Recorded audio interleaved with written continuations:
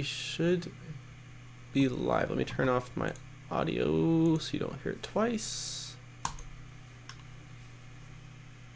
And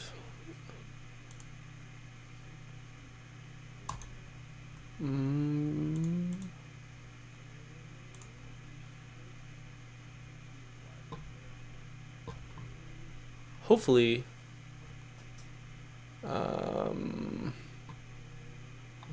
hopefully you guys can see me in a second.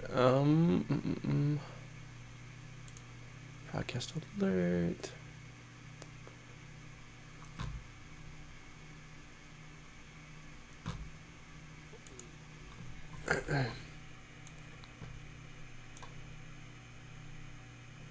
Hey, what's going on, fan? This is so weird. I've never done... Oh, there we go. Okay. Yeah, I've never done, at least not in a long time, a live stream where you actually schedule the event. Usually they're just like run of the moment, you know, let's live stream now. And so it was a little bit different to set everything up, but it looks like everything is going well now. So let me know if you guys can hopefully hear me all right here and stuff. Everything looks okay on my end. But let me know on your guys' end if everything's looking okay too. So let me go ahead and close. Let me close this. I'll give everyone a few minutes kind of to get going here. But yeah, let me know, you know, one, how picture sounds, how picture looks and how audio sounds and stuff like that. Because I've kind of got a weird, different style setup going today. I basically got the webcam on me in the top corner, and then I picked up this webcam just so that way, since I'm gonna be working on this 3D printer, I wouldn't have to like move the webcam back and forth or just have it on, you know, the printer or something like that. So I tried to make it a little bit nicer and fancier. Audio and visuals look great. Awesome. How are you doing today, fan, and everyone else chiming in? Hey, what's going on? Is it Matt or Matthias? We'll just say Matt. How's it going, Matt? Thanks for stopping by. And so, again, basically in this stream, we are going to be doing two things. Originally I wasn't going to do this because, too bad I can't watch now. It's okay. It'll be, basically the recording will be saved and uploaded, so then you can skip through any boring parts or anything like that later on. So thanks for at least stopping by for a minute though. But anyways, yeah, so originally, I know that one thing with this, the Monoprice Mini, is that a lot of people do not like the control knob on here. And it doesn't really bug me. It doesn't really bug me that much at all, actually. But a lot of people don't like it, and I know that there is replacements available. And so I figured, what the heck, it's something to do and customize it. So I'm going to make my own version of this. So basically, at some point in the video, we're going to pop this one off. I'll get out my calipers and we will model and print a different one, which will extrude a little bit more. I can understand that like it's kind of weird because it's so flat that to turn it is a little weird. Again, you kind of get the hang of it after a while, but what the heck, it's something to do, and maybe I can come out with a version that some of you guys will like a little bit better than what's already existing out there. And then the big thing that we are going to be doing is going to be completely replacing the hot end on this with another hot end that I picked up. It's, oops, let me show you guys. Hopefully you guys can see it all right. Let me open up actually this right here. Yeah, there we go. So this hot end right here, which is, it's actually not an E3D. It's a clone of the E3D hot end. Hey, what's going on, Cheng? It's actually a clone. And so my thinking with it was this, is that for one, these clones, which are basically called J-heads, I don't know why that's the name that has been given, but for one, they're really not that bad. And I don't want to get into a debate over it really, but in my opinion, that if you get one that was machined properly, it's really close to being as good as an actual genuine E3D hot end, for obviously a fraction of the cost. And so my thinking was, again, with this 3D printer only being $200, it's really hard for me to justify, you know, spending $60 on a hot end, which is over a quarter of the machine, when this is intended to be a budget 3D printer. It just didn't really make sense to me. So I went ahead and actually ordered two of these off of I think it was AliExpress, and I paid like $6 a piece. And the only thing is with that shipping, even I ended up, so they have like two shipping. They have free shipping, which is like a month plus for shipping, which is obviously, pretty insane. And then they have another method of shipping, which was like 2 to 3 weeks, and it was only like $1 or $2 for that method of shipping, which is basically what I just brain farted so hard right now. Basically the form of shipping that I went with. But because I needed something now, especially since I decided I wanted to do this upgrade sooner than later, and you guys are all here, I basically went ahead and ordered one off of eBay, and I think I paid roughly $18 for it, which in my opinion is a little too much, especially for something that's a clone, but I wanted it right away, and I literally got it within 2 days. So, you kind of get what you pay for in that sense in terms of shipping times. If you don't need it right away, then by all means go ahead and go through like DHgate or AliExpress or something like that. But if you do need it, sooner than a couple weeks or a month out, then this is not a bad way to go. So I don't know if you remember me. I'm the guy that fake donated $50 and asked you to dance on Twitch. I do remember that, Chang. One never forgets a troll so hard. What 3D printer should I buy as my first one? Well, there's a lot of 3D printers that you potentially could buy. I mean, this one right here is a really good option for a first buy. It costs $200, and it's pretty much ready to print right out of the packaging, which is extremely nice. So yeah, we're basically going to be again installing this. For simplicity, we are going to attempt to, if the transfer goes smoothly, reuse everything on here. So I'm going to remove the hot end on here, or I'm going to be removing the heater element, the thermistor, and we're going to use the ones on here. That way I don't have to wire up anything differently or change any settings. Normally it'd be really easy to change the settings if it was open source, but it's not. I did see somewhere that through editing the G-code you can actually change the thermistor settings, but again, if we don't have to do that, I'd rather not for simplicity's sake. The goal with this is not to create a headache, but to upgrade our 3D printers as easily as possible.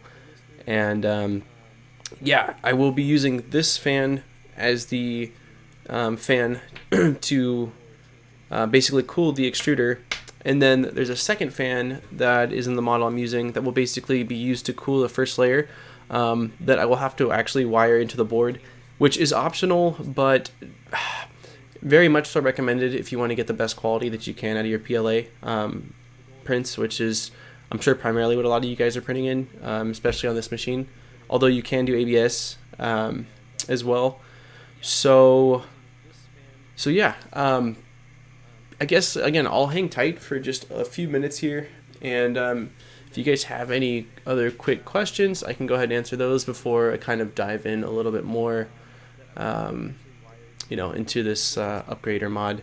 I guess one thing I can do while we wait is I probably need to remove the filament, so we'll go ahead and heat up the extruder, so that way I can do so. Okay. And there's an ant on my hotbed. Finley says, how hard is it to make your own models to print? Well, again, depends on your knowledge of computers. It also depends on it depends on the complexity of the models you want to make. Let's see, make your own models. Yeah, it depends on the complexity, really, and it's very possible to do. I mean, I am not an expert at 3D modeling by any means. I've made some models that I'm pretty proud of, but yeah, I'm definitely not an expert, and I'd say I've been messing around with 3D modeling for maybe on and off over the past 6 months, not daily. Maybe I go through segments of time where, like, maybe 1 week I'll spend some hours, and then I won't 3D model at all for a week or two, and then another couple hours. So it's not like I've been 3D modeling every day. But if you just watch some YouTube videos, like Fusion 360 is the platform, the CAD software that I'm using to model, and it's free for students as well as hobbyists, and it is phenomenal. They have a YouTube channel with a lot of really good tutorials. That's a really good starting point. So yeah, bro, good old times. I'm glad you're keeping up with the content, and if I see you chilling on CS one day, owe you at least one game after that hard troll. Keep with the good work, man. Thank you very much, Cheng. Yeah, I haven't played CS in like a week. I'll probably play tonight, actually. I don't think I'll stream it, though. I haven't really been streaming it much. Just been kind of playing it as some downtime with my brother. You ever thought about making one big game case where you take apart Xbox One, Xbox 360, put on one case? I wanted to make one like that. I've thought about it. Sorry if I keep rubbing my nose, guys. I've got like 2 dogs, 2 cats here, and my allergies are always on the fritz, so I'm constantly like just rubbing my nose. It's crossed my mind, fan, especially when I saw, who was it? Ben Heck. Ben Heck did something like that. However, with 3D printing, it would be really difficult, especially since my biggest printer can only do 200 millimeters by 200 millimeters by 200 millimeters. I would have to do very many parts to be able to do that. It'd be easier if I had a big CNC machine or something like that I could actually cut out. Also, on top of that, the cost is going to be so expensive. I mean, even if I got a cheap PS4, cheap Xbox One, you're still looking at like 200 and 200 for those. And then you said Wii too, right? Yeah, Wii, I don't know how much they go for, but I'd imagine like 100, 150 bucks. So just in that, you're looking at like $500 to $600, and that's not including like any plastic or any other stuff. So I don't know. It'd be like the ultimate project to do one day, but definitely not anytime soon. I've got a lot of other smaller projects that are kind of on my mind. So yeah. Okay. Well, anyways, let's go ahead and take a look at something here. The Monoprice. Okay, so this is basically the 3D file and model that I'm going to be using to upgrade the hot end. I printed out the parts a couple of days ago, maybe a week ago or so.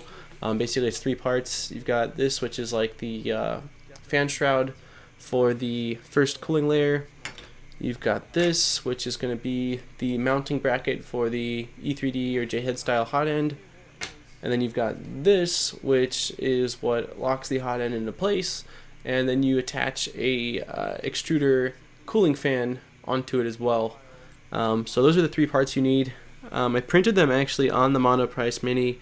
They recommended, I believe, using 0.1 layer height, which is what I ended up doing. And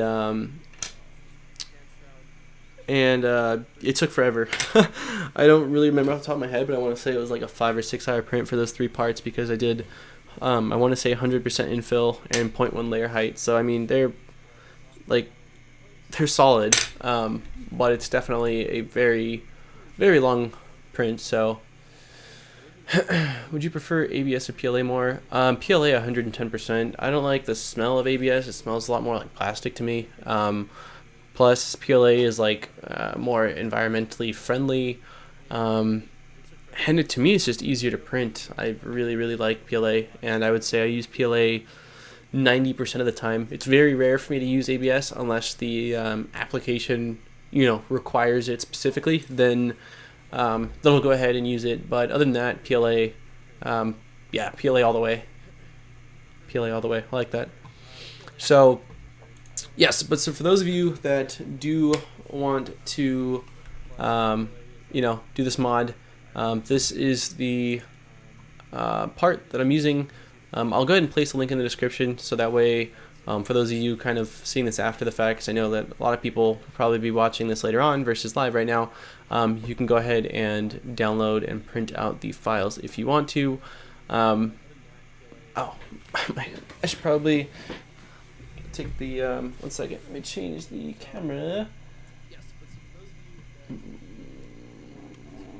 Goofing. There we go. I'm going to remove the filament since it's heated up now. Alright, then we'll go ahead and take off. Let's turn the extruder off so that way it starts to cool down because I don't want to burn myself. That might be give you guys a good laugh. Watch me on stream being stupid, not turning off the hot end before messing with it. So yeah, we'll let that cool down a little bit here. It looks like it's dropping pretty quick. So that way we can start, because I'm going to have to disassemble everything. And I did a little bit of research beforehand on what this is going to take exactly. Not a ton. I definitely should have done more. So hopefully this will go all right. If anything, it'll be a learning experience of what not to do if you're doing this upgrade. But hopefully, I'm very optimistic that everything will go according to plan, and hopefully, in the not so distant future, we will have a new hot end, and it'll be printing well. So we'll see very shortly here. Hey, what's going on, Sparky? Good morning to you. You must be in Europe, I take it. Maybe? Because 2:16 in the afternoon here, and I'm on the West Coast, which is the later of the times in the USA. Unless you're just waking up at this time, which is fine too. It's Sunday. If you want to sleep in, by all means. So yeah, let's see. Basically, just going to follow the post-printing notes that are here, which we can probably do some of this right now. Actually, for starters, we might as well disassemble this hot end. Like I said, we got to remove both the thermistor as well as the heating element from here. So let me go ahead and see if I've got the right size Allen key right here. Perfect. I was very lucky. I had the right size already open. We'll definitely hold on to these though, because when this fails, the stock hot end or thermistor, we are going to need it to replace later on. But hopefully that won't be for a while, since this is a 2-week-old 3D printer. I'm hoping to get at least, my target's 6 months at least out of this stuff. That's about how long my heating element lasted on my Volgertech Prusa, and then I just swapped it and it was back up and running no problem. Western Australia, wow. Well, 6:17 in the morning. Well, good morning to you. That means that my buddy WCA, he also lives in Australia, so he might be here in the not so distant future. Hey, what's going on, Stefano? Monday morning. I'm from the future, man. You got to go to work today, Sparky, or no? You got the day off. Ugh, Mondays. So yeah, right now I'm just removing the 2 screws that are holding the hot end and the thermistor in place. Put them on the desk so we don't lose them. Just trying to see how this is pushed in there. So it's basically just popped in there like that. Okay, easy enough. Okay, so we have taken this out, and we're just going to go ahead and set this off to the side. So right now we basically just have the heatsink and the hot end. And so we're even going to try to use the Bowden fitting that's on the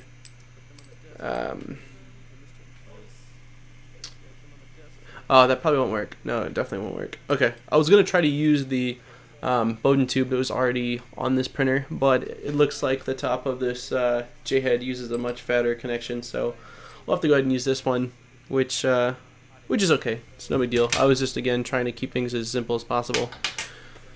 And the extruder is definitely getting down to cooler temperatures, which is nice. Wow, 11:18 in Italy. We've got a big range of time zones and people tuning in.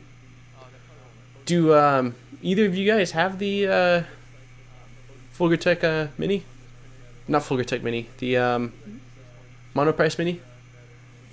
If you guys are not in the US, I'm not really sure. I've seen that they're not available, I thought outside the USA, but there might be resellers. I could be wrong. I also do know that this machine is based off of another machine that's like kind of a China kit, and they're pretty much similar, with Monoprice's rebranding and a few other enhancements. But I think that a lot of the stuff is cross-compatible between the two of them. Okay, so let's go ahead and see. It's saying to install M3 nuts, which is awesome because I have a insane surplus of them. I bought a bunch when my Folgertech 2020 kit didn't come with any. I bought like 100 of them, and so they've been fantastic. I literally use them for everything.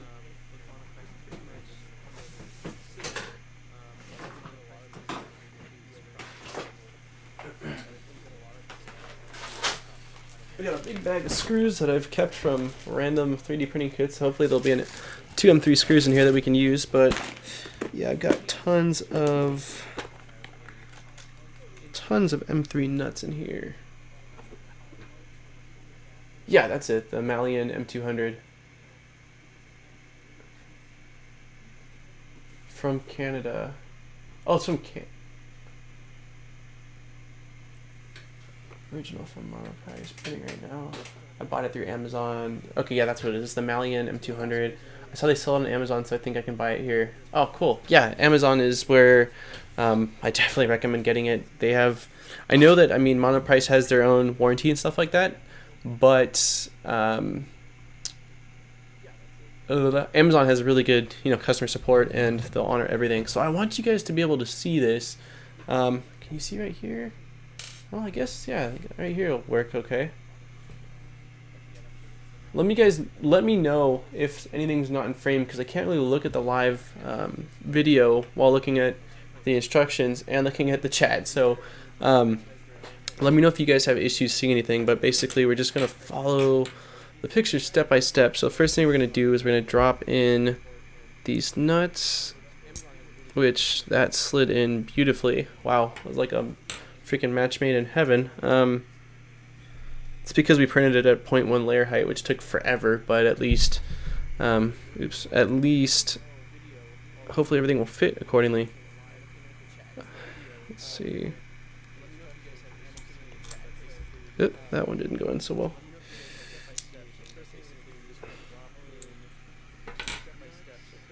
Probably be easier with some tweezers, but I'm not really in a rush. I've been waiting for today. I was actually very tempted to do this yesterday when I got my stuff. There we go. Okay, so far we basically just slid two M3 locking nuts into these bottom slots right here, and I'm setting that back down. Yeah, it says you will need to install M3 nuts into the hexagonal channels in the rear of the bracket. They should snap into the bottom of the channels when the screws are tightened and should not fall out. Well, they didn't snap into place, but I do think that it'll be fine, and it will definitely not spin. They should be locked in. It'll be fine.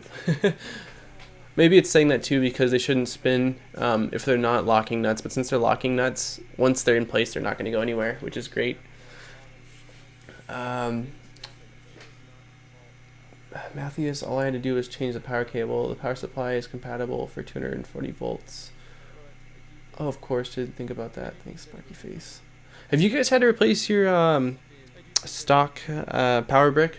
Because I've seen on a lot of places. Did you see the bug on Monoprice? No. Wait, you mean bug in my room right now? There was an ant, if that's what you're talking about. I noticed that. I was like, what the hell? I don't have ants in here. I have a box of chocolate that my grandma just brought from Sweden, they're probably coming for it. I'm gonna have to put it in the kitchen.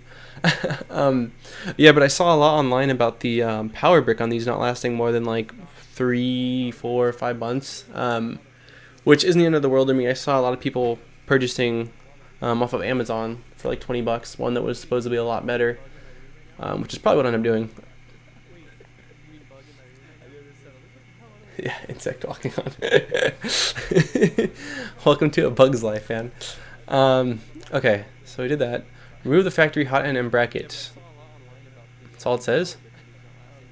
Okay, you'll need to remove the factory hot end. To do this, you must remove the metal shroud that covers the gantry.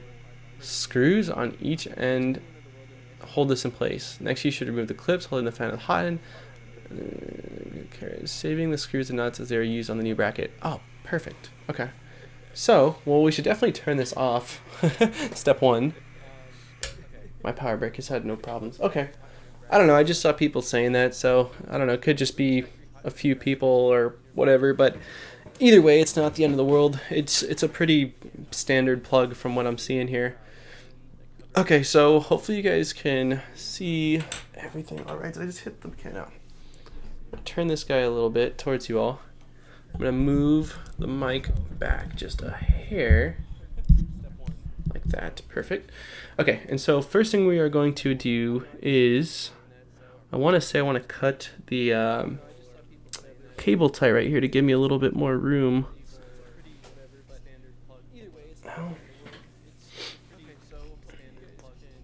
We'll actually go ahead and unwind this plastic completely. That way everything has a little more flex. Since we're not going to be able to reuse this Bowden tube anyway, or at least not the fitting. I guess we could reuse the tube, couldn't we? We can always put it back on. We'll at least get it up to the top. Using my power supply from, wow, May 28th of last year. That's great. So no problem. Okay, Matt. Thanks for stopping by, and hopefully you get to catch it later on. Like I said, it'll be all up and good. Okay, so yeah, I'm definitely thinking we need to cut this zip tie. Hopefully we can do so without damaging anything. Let me grab a pair of scissors. Are any of you guys actually considering doing this upgrade? Because I know that there was a few people that, so I can go around my microphone, that were interested in this upgrade, and they were kind of wanting to see someone else do it. Gotta be careful here. I don't want to.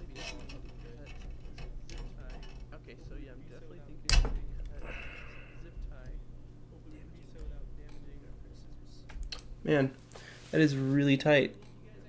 I can cut the zip tie's actual like head part off. I just don't want to freaking damage anything. There we go. Perfect. Okay. It's a little bit trickier when you're on camera too, guys. I was literally like, my arms were around my microphone and stuff. There was a problem in both Mail and Monoprice. Oh, got you with the power supplies. Yeah, that makes sense. That sounds like any company trying to cover up their, cover up their crap. But, well, I guess we will take off the metal cover first. I see. So we definitely got to take off these two screws right here on this end. Move the mic out of the way again.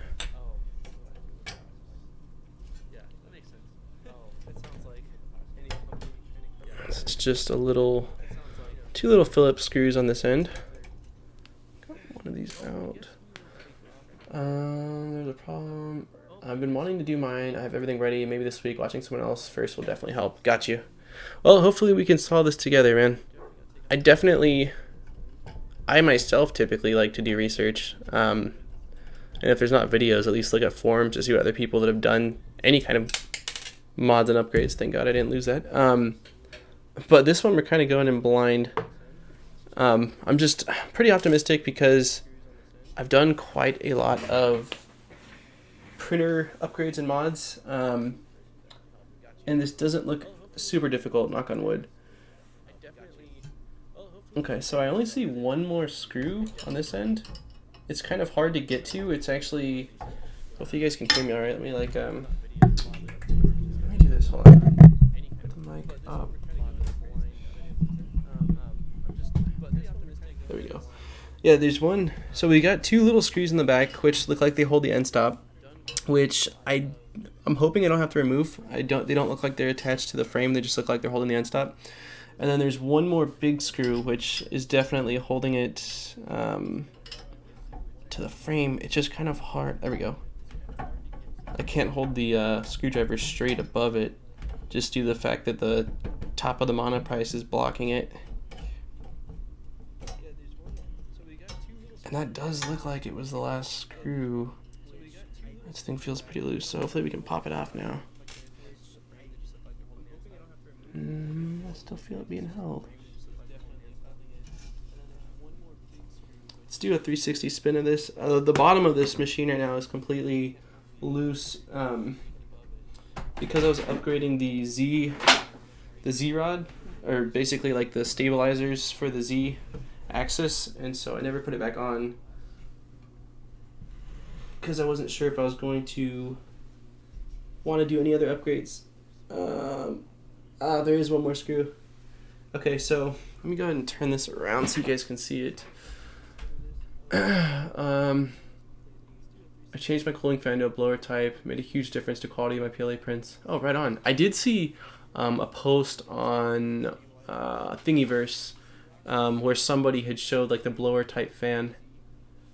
So the only issue that I've been having with this 3D printer, which I'm hoping this will fix it, is actually one of the main reasons why I want to do this upgrade. Because originally my goal with buying this printer was to buy it and forget it, essentially. Like I didn't want to upgrade it. Then I obviously saw a bunch of upgrades in the community and stuff and was like, this is like such a fun printer to mess with. But the main reason why I'm upgrading it is because the quality has been fantastic, like insane, like just so good. But there's a couple things that I print and they need to be strong. And when I print them with the same settings on my Folger Tech, they are extremely very strong, very like functionally strong, and they are solid.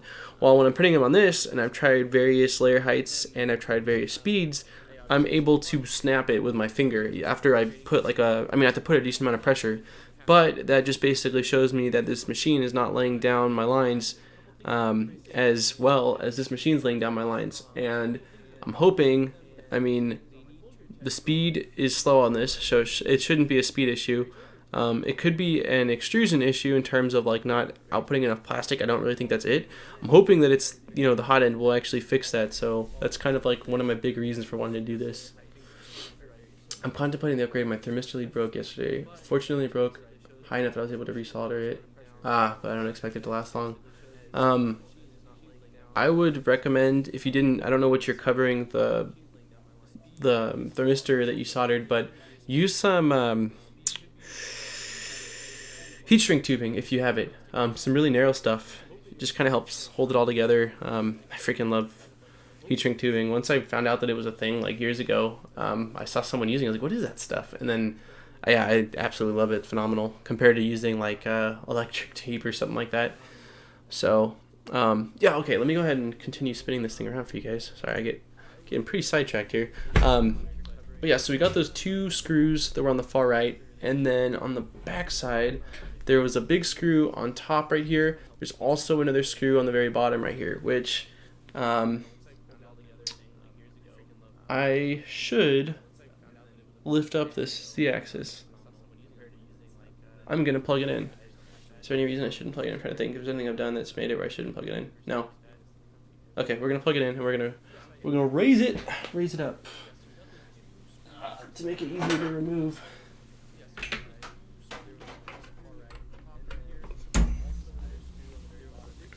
Okay, so let's go move.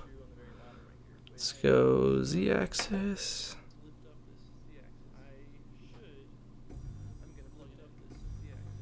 And we are going up. Not very quickly.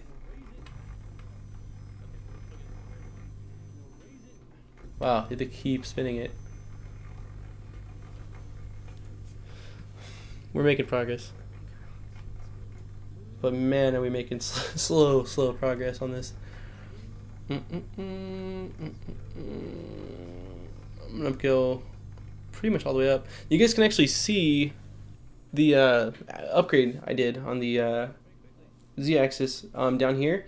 This black is 3D printed on that side, and then I don't know on top. You can't really see on top, but it made a pretty big difference. I was having rattling issues with the X-axis because it's connected to these and they weren't completely solid. And since I did that upgrade, I haven't noticed any more wobbling, which is really awesome. However, I will say that it was kind of a pain in the ass to install them.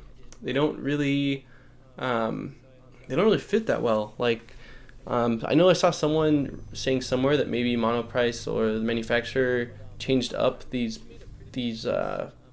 brackets or connection pieces, but I actually had to take like a Phillips head screwdriver and kind of dig into the printed parts to be able to make them fit through. And on one of them, it actually snapped. I think it was this one. Yeah, this one's got a crack all the way through it. It's actually two separate halves now.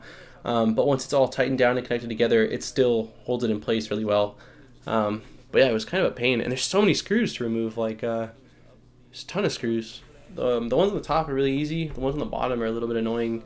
But again, it's only like a one-time deal. So if you're having issues with your x-axis vibrating and either affecting print or just being annoying, for me it was more of just I didn't like the sound. I don't really know whether it did much to my prints or not. I just didn't want my printer rattling. We are almost to the top. It's crazy, like before I got this printer, I saw, the build dimensions, which are, I believe, 4.7 by 4.7 by 4.7 inches, and I was like, man, that's pretty small. And then once you get it, it's really not that small of a print area. Like, I've been trying to tell people that literally 90% of what I print fits within those perimeters. It's crazy. Like, it really does a good job. Okay, so let's kill the switch again. We don't need electricity running through this thing while we're working on it. And then, sorry about my big head. Hold you. Let's see if I got a smaller screwdriver yet. Oh, we got this fat guy. Maybe this one will do it. Here we go. Huh. It's funny. I always thought, like, what a stupid screwdriver. And, oh. Okay, so, a couple things. One, this screw does hold this into place, but it does not go all the way through it. It's got like a little, let's see if you guys can see it probably from this side. It's just got like a little knob right there. So it's tightened on it. So all you have to do is, I guess, loosen it just a turn or two, and then this thing will slide right out. And then as you can see, we've got the end stop right here for the x-axis. And it looks like it's got a little plug connection, so we're just going to go ahead and wiggle that ever so carefully and take that out.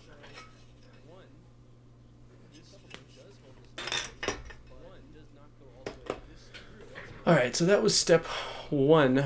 Let's go ahead and check out, let's see, it says you'll need to remove the factory hot end, which to do this, you must remove the metal shroud that covers the gantry. We did that. Screws on each hole. Next, you should remove the clips for the fan and remove the screws holding it to the carriage. So, all we gotta do, I'm gonna go ahead and spin this back around.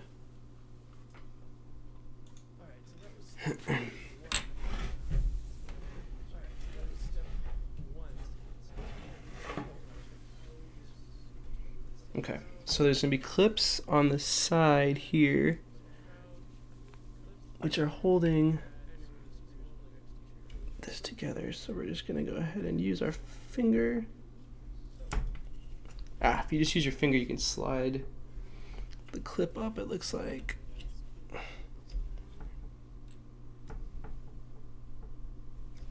Maybe not. Let me use a little flathead to pop the clip off.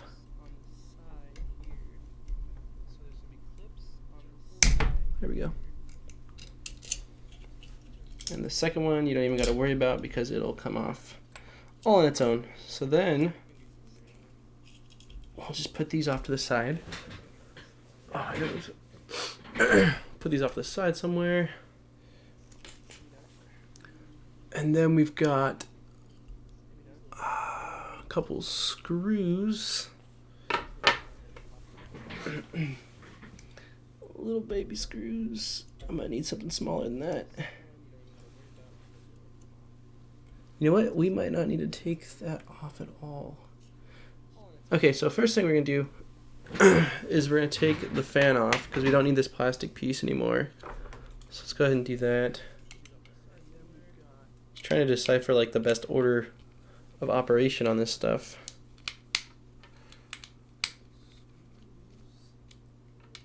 Careful not to lose the screws.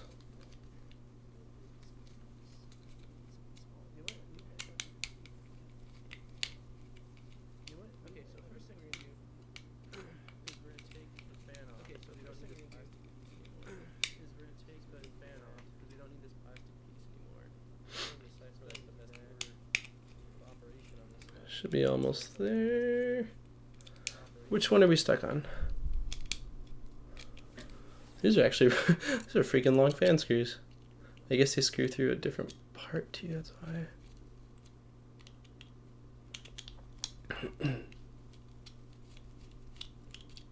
Okay, so those two are good. And then we got the bottom.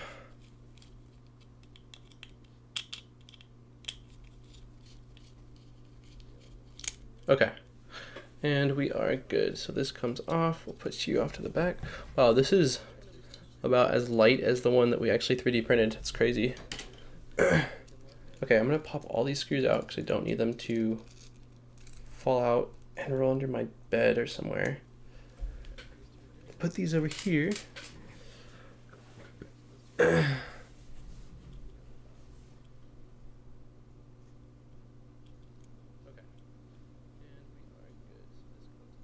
Huh. Sorry if there's echo. I don't really... maybe the desktop audio I can turn off? Turn that off. I don't know if that will do it. Maybe that'll do it.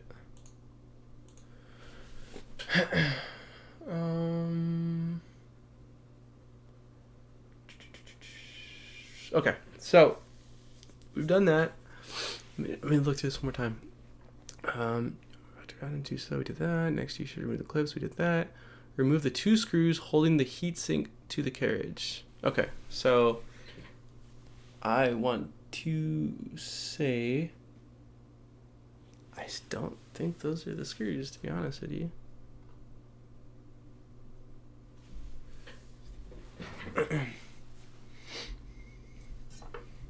I think the two screws are holding it to the carriage are the screws on the back. I mean, I could be wrong. Come on, Monoprice, work with me. Yeah, those screws look like screws that'd be holding it to the back. Let's see.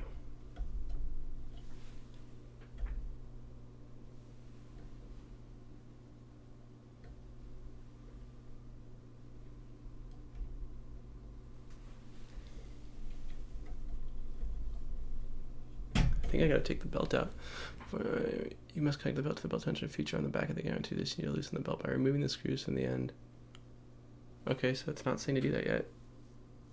Bizarre. Okay, well, we'll take the screws out the front and see what that does. It doesn't look to me like that's gonna loosen the aluminum block completely, but well, if it says it, it says it. I don't see it. Okay. I need this guy right here.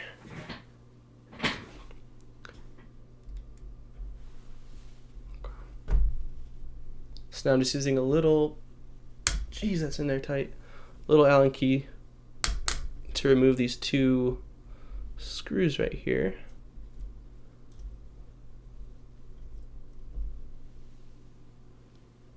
Which I don't see how this is.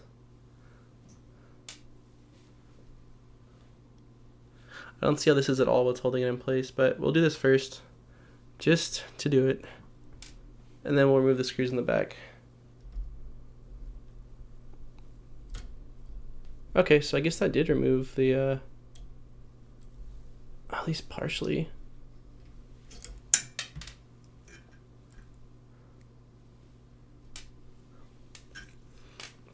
Okay, and then what we're gonna do is we're going to take out this screw right here, so that way we can release the thermistor, and we are going to take out, there should be another screw for the hot end.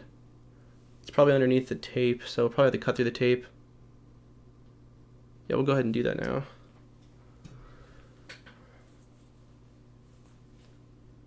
Go now.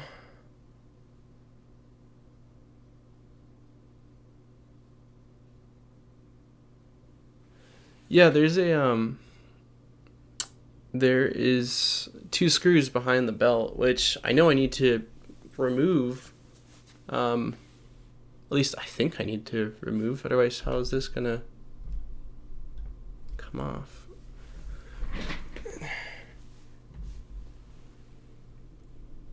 Yeah, you can totally see them locked in. So you've got to definitely remove those screws. But for starters, we'll just, again, one thing at a time. We'll undo this screw.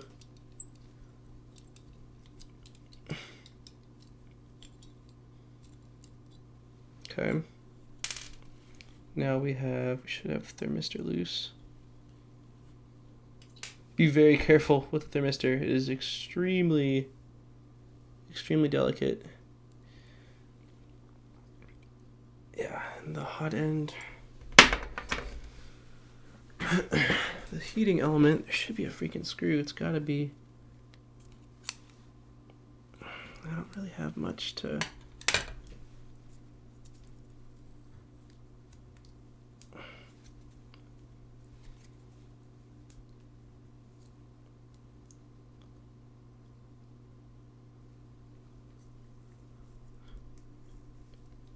Trying to feel for the screw that's holding it in place, and I don't see it. There's a little gap right there.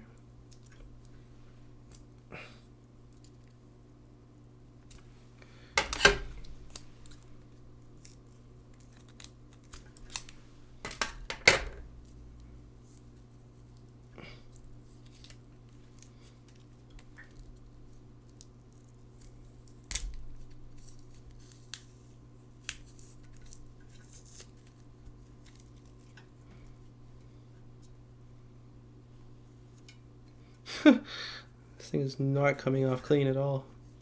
Oh, there we go. This side's clean.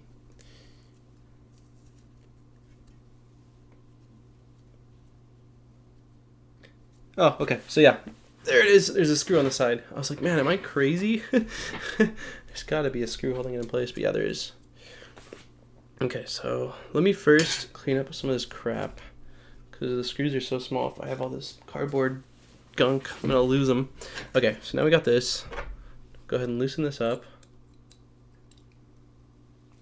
Oh, of course, it's freaking tightened like crazy. Okay, that should be good enough. Yeah. Okay, cool. So now we've got the thermistor and the hot end, or the heating element, loose. Remove the spring. No, I'm gonna reuse the stock thermistor and heating block. I saw that you can change the values. I saw it looks like people were editing the G-code, but for the sake of simplicity, I'd rather not have to do that, and especially for people that want to upgrade this. I mean, I'm sure a lot of people, not everyone, I know there's all sorts of different people that own this printer, but I know there's at least a handful that got this printer to have a printer that just works. And so I want to keep things as simple as possible for them if they do decide to, upgrade their 3D printers to an E3D or a JHead style. So, yeah. So we've got that. Let me see if I can release. Aha, cool. Let's see if we can just pop on the tubing.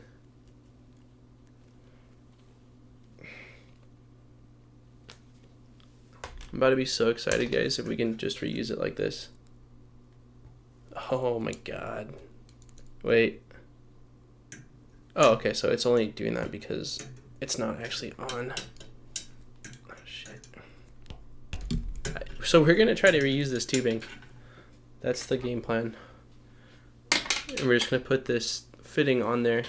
There's no reason to remove it all if we don't have to. It just makes extra work. Hey, what's up, Kieran?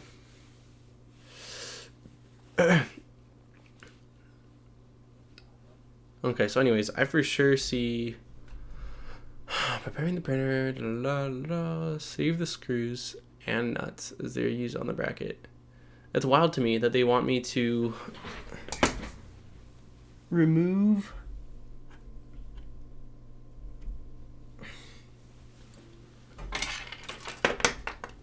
Okay, so we're done on the front for now. Now we will go ahead and turn it to the back because we're gonna have to remove these screws whether we like it or not. There's no way you're not. Okay, so let's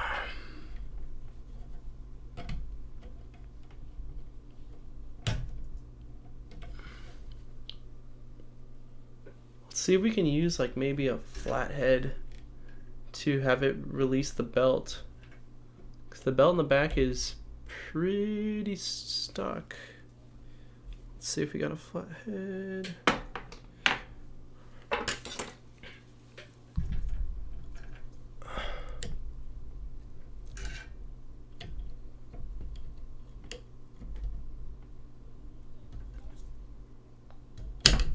Yeah, that's really stuck.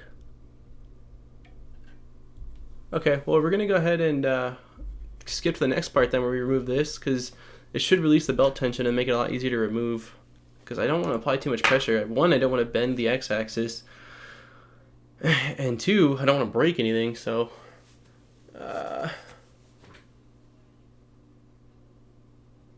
oh, cool, thanks, Matthew. I'll try to include that in the description then for those people that do go that route, because eventually I'm sure I'll have to replace it too on mine, so it'll be useful to have. Okay, so anyways, we're gonna go ahead and remove.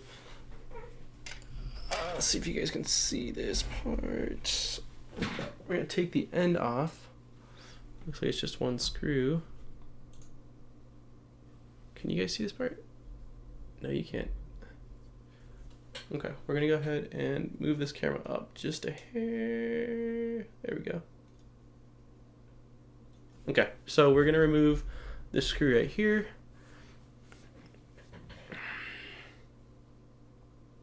Where did I put my, oh, it's right in front of my face. Okay. Nope, that's too small.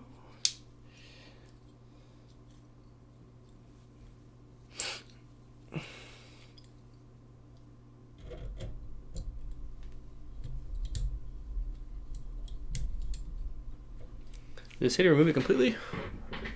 You must connect the belt. You need to loosen by removing the screw. You should also remove any belt tensioners on the belt. They can loop. Then you can loop the belt over the bracket. Ah, there we go.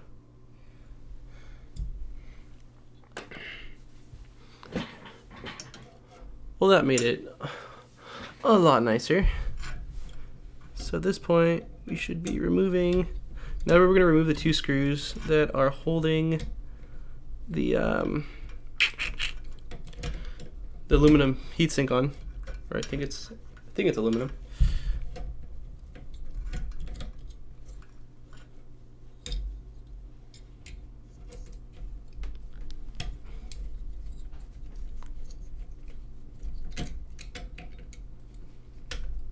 Cool. Okay, so there's two nuts in the back of the heatsink that it said to save, if I can get them out. Let me see, I'm gonna use, what am I gonna use? Let's see if I can get a flathead to pop them out.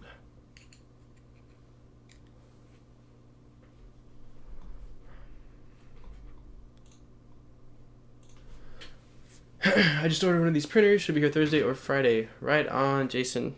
Wait, you, oh, you were asking about the filament, dude. I never got back to you. I'm sorry. I was snowboarding, and then my family's in town from Sweden, so it's been a busy week. But really, any PLA that you could have gone with, I'm sure is fine. Loosen the Allen screws on the end of the gantry. Loosen the Allen screws. Wait, isn't that what I did?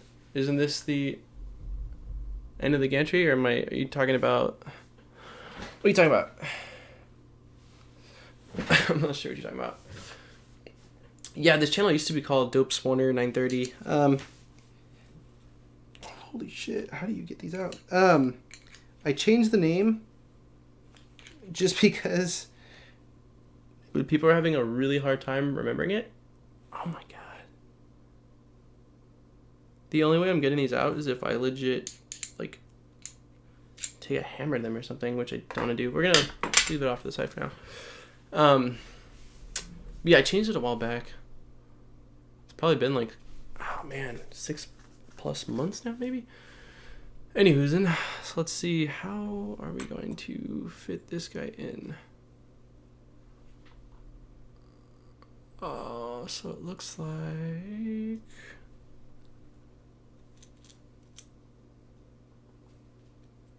okay. So it looks like this guy.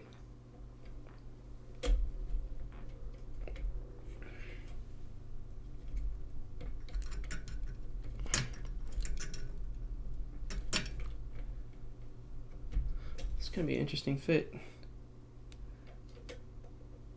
This needs to slide.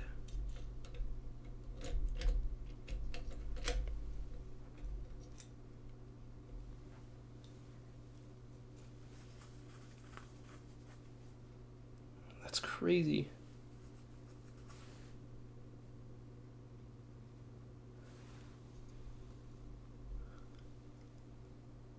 Okay. Okay, so let's try to show you guys this. It's kind of wild.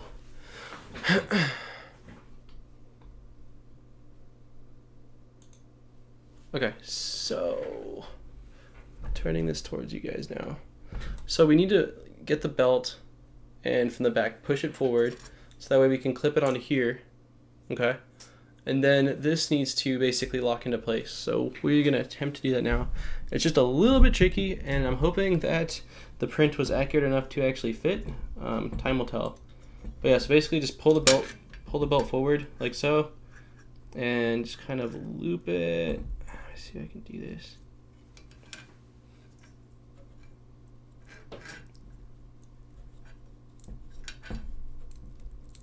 Yeah, that worked. So hopefully you can see that all right, but the belt's basically just looped behind the little prong on here. Cool. And then we're gonna pull the belt from the back side.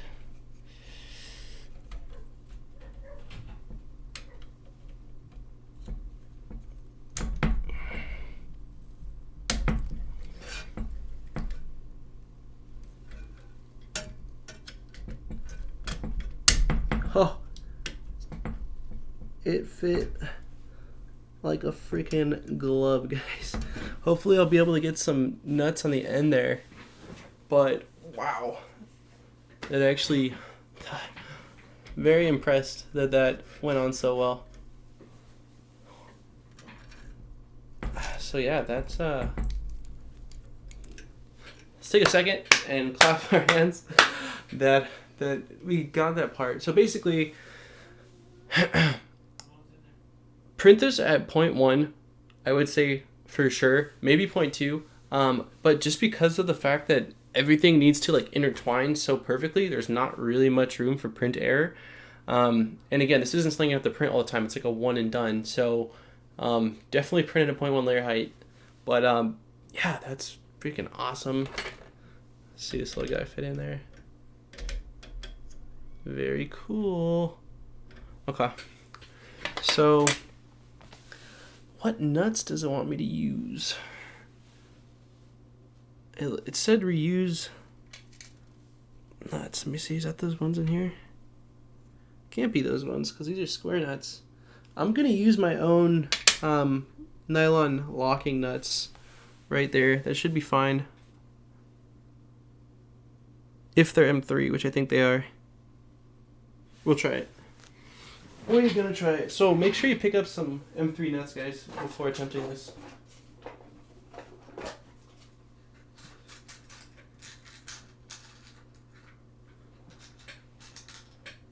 Let's see, I'm gonna go ahead and tighten this guy. Please fit perfectly.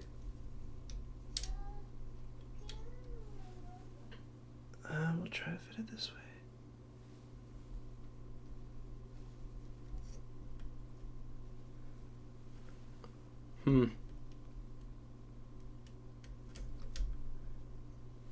I wonder. We'll put one in and see, because I'm not sure if the E3D hotend is going to have clearance with these locking nuts in place. That's maybe why they don't use locking nuts. We'll see. We will see.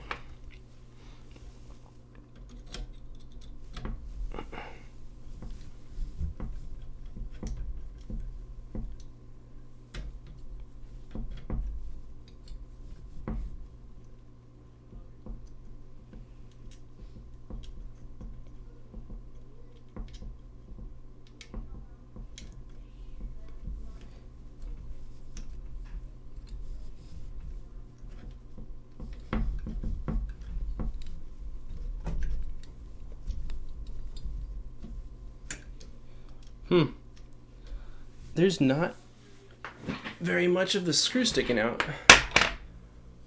We could use our own screws.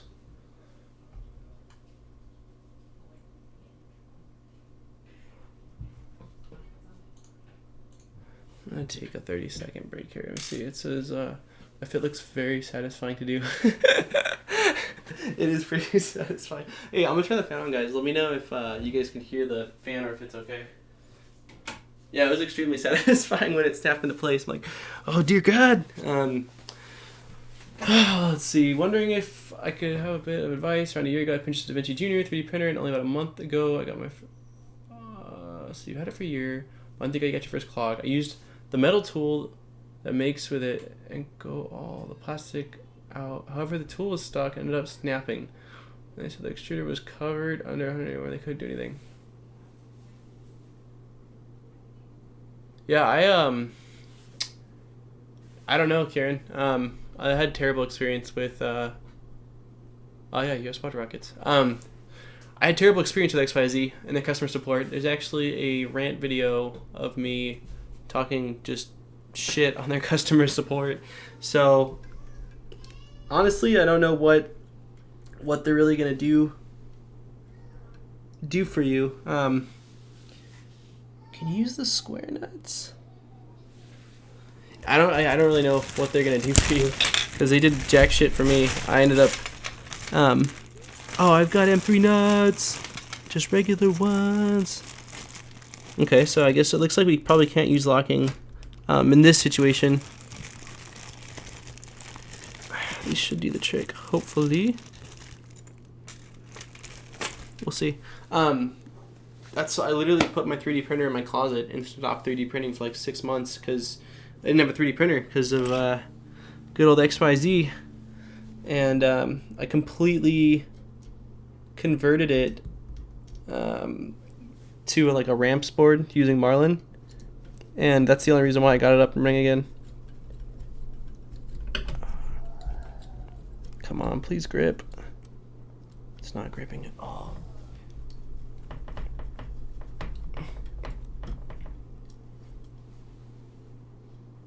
It's so close.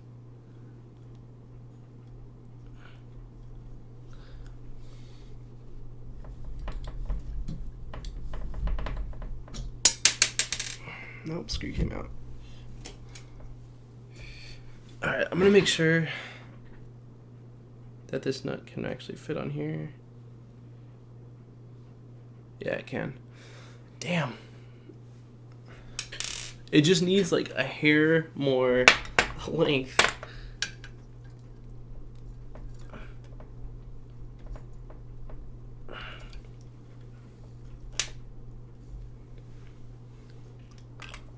Come on, I know you can do it.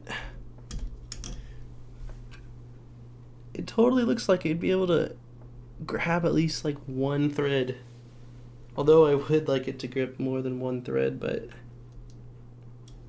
we'll try for a little bit longer, and then if I can't get it to grab, then we'll have to see if I've got a longer screw we can use. Because in his video, or in his screenshot, the screw's in there like extremely well.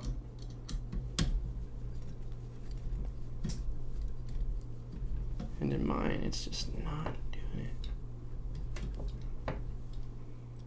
Yeah, that's no good. Let's see the other side.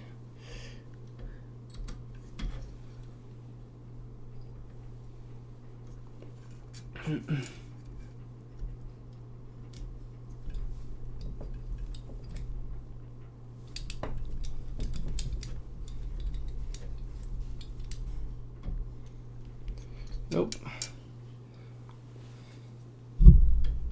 Okay, let me see if I've got a screw then that's just like a hair longer. That's so irritating. I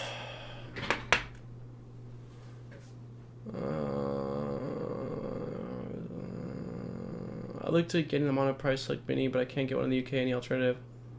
Hobby King if they have any in their UK warehouse. Malian M200. Okay, so let's see. See what we got in my bag of screws.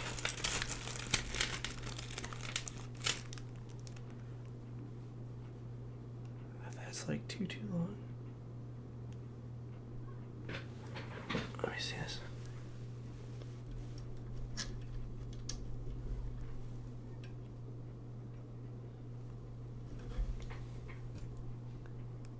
Oh shit, that's like perfect.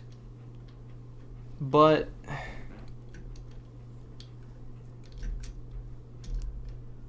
okay, we're gonna try these screws. So, okay, there's a chance you might need screws for this, guys. I know it says you can reuse them, but you know, I'm showing it's not fitting. So luckily I have these screws, so these should definitely do the trick.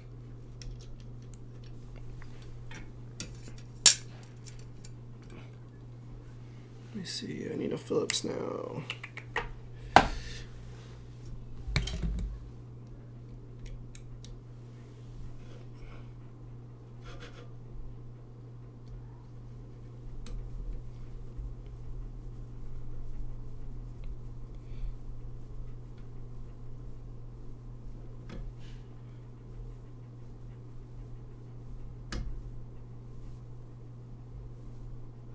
Hopefully that'll work. Let's see.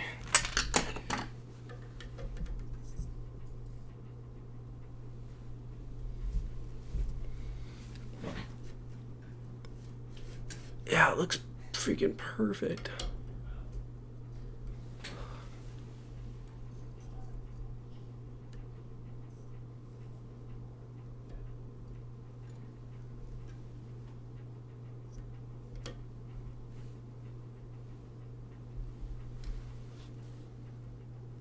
Okay.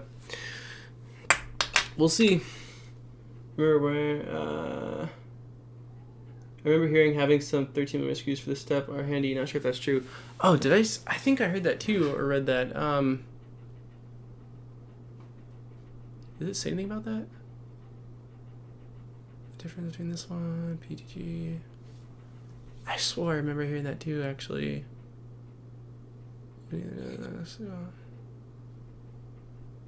Save the screws not to using the belt tensioner. Huh. I don't see it right now. I swear I read something like that too. So either way, I'm just letting you know that for me, the stock ones were just a hair too short. So I'm using some Phillip ones. The only thing is the head of the screws I'm using. So I'll show you guys on camera actually. Okay. Let me go to live view so you can see. Okay. So here are the two screws. We've got, it's not going to be like extremely clear, but the one on the left is the one that it came with. The one on the right is the one I'm using. Now the one on the right has a fatter head to it, the Phillips, and it actually does not go into the hole like this one actually goes into the hole on the back side of it. So luckily, by it not going into the hole, it gives me the right size screw, because if it did go into the hole, it's too long. Like, I mean, it's got a pretty solid extra length compared to the other one. But it shouldn't be an issue even with them sticking out, because the belt is not going to be moving. It's basically locked in place right there. So it shouldn't have an issue. It shouldn't affect it. I don't know if that makes any sense with what I'm trying to say, but again, it should work. Time will tell, but from what I'm thinking, what I'm seeing, it should be okay. Too tight to fit.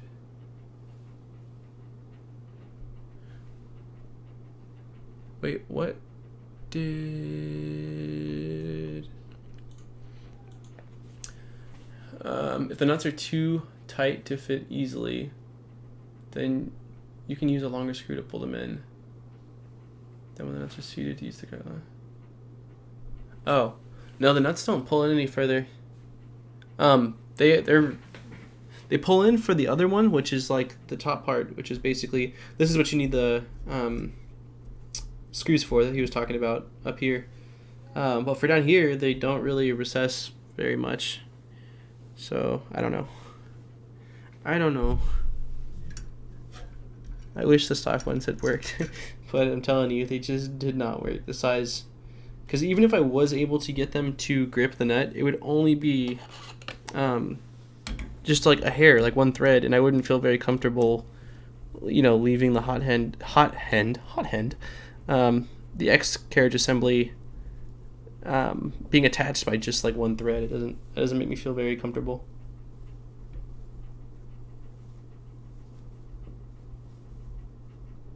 Okay, well those are in there tight. That's in there tight.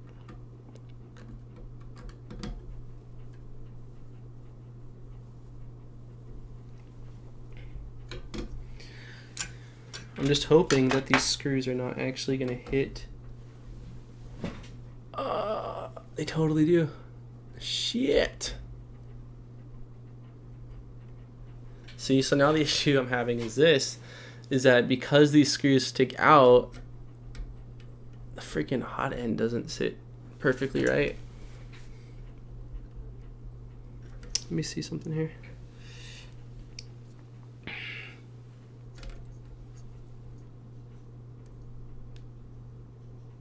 It's got a little bit of play.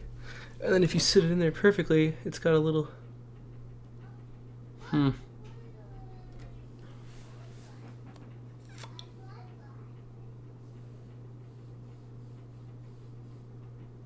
we really need the perfect size screw. I gotta go back to the drawing board, guys. But I think he's talking about needing 13mm screws to attach the top of the extruder, not attach it to the actual X carriage assembly. I'll look right now. Let me see. Comments actually up here.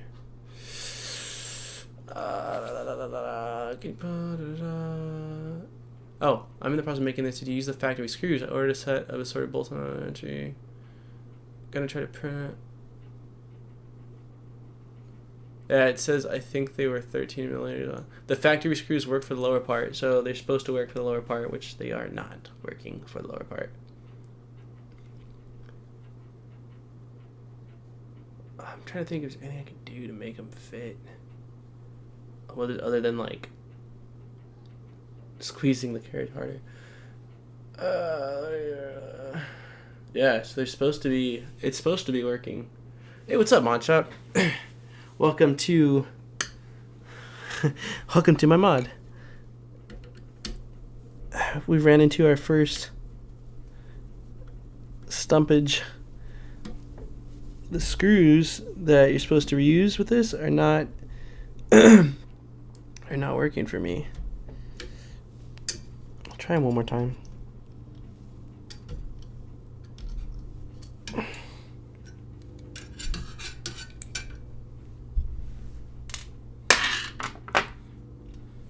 You just need a miracle.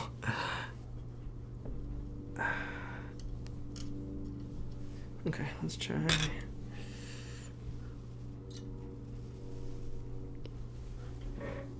God, it's so close. Pissing me off. Oh, wait. I'm gonna just try to apply a good amount of pressure. Okay, come on. Oh my god. Oh my god. Oh my god, oh my god, oh my god.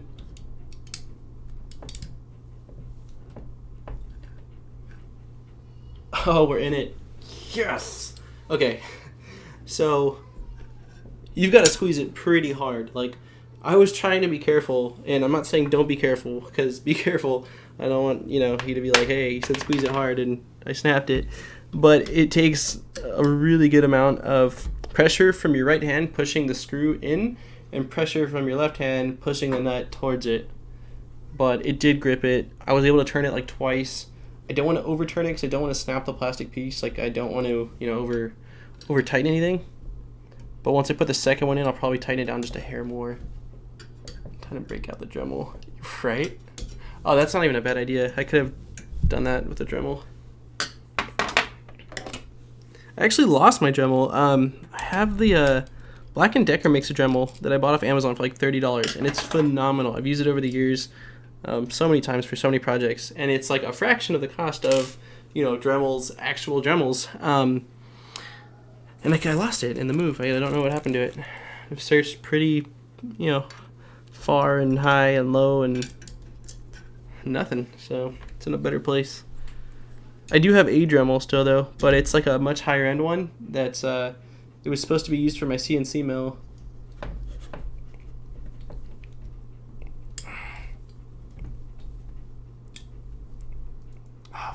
Fuck you, this side doesn't want to go in. I'm gonna turn it so I can get a better angle on it. I know you're capable of doing it now because I did it to the other side.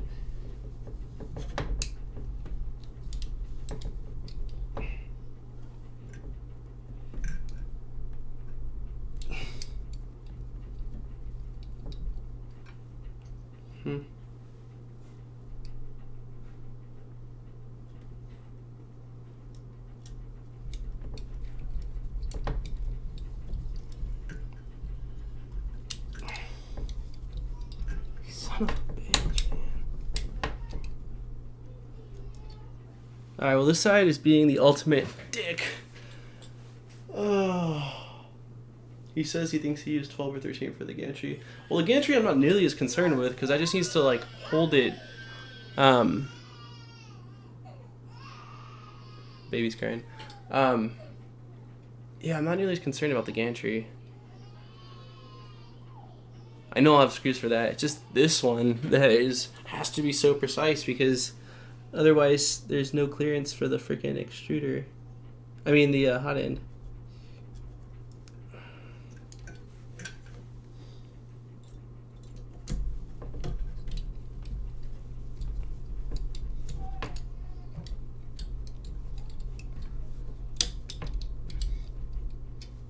Okay, well let's try to loosen.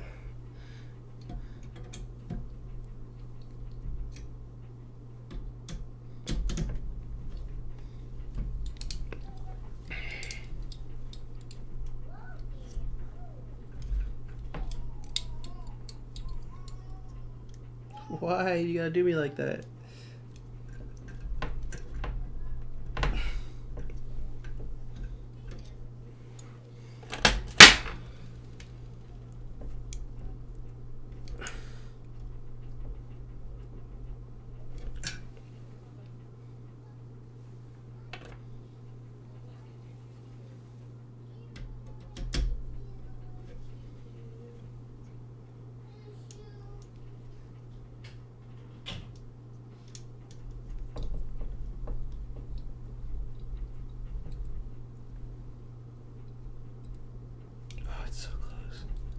It's so close.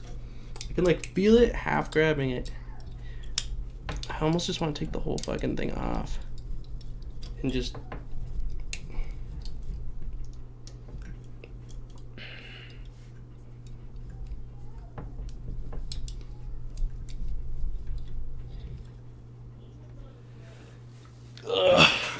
take another 5.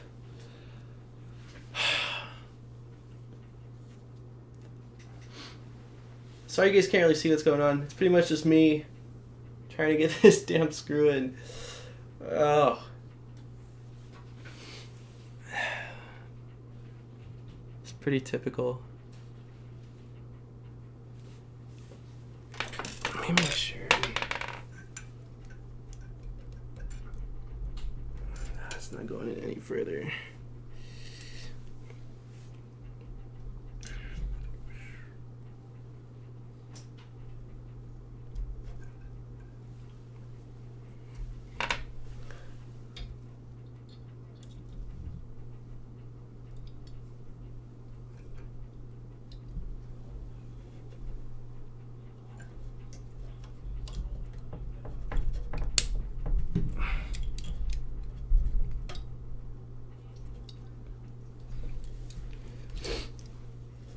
God, this is frustrating. Need some motivation, guys.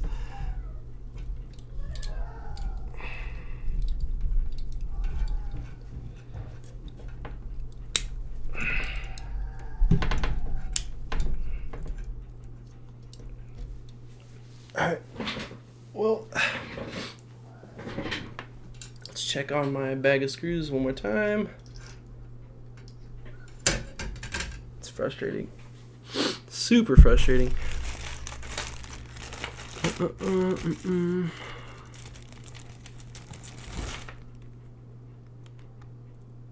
my god, could this be it?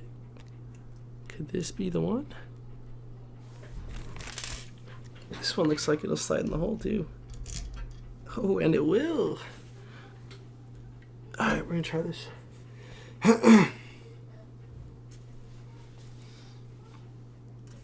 At this point, I just want to say good luck with this part. This part is sucky. Awesome, this one's sticking out at least a little more.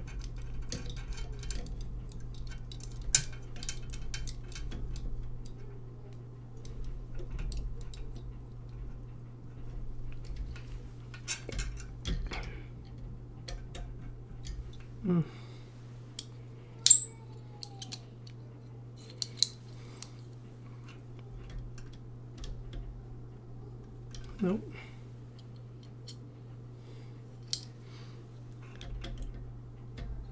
Perfect.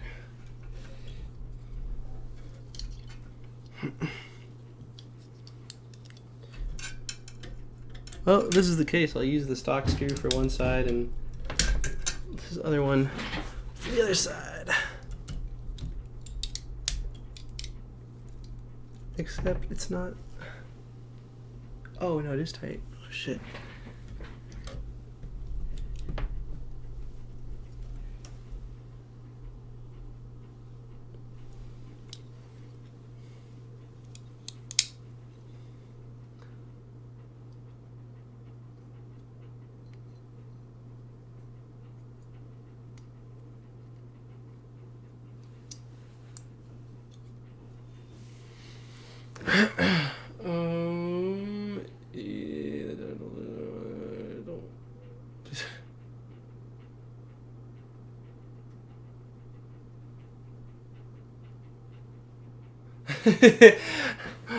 Thanks a lot, Sparky. I could feel it. I could feel the motivation. Well, this one looks like it's pretty much in. My own personal screw. So we'll just tighten. We'll tighten up the other one just a hair too.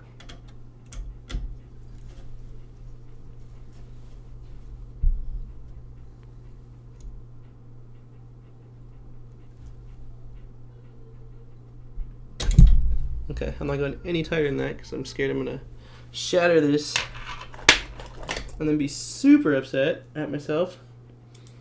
Let me see if I've got... Okay, well, we're pretty much in the money. It's kind of wonky, though. One of the screws I used is the actual screw that he recommended to use, and one of the screws is completely different, but I mean in the end, as long as it works.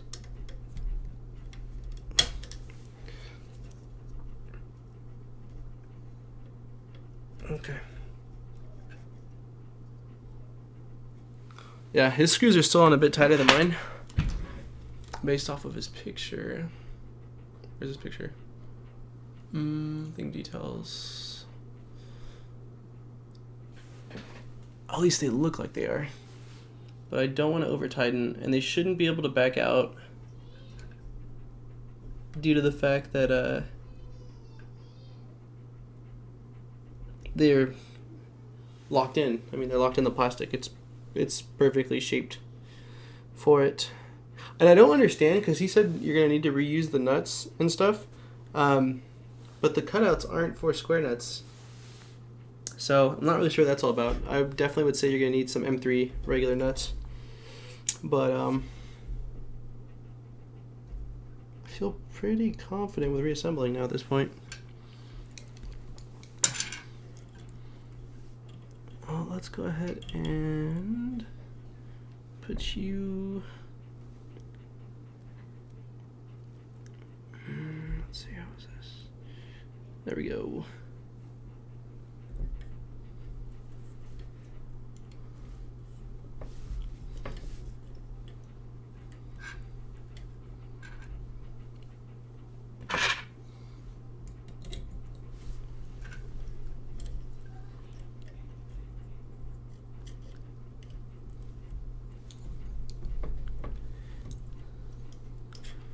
How much?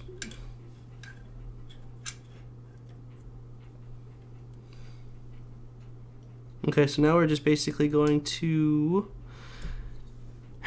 reattach the belt tensioner on the end here. Sorry my butt's in you guys' way. You guys can't even really see what's going on, I'm sure.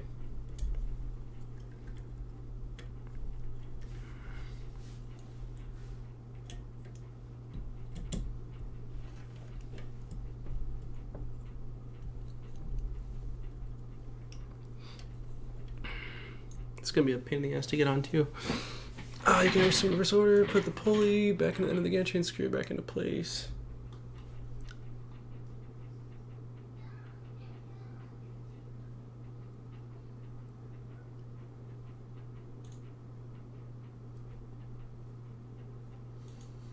Cut his fucking head off. Nice stream. Hey, what's up, Nick? Thanks, dude. That's my brother. Always supportive. You look so familiar. Stupid. Dumb. Oh, I feel like I might have gotten it lined up. Holy shit. It's kind of difficult to put this back on too because you have the pressure of the belt going against you, you know.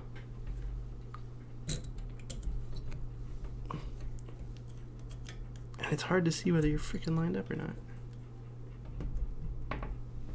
Oh, what the heck? Okay, so that just spins and spins and spins.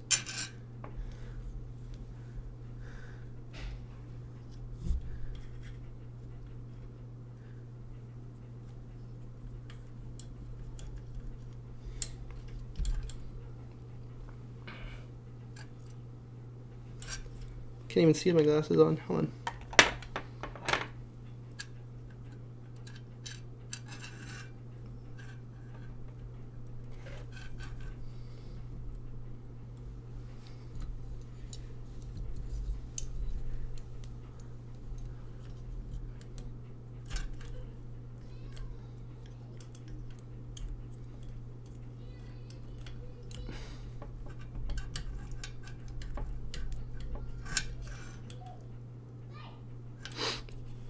God, this sucks. I've been like, ugh.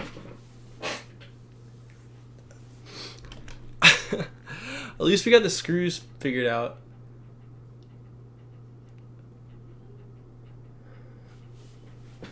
We're gonna do this if it kills us.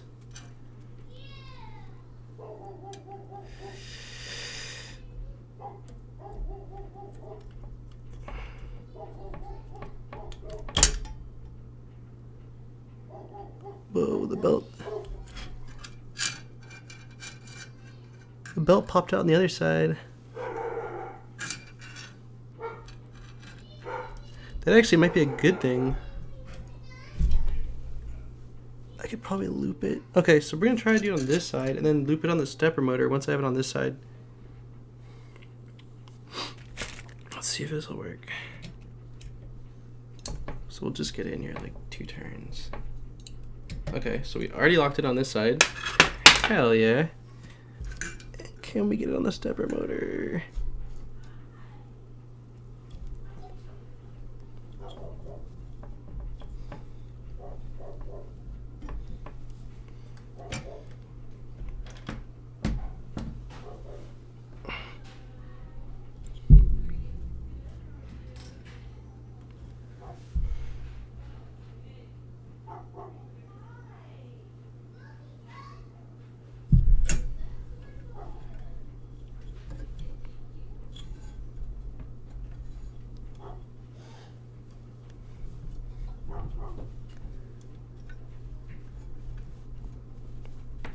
Negative.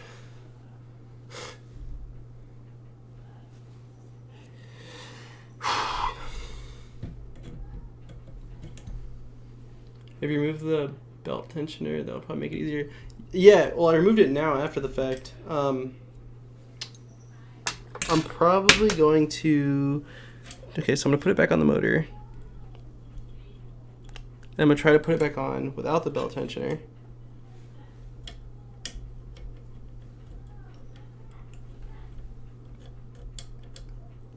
Which already feels like it might be... Keep your fingers crossed, guys. And let me get my butt out of your face once again.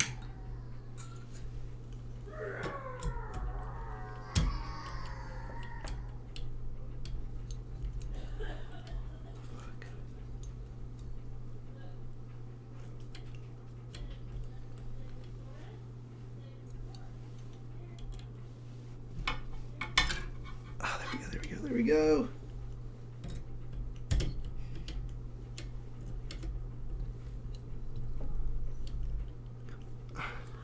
We're so close.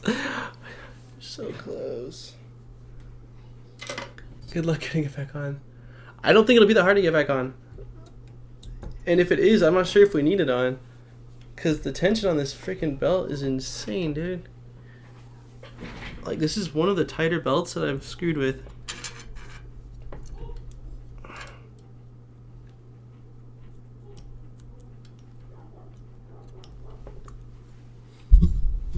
Okay, so every time I move my hand, this shit falls down.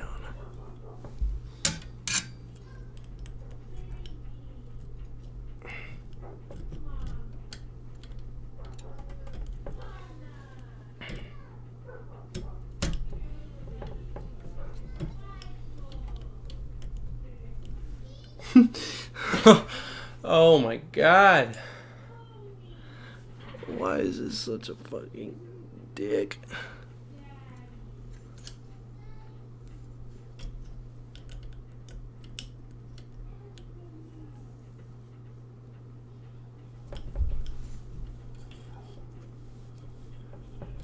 Why did they make this belt so ungodly tight? Why Monoprice? Why you gotta do me like that?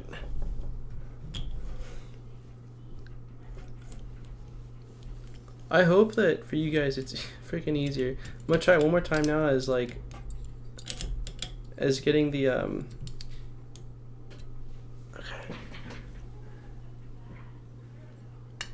okay, so that side's on. Maybe if I use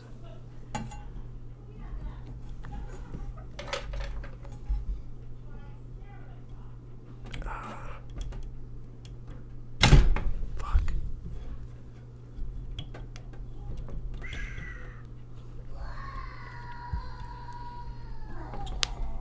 Oh, it's so close. Sorry about the dinosaur. It's definitely my godson.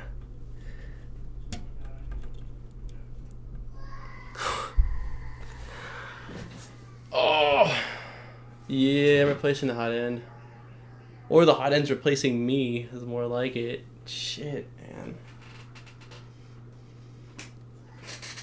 I just can't get the belt back on to save my life. Like, literally, someone was like, if you can't get this belt back on, I'm gonna kill you. Like, they'd probably kill me. Because I don't... This is insane. I'm trying to think, like, nothing has changed, really, that would make the belt harder to put on. And I removed the freaking tensioner. What is... What we could do, guys, is use a longer screw yet again. We're good at that.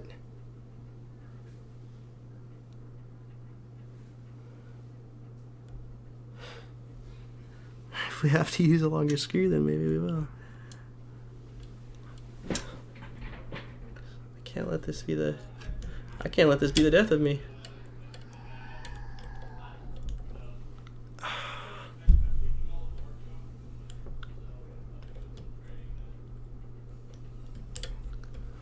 What do you think, guys?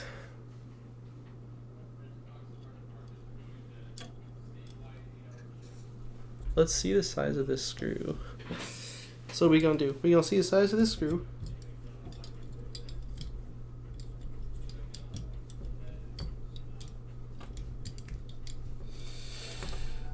See if we got one.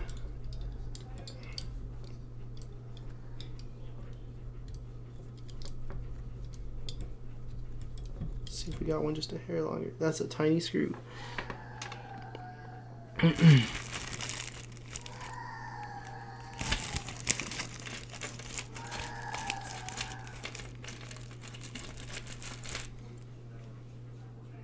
That's too long.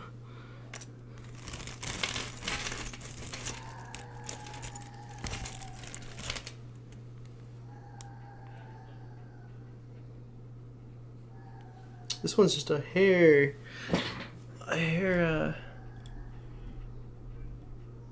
longer.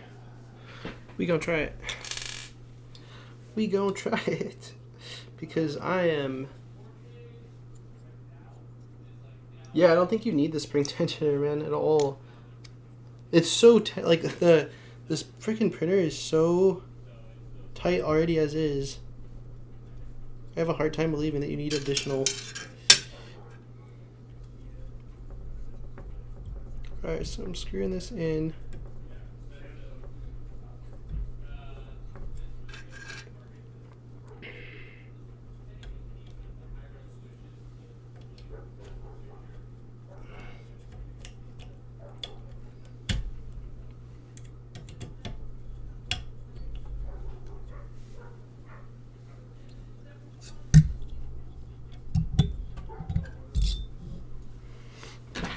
Of course, this biatch popped off.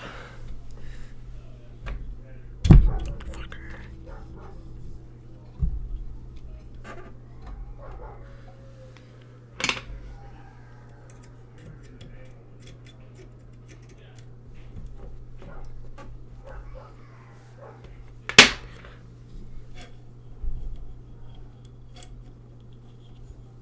Alright, alright.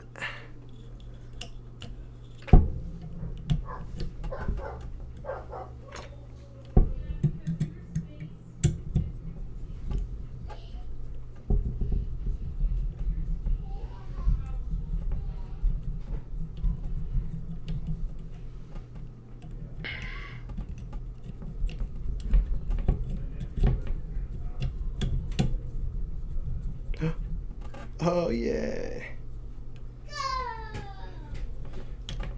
Wait.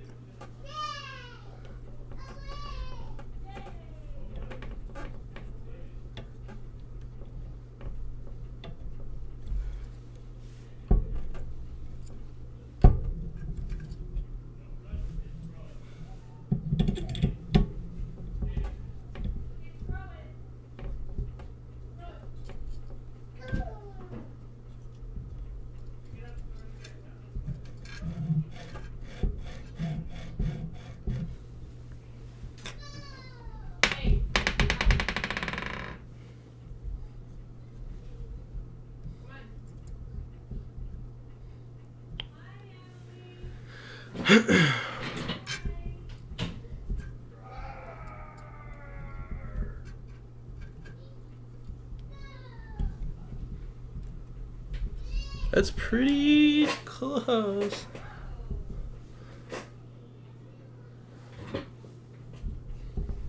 I do want the if I can get this spring tensioner back on, I'd like it on because it's got some give now.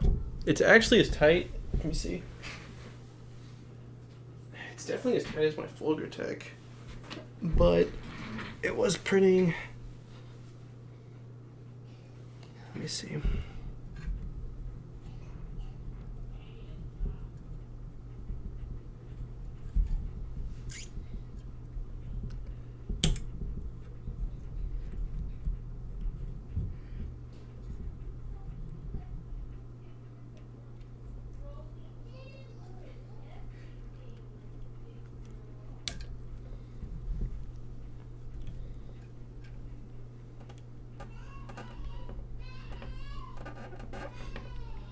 You weren't joking about good luck getting this shit back on.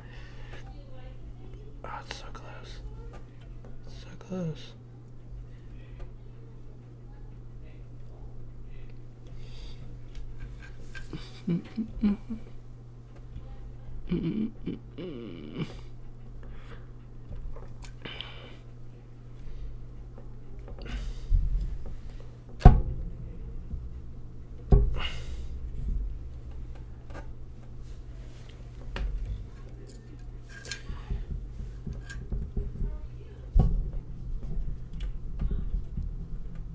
Oh, come on.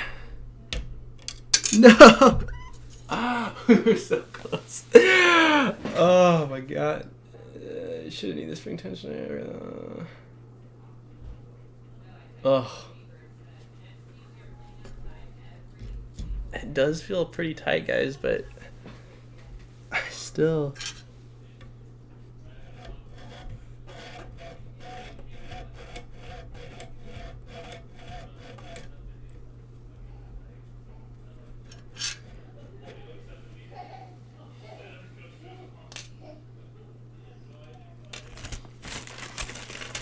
I'm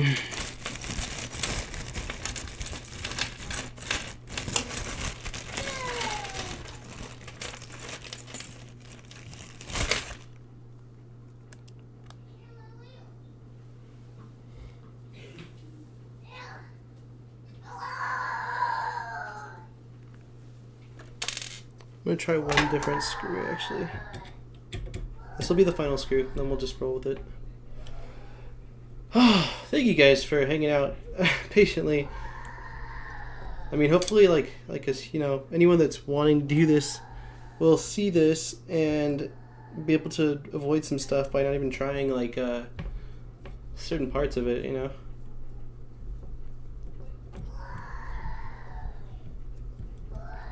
Yeah, I think this new screw I'm using is a little bit shorter, maybe. We'll see.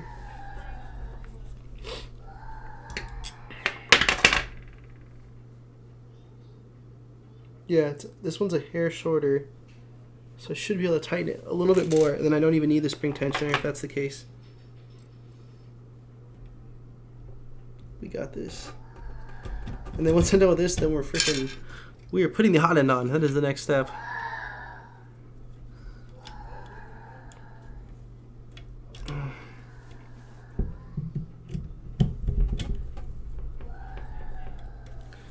Let's make sure that's right. Yeah, it looks good.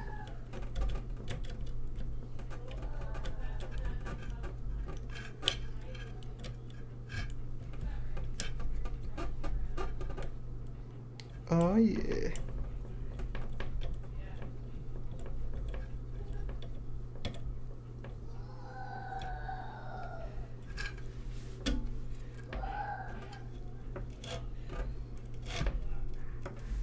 Too tight.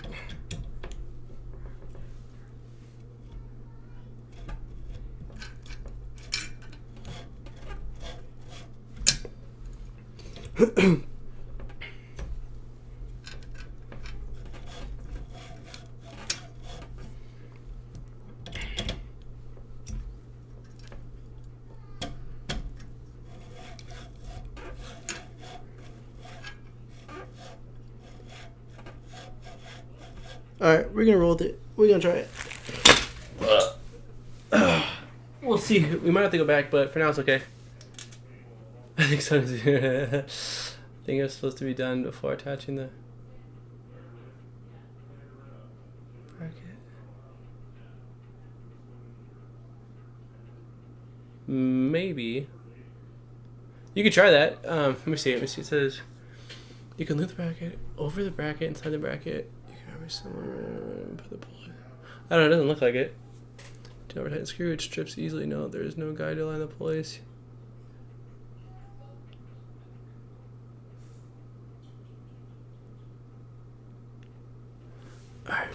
Alright, mother effer. Hell yeah. Okay. So let's go ahead and put, let's see. Alright, we're gonna get ready to put this hot end in.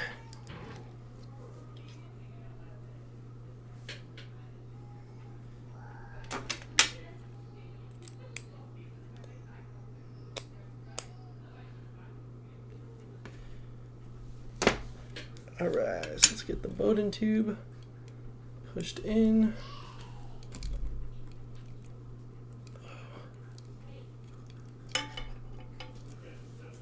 We might actually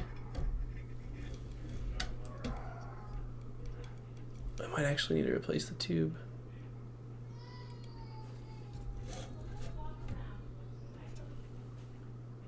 Definitely doesn't look quite long enough.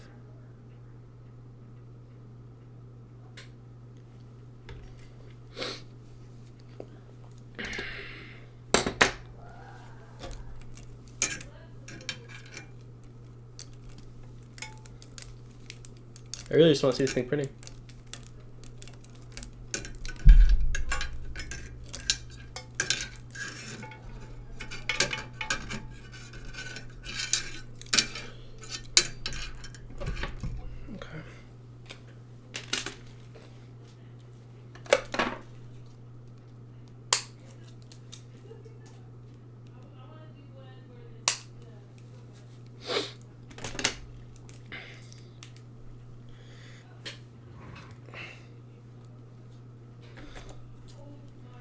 Okay, so if this tube is this long, we are gonna cut this tube.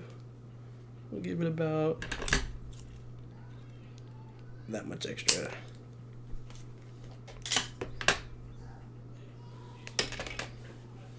Okay.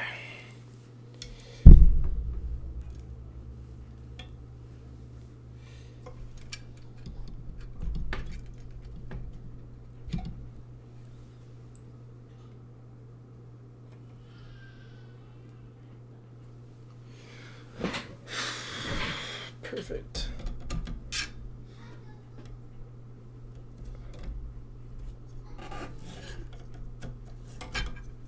Yeah, my godson thinks he's a dinosaur. So if you're hearing scary sounds, it's just dinosaur in the house.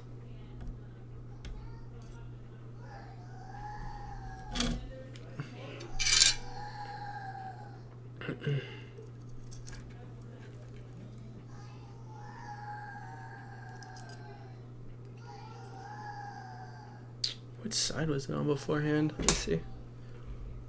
He has his coming in from this side.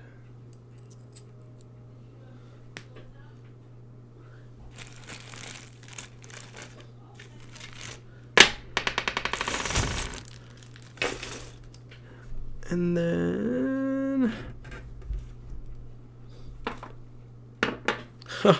hopefully I can find the freaking screw that was used. Oh,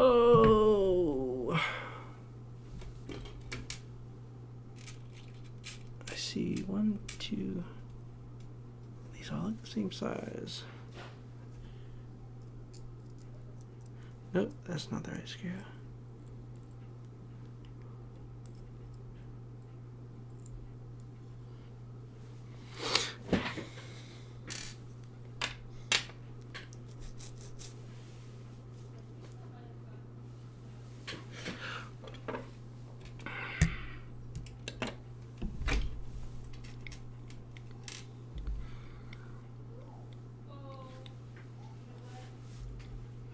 Is this the screw?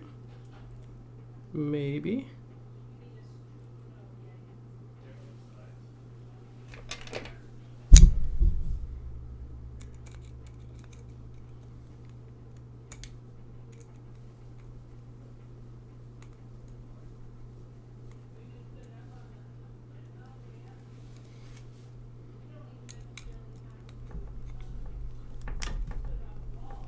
Well, I don't know if this was the screw, but it is now. If it'll tighten.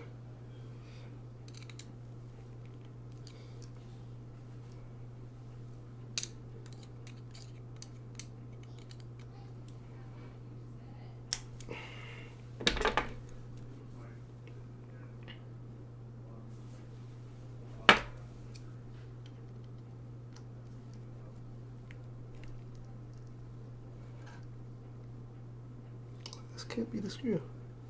It's not tightening right. This is definitely typical of a live stream where things just don't work out. Fortunately, back in the carriage. Before inserting the bracket into the carriage, you must connect the belt.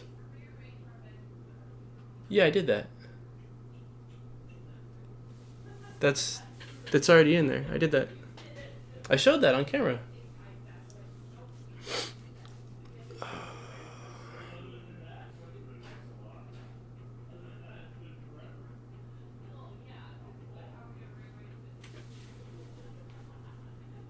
I feel like I need to go back in my stream to see what the screw looked like that I freaking used or took out. Let me see if it's under beside it. Nope. Let me check one second.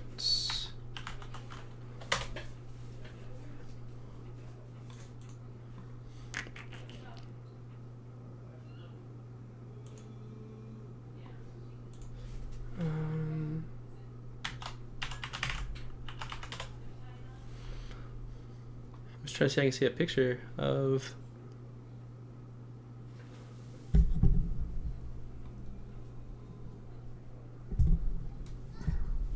I don't see it.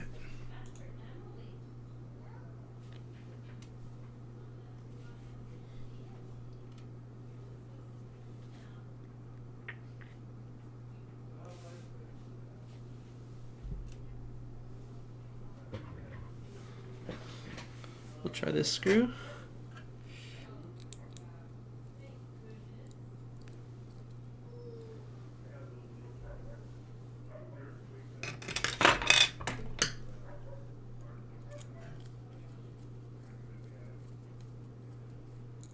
Nope, it's not the screw. Where is the screw? Holy shit. I put them all right here when we first started. We got the 4 fan screws right there, as they should be. And these are all from...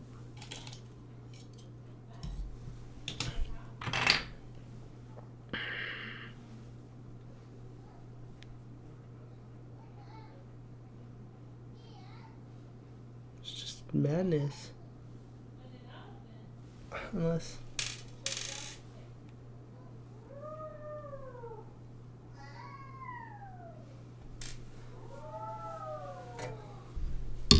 See if this screw will do it.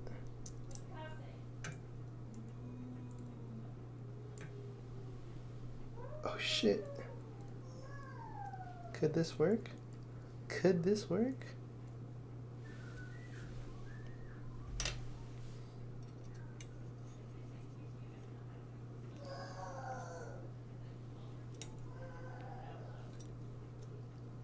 Still really loose.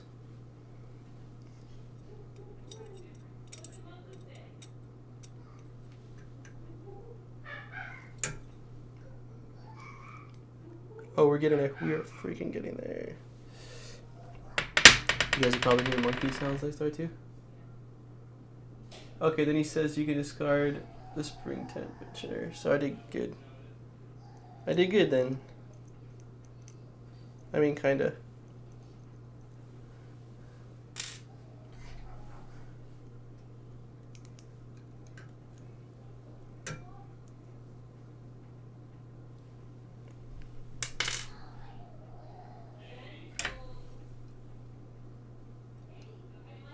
Oh, so, okay, this is tightening. I think the only issue that we're having is that the, let's see if I did it. Oops. Okay. Okay, that's tight. It looks like the stock heating element is smaller than the E3D heating element, so it had a harder time clamping down on it, but it does look, yeah, it looks like it's clamped down now, finally.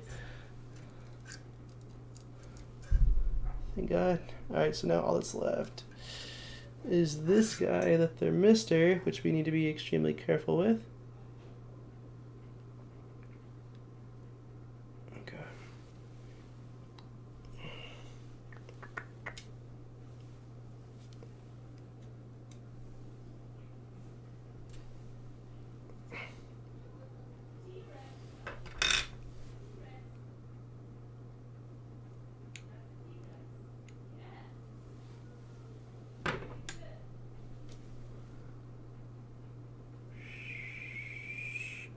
Shit.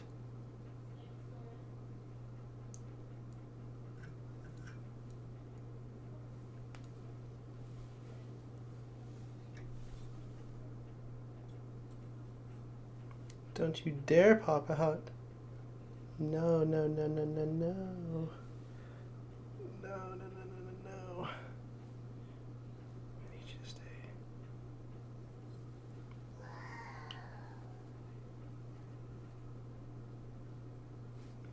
I'm convinced that this upgrade is like 2 parts magic.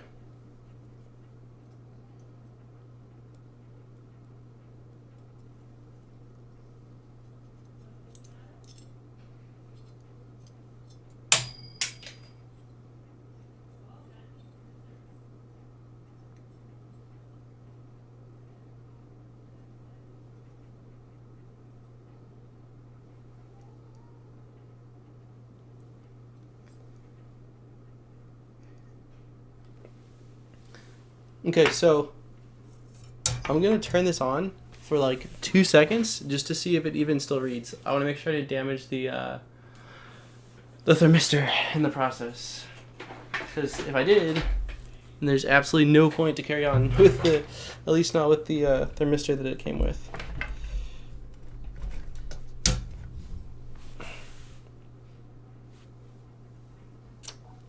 Temperature. Nope, it's still okay.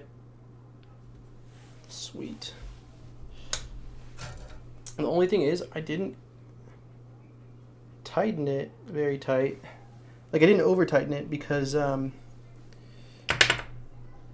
scared I'm going to damage it if I do.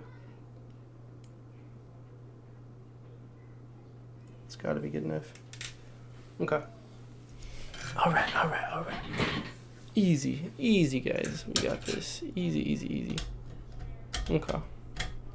So then we got the hot end sitting in place. And then we need this guy. Ah, I goofed. Yet again.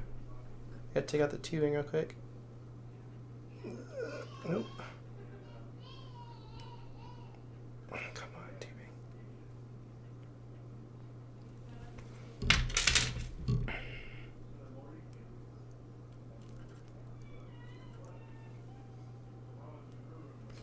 There we go. Okay.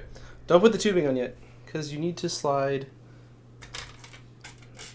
this piece over it, like so. There we go. And then this will lock into place. Like bam. Easy. Easy. Can we get an easy, guys? Easiest upgrade ever. Oh.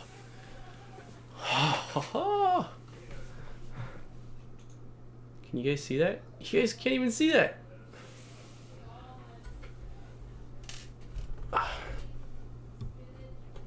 Now you guys can see it. Hell to the yes. Alright, so now we just need to see. We should see if we got some screws that'll work. And you said you need roughly what? 13? 13. Oh my god, is that perfect or what?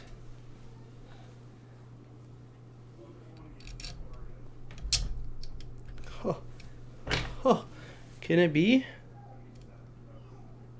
Can it be?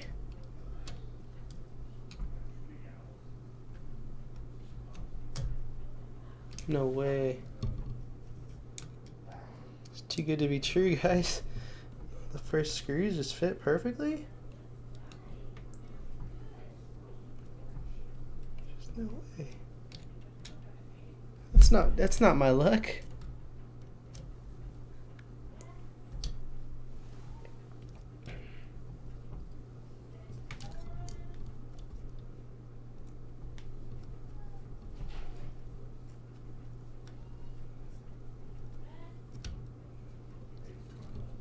Well, this one's definitely not locking in, actually.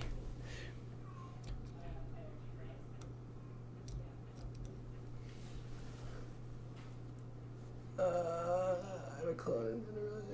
Yeah, this is a clone, dude. I bought a real one. I'm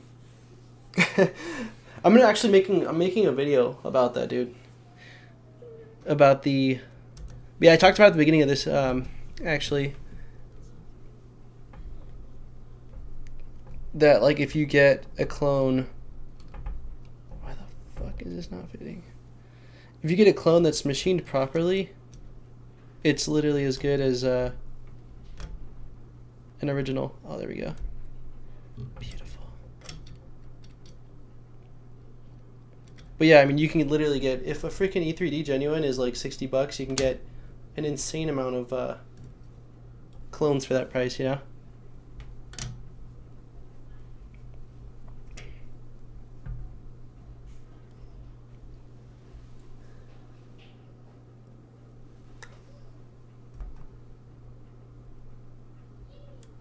think we're good, guys.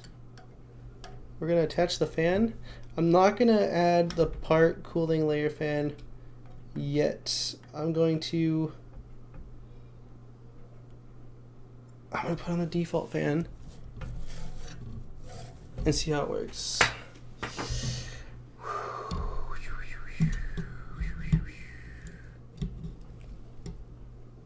Get in. Get in. All right.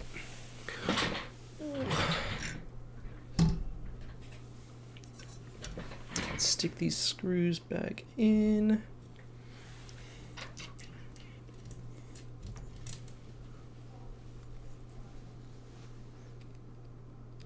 Yeah, it's funny. You literally though, like, so last night I made that video, right, about the China kits. It's like a kind of a rant. It was very nice. The house was empty, and I haven't had a good rant in a while. You know, I haven't had anything to bitch about or really just talk about. That was and the second topic that was there along with that one was actually about the clones. So yeah, I very much so plan on making a rant about that shortly.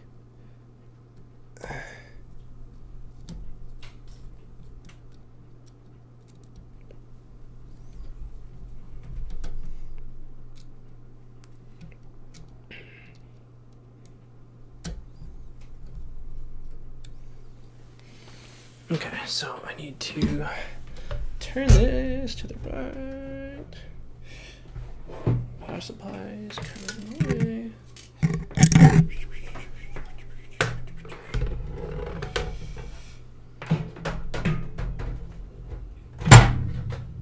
Sorry about that, guys. Alright, so now I'm just going to tighten all of these freaking fan screws.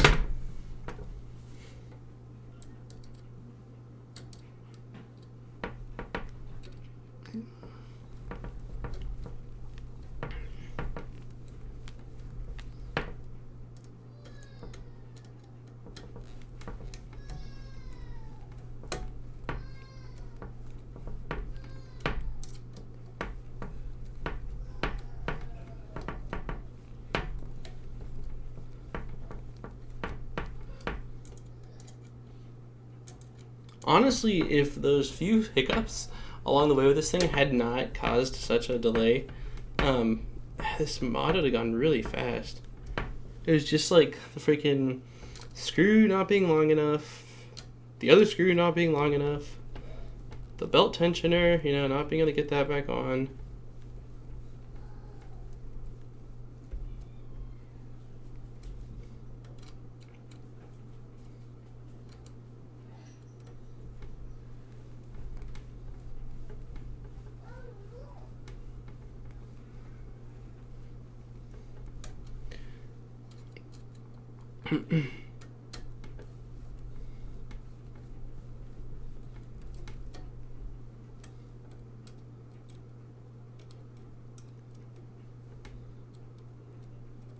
Alright, this is just about screwed in, guys.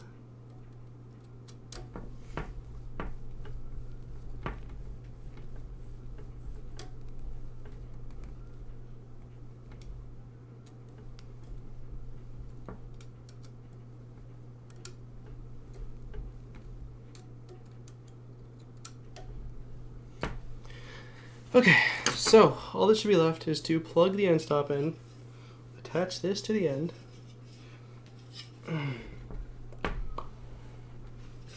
Let's see.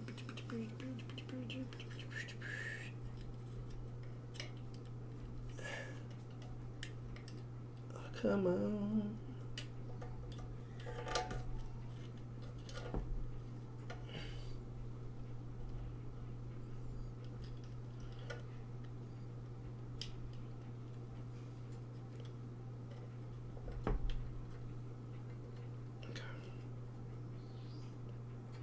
If you could kindly lock in there. Are you serious?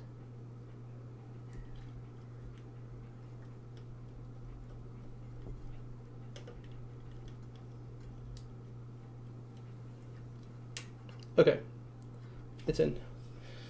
Now we're gonna put this part on like this, and then bottom part, remember, just tightens on really easily.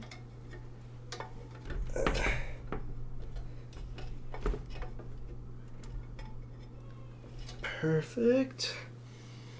And then we've got, what, 2 screws on the end. Trying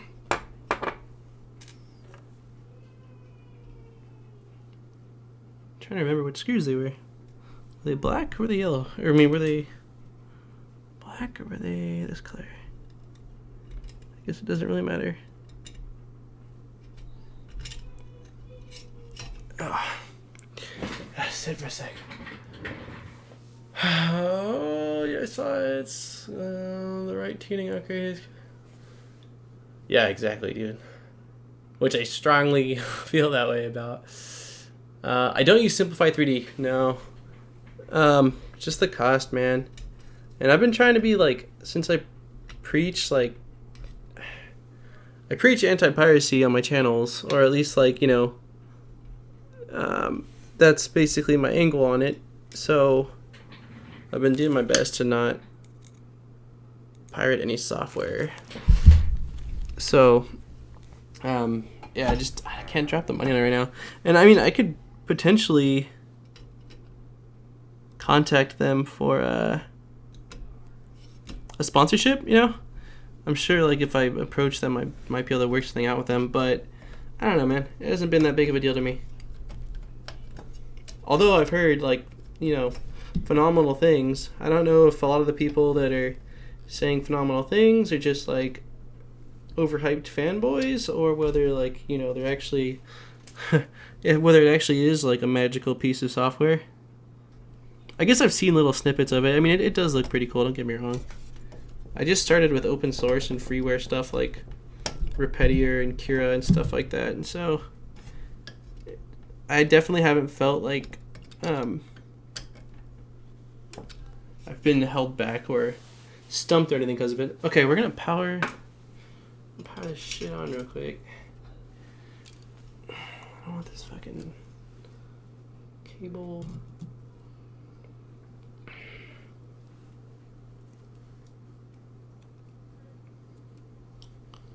Hook you on here for a second. Okay, so we're gonna turn you on. Make sure the thermistor is still working. Amen. It is. Okay. And now we are going to... We're gonna move the Z down.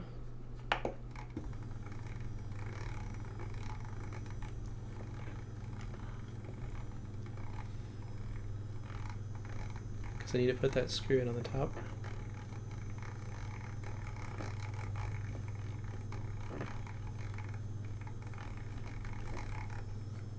I grew up using Napster, so I feel a little differently about it. What was Napster like? Wasn't that just like free music for everyone? It was like I know it was before iTunes and shit. I mean, I can even picture the logo.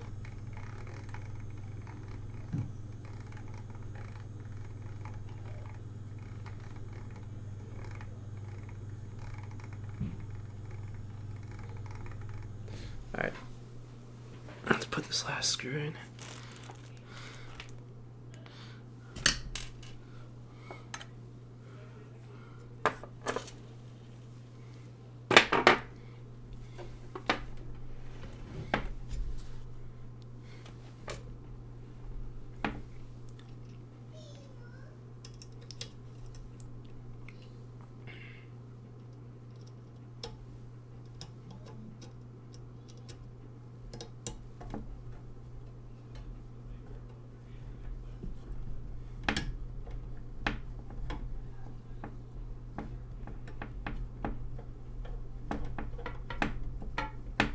Cool.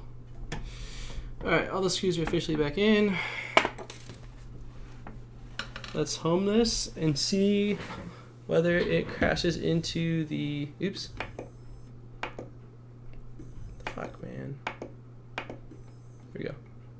and see if it crashes into the bed.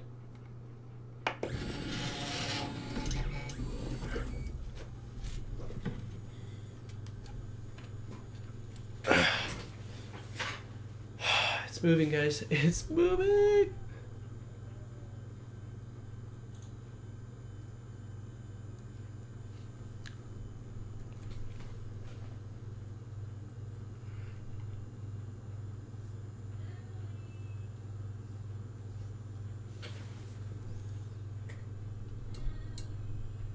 Oh. It's pretty freaking close to... Okay, it's scratching the bed. But it's not bad.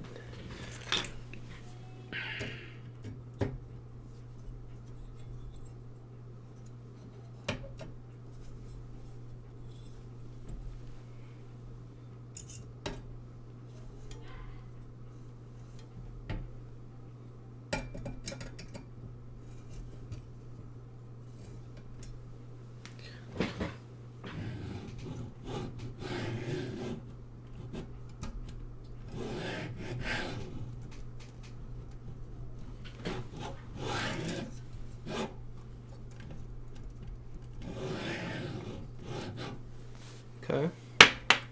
Well, let's try to load some filament. I'm freaking very curious to see how this works, or how this is gonna go.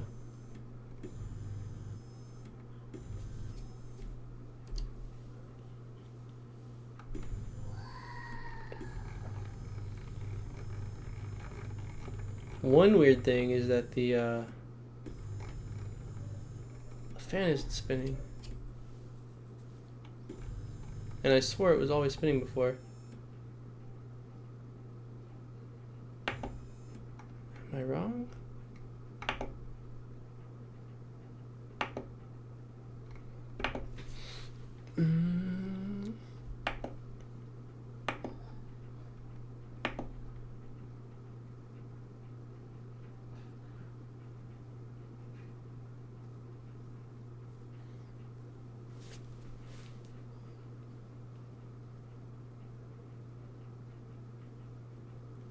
Wasn't the extruder always spinning before?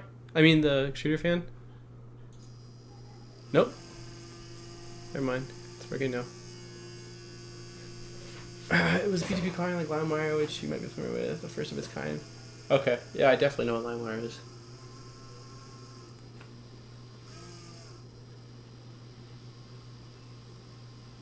Well, it is heating up, guys. It is a good start.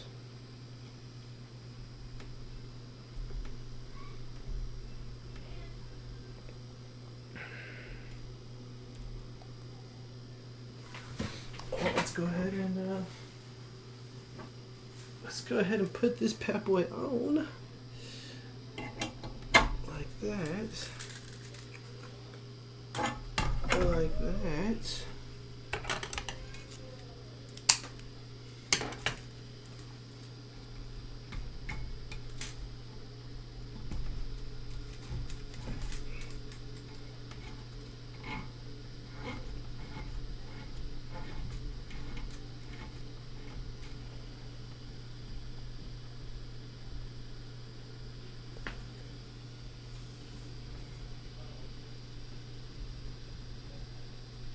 Well, I don't see plastic extruding, which is not a good sign.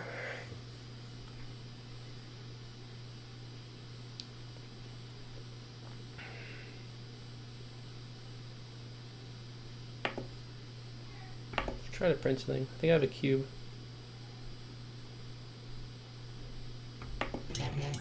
Alright, we're going to attempt their little cat and just see how it goes.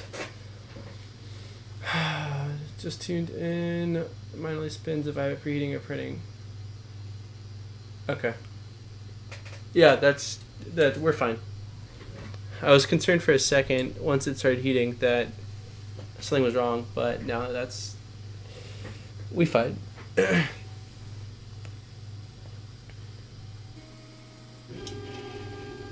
Curious to see whether plastic will extrude or not. I definitely don't see any plastic coming out.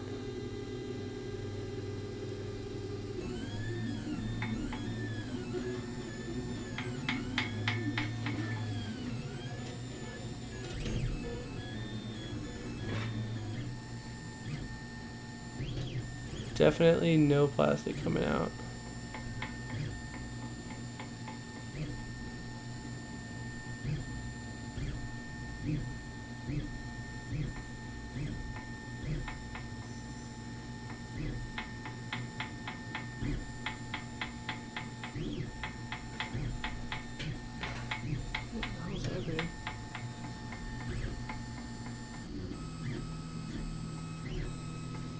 It's so weird.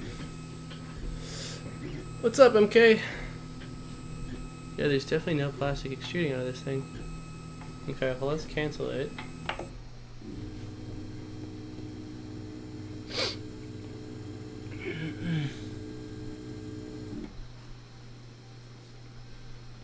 It's weird. It doesn't even seem like it's trying to push plastic through.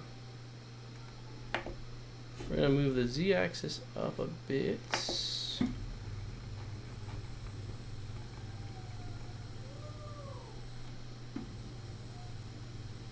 How did you do the transparent chat? Definitely want to do that for my live shows now.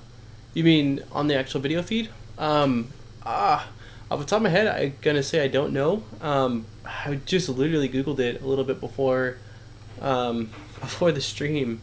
But I can definitely like look at my search history a little later on and let you know. It was really simple. It was like really, really simple to set up. Thank you, though. Okay.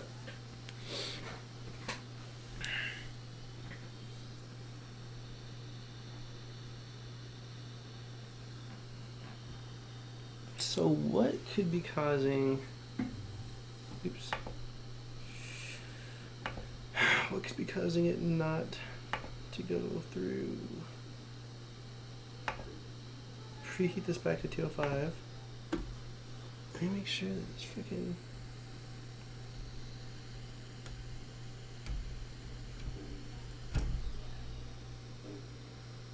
Tube's not melted, which is good. But even weirder to me.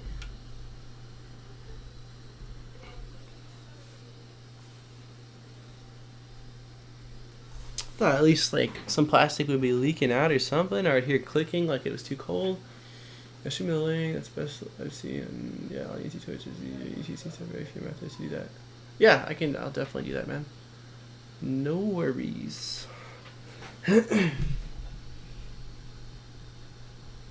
Is it a nozzle thing?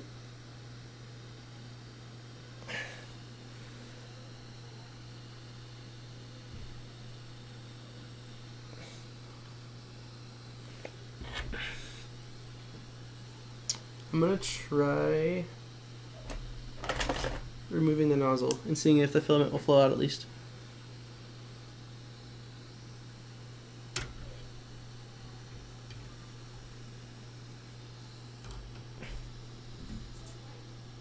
I don't want to grab the freaking...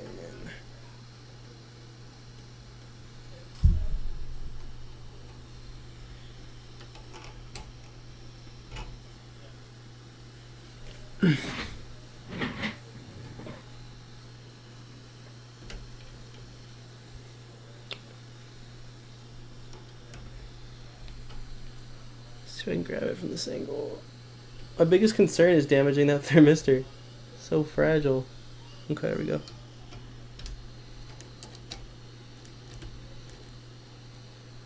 Oh, it wasn't even on that tight.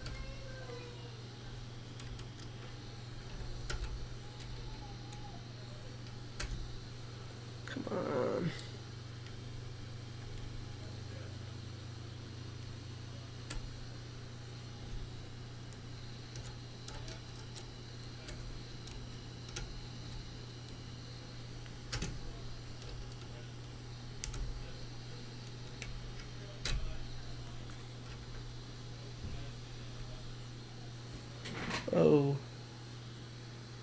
So that their Mr. Temps are definitely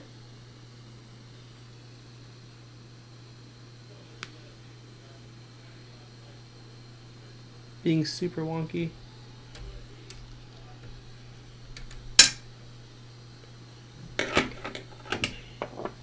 It's jumping from like 287.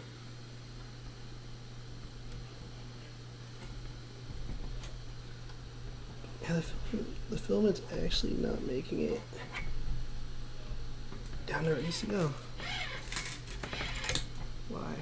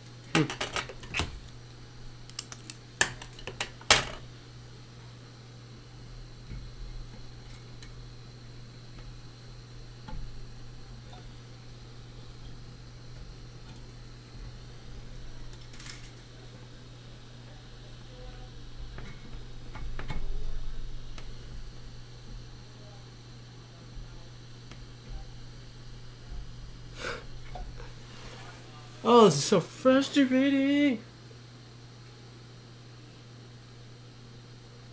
Didn't look like you had any filament. Yeah, the filament's not feeding through. And so I don't know whether...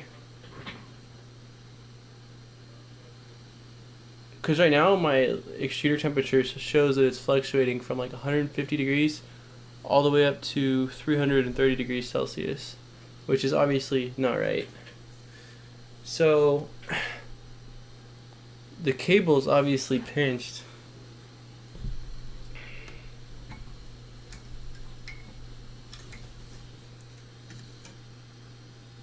Because the filament didn't even melt, which makes me think it's below melting point.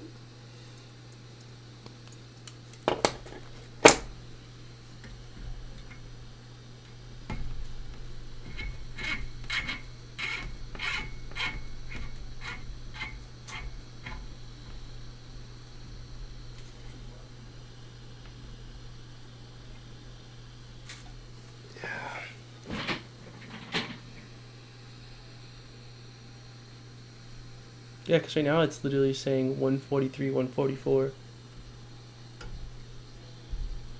I touched it. It's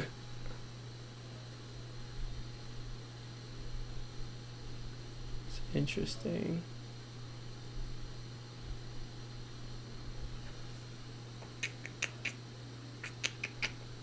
Okay, well, I'm going to...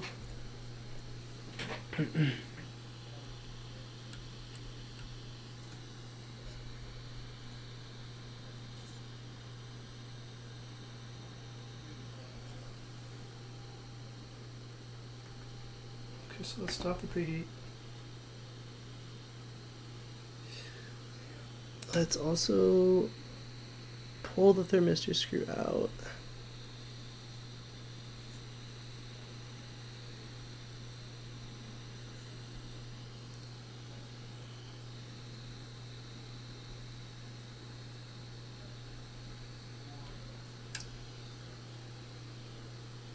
Whew. Did feel hotter than fuck.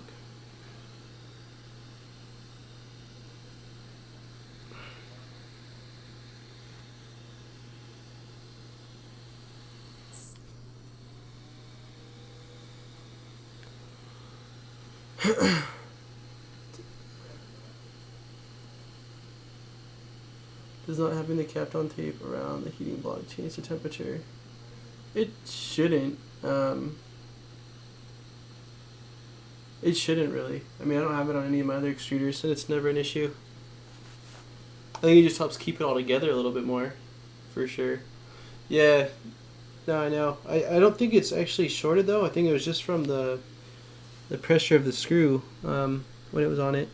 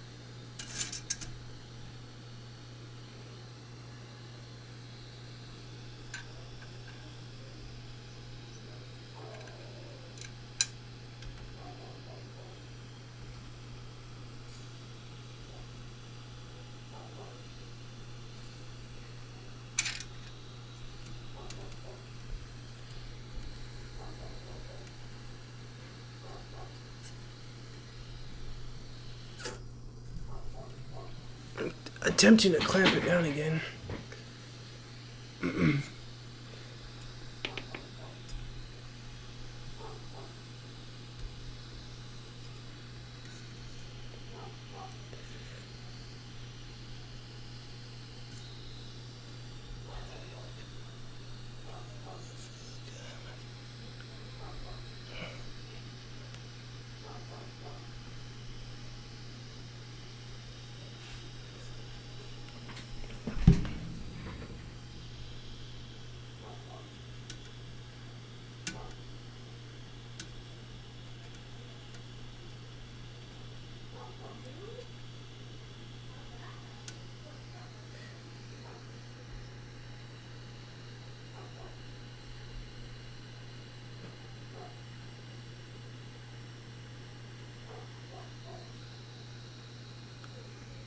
Alright, we're gonna try to preheat it again.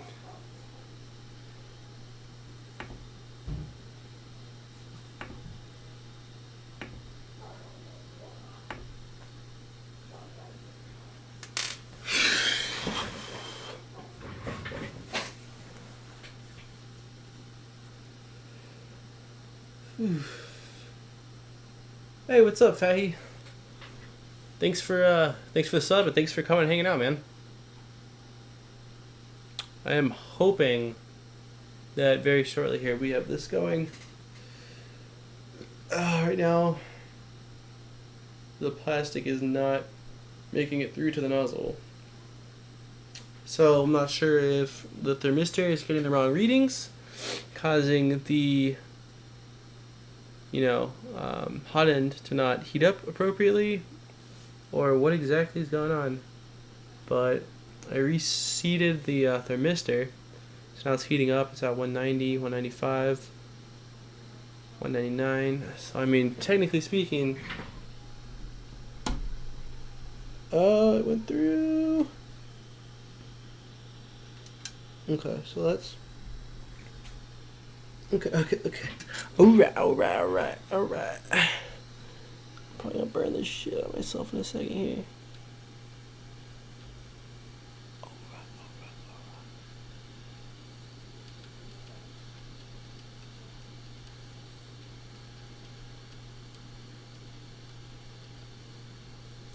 Woohoo! Alright, we're gonna tighten this, and then we're gonna see if it feeds through. Keep your fingers crossed, guys. Like, please keep your fingers crossed. We deserve to see at least a little bit of movement. You know what I'm saying? I think you know what I'm saying. Oh, don't you dare! Don't you dare!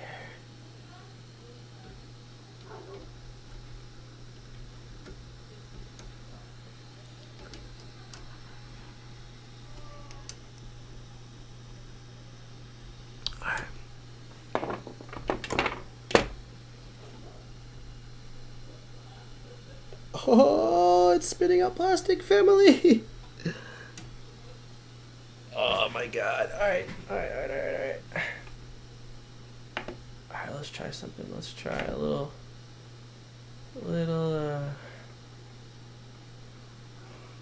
what do we want to try, guys? I got a little benchy, but it's gonna take forever. We'll start the benchy.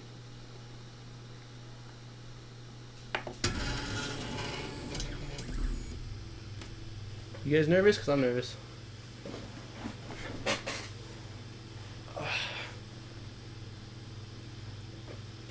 Oh, plastic's leaking out. That's a good sign.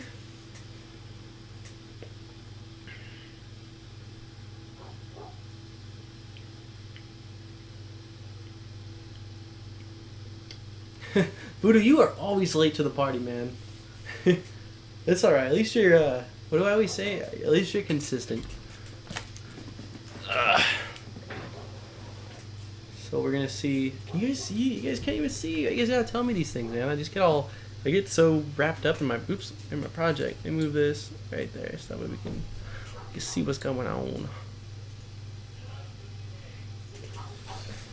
Well, welcome, Voodoo, officially. You missed all my frustration, so it's pretty damn frustrated for most of this event.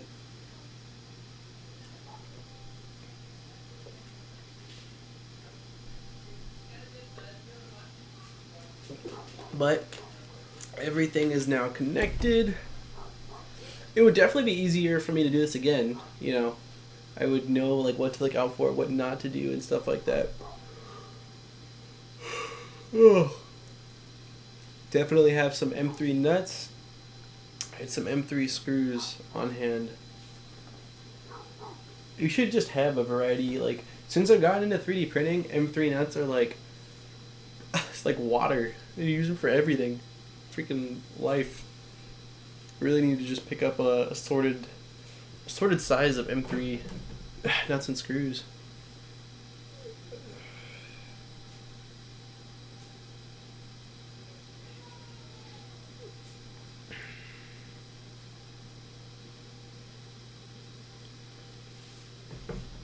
Alright, it's almost heated up, the bed at least.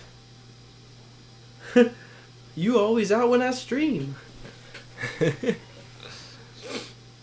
stream at all sorts of random times. You know that. Sometimes it's the middle of the night. And this one, I even made a event like 5 days in advance.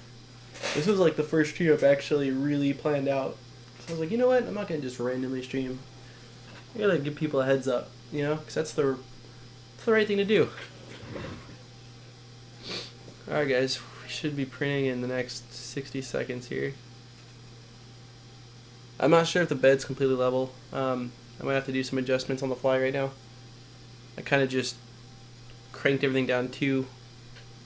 Seemed like it gave me a little bit of clearance, but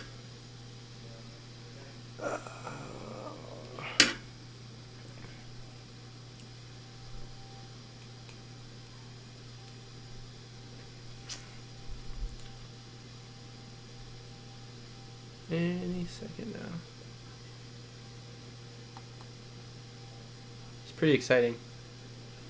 That's an E3D, guys. I mean, it's not. It's a clone, but it's an E3D. Come on, print. Okay, so the bed has reached its temperature. The extruder is 5 Celsius off.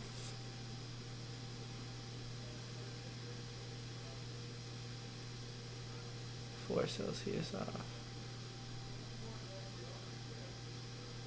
5 Celsius off. Come on.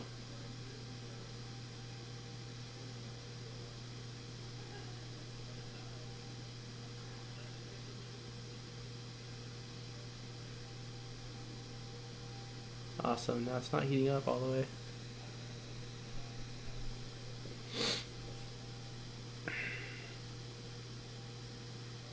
Oh, never say never. Oh. Oh. What was the issue? What part did you leave on? Modbot or mod? That's me. Mod shop. What time did you leave on? Was it when I was trying to get the plastic to feed through? I don't really remember. There's been so many problems.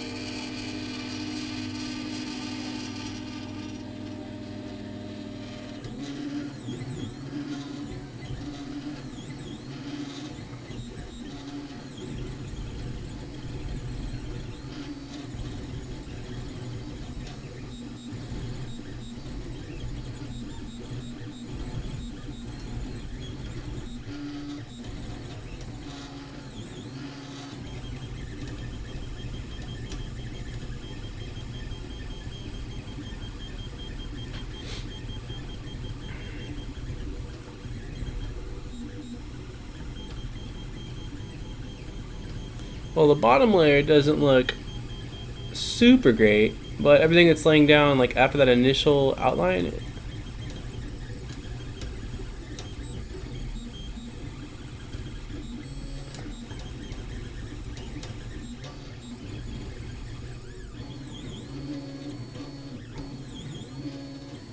could be a bed leveling thing. I'm gonna have to print with it for a little while to see. Oh, when it wasn't extruding? I think that it was an issue with the thermistor. Because the thermistor was saying, like, I don't know if you saw it or not, but it was bouncing back and forth between like 350 degrees Celsius and then like 180 degrees Celsius. So a wire was pinched and that was causing issues. So what I'm thinking happened is that potentially it said 215 Celsius or whatever on here. That wasn't right. The thermistor was giving incorrect readings. So maybe I'm thinking, yeah, maybe the hot end wasn't heating up hot enough, which is why I couldn't push the filament through. So I basically unscrewed the thermistor, reseated it. I didn't clamp it down nearly as hard, and took the nozzle off, and I was able to push the filament through. So then I popped it back on, and presto.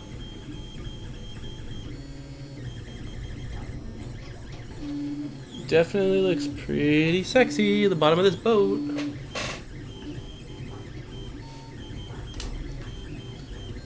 I feel like the thermistor on this thing is going to be one of the first things to go. So I'll probably place an order for some replacements. I'm starting to accumulate a pretty good like 3D printing combination stuff. Did you already make a new control dial? No, I did not do that yet.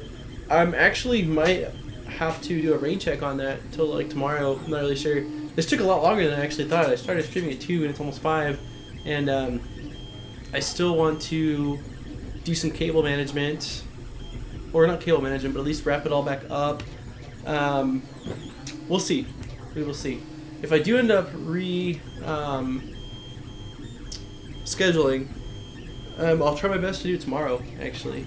So it shouldn't be very long from now, because I think my dad really wants to go snowboarding Tuesday again. Wednesday I'm doing a podcast, so I'd like to get it going.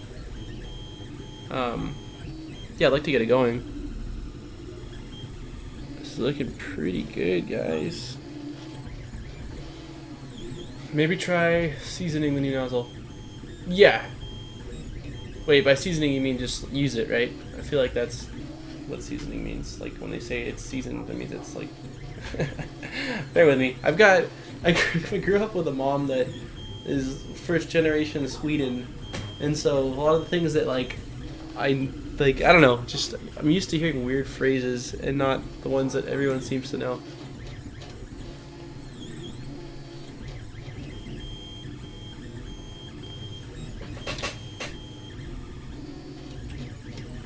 Hey, for those of you that have been hanging out, one little favor, if you don't mind, if you could just smack the like button, I would super appreciate that.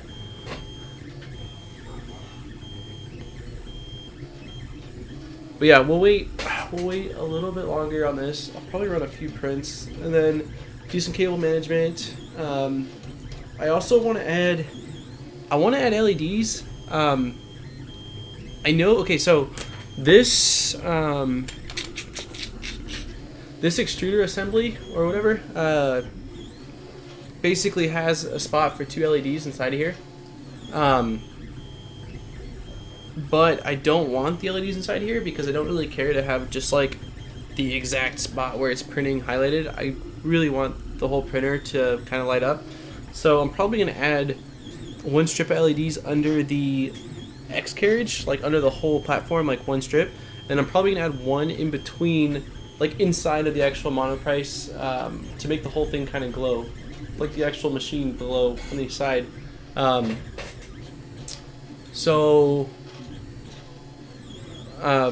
it should look pretty badass. More for like looks than anything. I mean, the one underneath will be kind of cool. I'd also like to wire up a switch to it, which I'm not really sure whether I'm going to 3D print a replacement side panel so that way I can add an extra hole for the switch, or if I'm going to drill directly into the Monoprice Mini. But I don't know, like I'm not really in a hurry to do that, and to drill into the machine just seems kind of like a waste right now. Haha, means different to everyone. Cast iron seasoned with oil.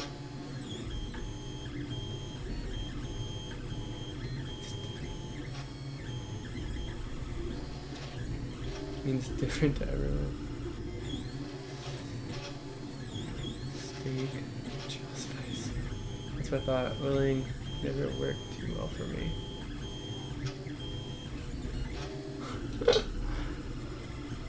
Yeah, this benchy is looking freaking phenomenal too, which is killer, guys. The ultimate test for me is gonna be my strength test, though, down the line. That's really what I care about, is the strength test. Obviously, quality is very important too, but the strength test is important. I heard that you can't really replace the nozzle very easily on this one, which I don't know whether that's a reality or not, but I know with this, obviously, it'll be really easy to replace the nozzle, which is awesome. I've already got 5 replacement nozzles that I picked up, so that's pretty sweet. Actual canola oil used. You can look up online. Easy to say. Canola oil for the.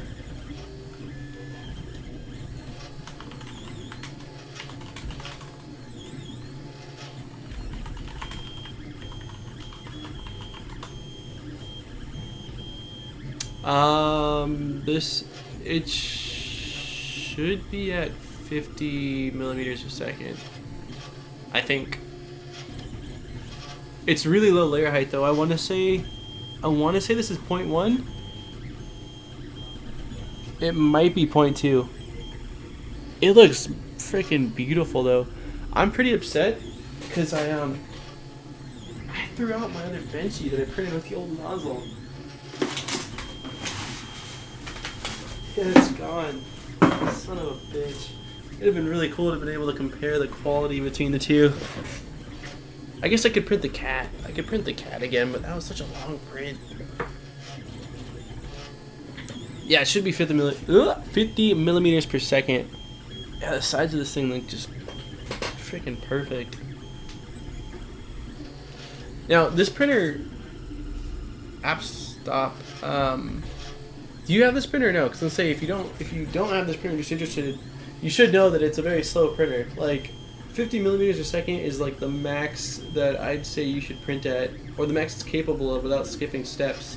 While other printers can print, I mean, my other machine runs between 80 to 100, so almost twice as fast. But my thing with this machine is that although it's not quick, I still use it for a lot of different things because it just works and it's so simple. Like, it's so simple and it's small, which I love. I love the small form factor. It's just a fantastic printer. I'm actually there's a pretty good chance of me picking up a second one of these in the next couple weeks here. I know they're coming out with like the Model 2 or version 2 in March or April, I think, but I'll probably end up picking up one of these version 1s beforehand. Because I've heard that the upgrades are only going to be things that are already going on in the community. Like upgrades are already available is what I mean. So things like maybe a better nozzle, maybe the braces for the Z-axis, I don't know, stuff like that. So I don't think it's gonna be like, wow, the version 2 is a lot better than the version 1 or anything like that. I think it's gonna be pretty subtle upgrades. I could be wrong. I heard it's black colored too, so the frame will be black. But when I actually went down to Monoprice the other day and asked them about it, they didn't really know much there. I do need to add the fan onto this too, though. Like I said, the second fan. Is this gonna work? Yeah, this should work actually. Probably just gonna attach this fan right now. But this one, I think you have to actually wire up to the board, so that way it's controlled by your slicer.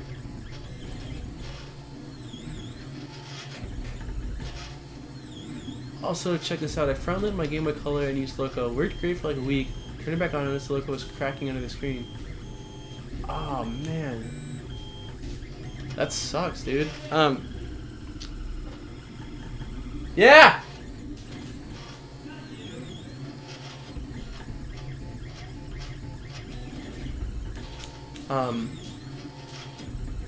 There will be an upgrade kit available? Is there any word of what the upgrade kit's gonna come with?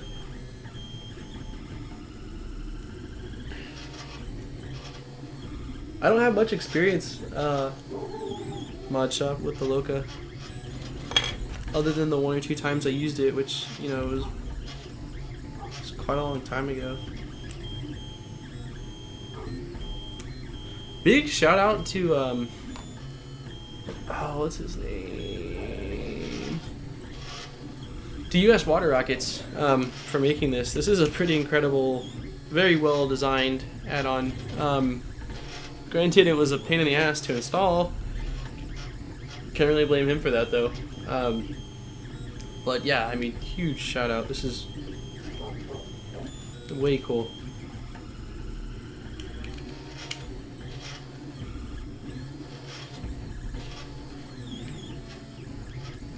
And then we've got the fan all hooked up. So basically, just gonna clip it on. I'm not really sure how to wire it to the board itself. I'm gonna have to look at that. I don't think it says much of anything in regards to where you. Let's see. Lighting the hot end, installing the LEDs in the cooling part, installing the fan. Okay, the part cooling fan mounts to the bracket covering the LEDs. Covering the LEDs. I used a 4-position JS type connector so that I can remove the part cooling fan bracket when not needed. I wired this to the connector on the controller board, which was formerly the single. To the connector on the controller board, which was formerly the single fan output on the board. That was because the firmware has control of this fan.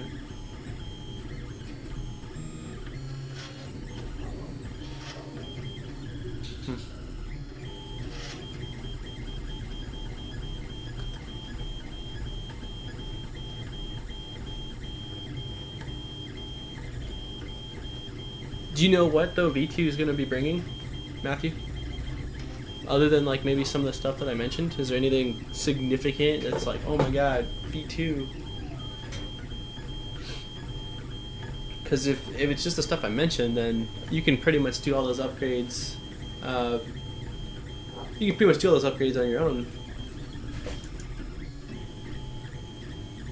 It's looking pretty damn good.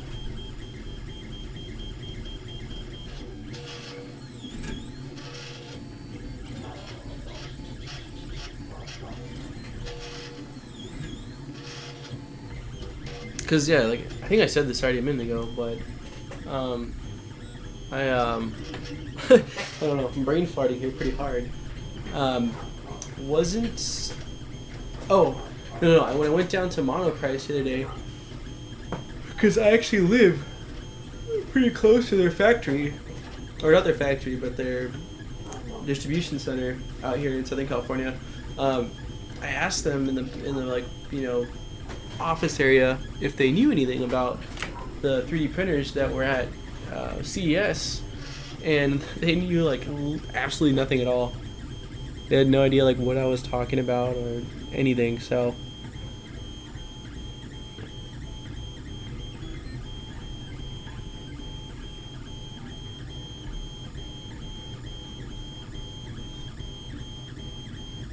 This is extremely, extremely exciting though. Because I'm going to say... Did you talk already about pulling the white tube from the black one? Jean-Luc, I have no idea. I have no idea what you mean. Did you talk already about pulling the white tube from the black one? So by white tube, I would imagine you're talking about this, the modem tube? But when you say pulling it from the black one, I'm not really sure. Earlier you mentioned you flashed your XYZ printer. Is there any way to flash the DaVinci Junior? I don't know, Kieran. I haven't followed it. I haven't followed the whole XYZ scene in probably well over a year because one, I just have that one printer and I was content with it. Yeah, I don't know. I couldn't say. I haven't seen it. But that doesn't mean it doesn't exist. And again, I haven't been searching for it. Your best bet is literally to going to be to just do some searching on forums. If you type in like Repetier host on DaVinci Junior, you might be able to find something. If not, you can probably always do a complete board conversion like I did with my DaVinci, which now is pretty much dead. I'm probably going to get rid of my DaVinci. I don't know if I want to rebuild it again. We'll see. But yeah, that's your best bet is to kind of look and see. But I don't know off the top of my head. Wish I did. Yeah, okay, so you're talking about the Bowden extruder, but what do you mean by pulling the white tube from the black one? There's no black tube. This is like a cable wrap. Is that what you're talking about? They were doing a photo shoot last week on the EV2. Yeah, is that what you're talking about? The black little push to connect for the tube? Oh wow. Is it? I want to see if I can find that. Let me see.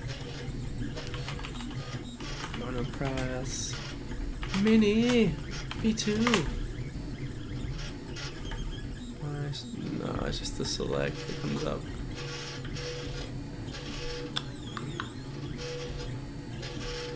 I don't see nothing on the webs, at least.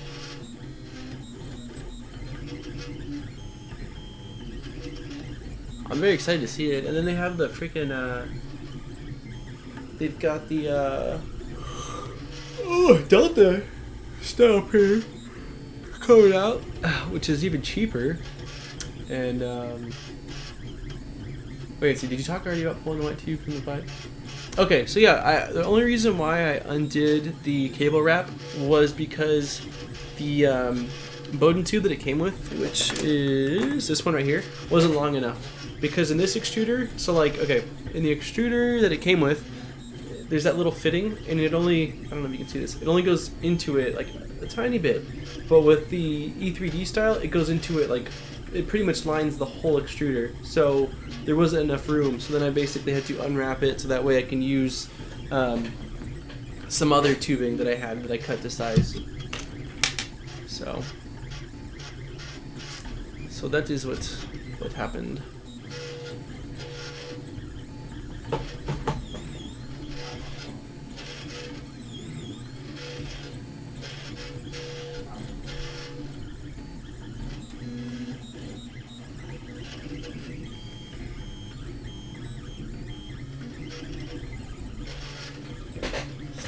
Definitely looking pretty good. Pretty good. I'm interested to see how it does the overhangs. Although it's not really fair to judge it for its overhangs until I've got the actual cooling fan going on it. We'll check out the cooling fan as soon as this is done. Oh, removing the Bowden tube completely from the route.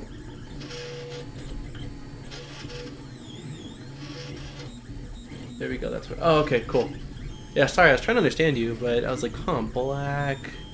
How you described it in a way. Oh, Voodoo, I'm sorry, I totally like disregarded your message. I spent all night.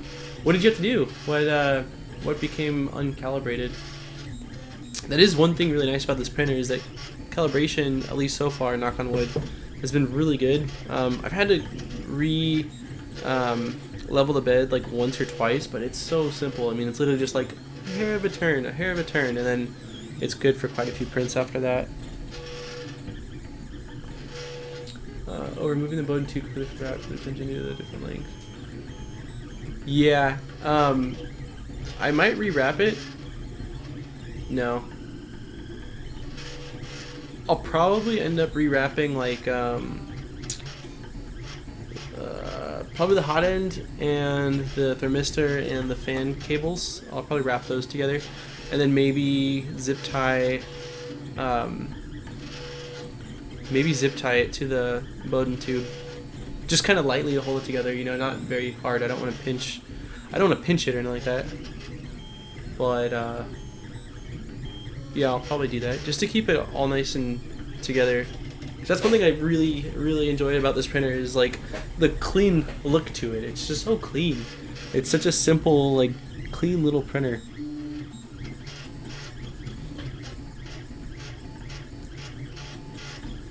It makes me happy because I know that, like, that video I made the other day on it, I've had a few people that, like, people I personally know, like a buddy of mine, as well as other people, a couple others that have contacted me, basically saying that they bought that printer, or this printer, which is just freaking awesome because with 3D printing, there's such a learning curve for your average person, and this machine I feel like makes it where there's less of a learning curve in a sense because it's so easy, or at least relatively easy, to get set up once you take it home.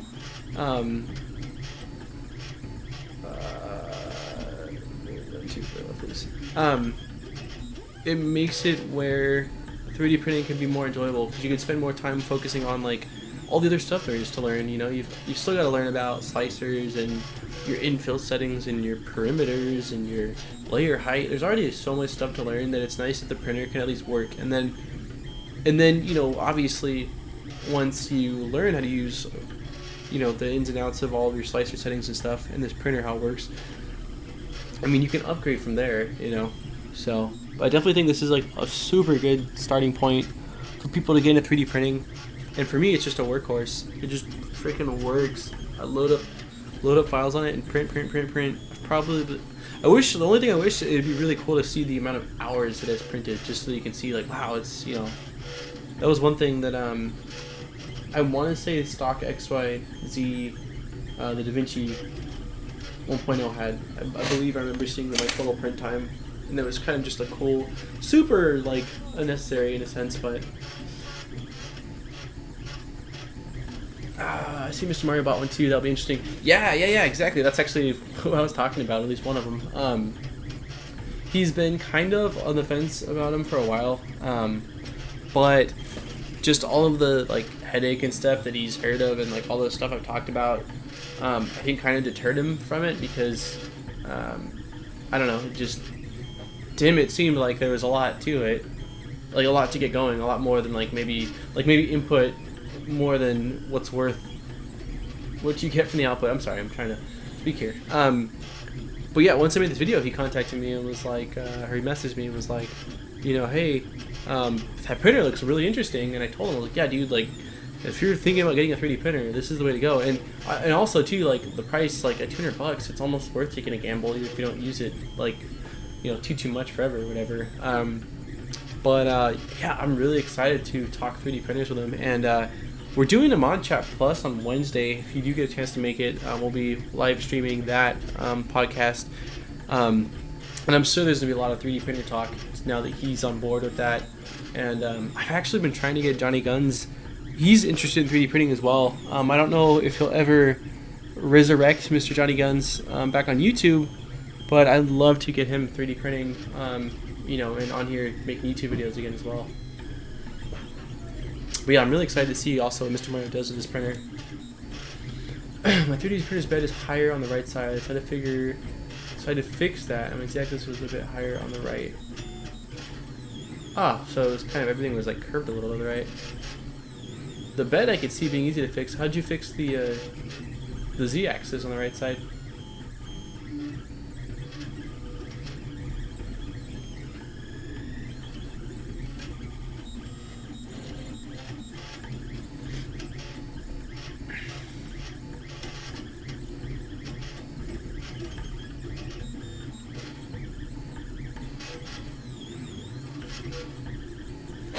part of me wants to stop this print just so I can install the fan, and part of me just wants to let it run since it's turning out so good. I'm just gonna let it run. Yeah, I don't really know if he's made much progress with his pilot license. I know he was telling me, I think, that he was moving back to Arizona, which is cool. Because I actually might be moving to Arizona too.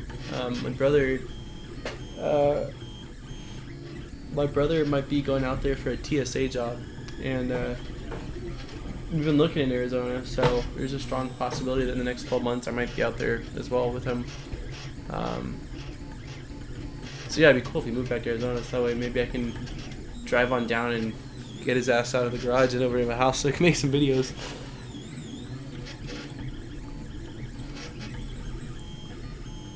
But yeah, I know pilot license is definitely like something that was big on his list. I'm not really sure again where he stands with that now. I think it's still something he wants to do, but I'm not 100. So I see on the front here, on the very point, there's a little bit of like a little bit of slop, not a ton. Everything else is looking really, really solid though.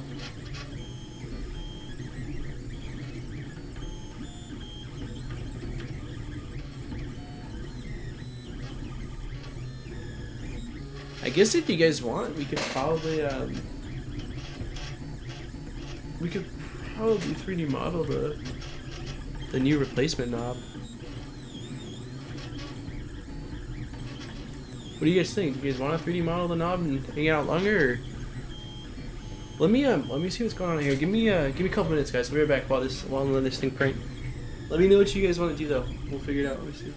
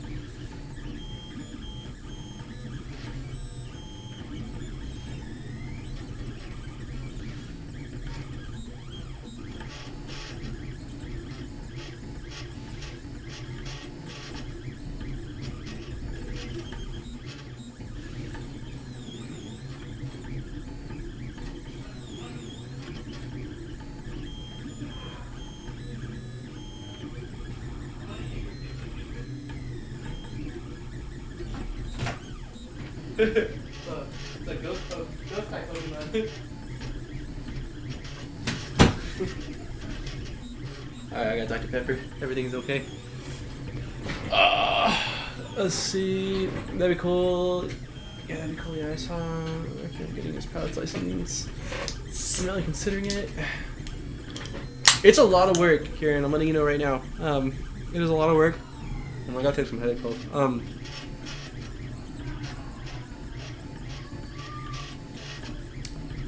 It's a shit ton of work. It was probably the most insane. I keep saying that because I keep doing like insaner things or like trying to one up myself, but it was definitely one of the most insane projects, and it taught me a stupid amount about 3D printing. But I'm just letting you know right now, like it's a lot of work. I don't know what your experiences or how much knowledge you have per se with 3D printing and stuff like that and small electronics, but it's definitely not for the faint-hearted. Oh, cool. Thanks, Matthew. I'll check it out right now. Facebook.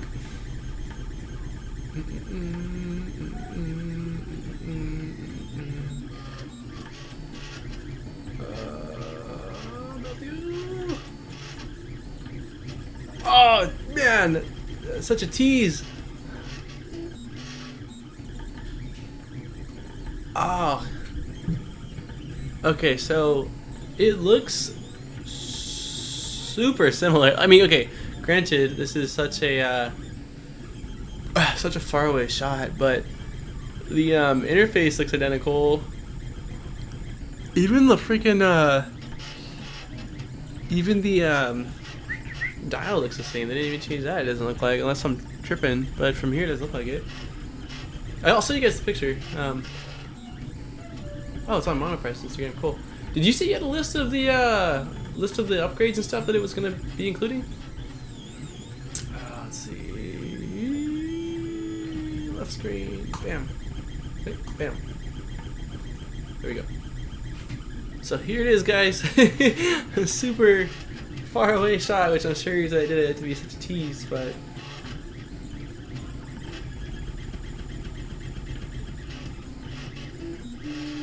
It's exciting. Because I didn't see any pictures like from the CES.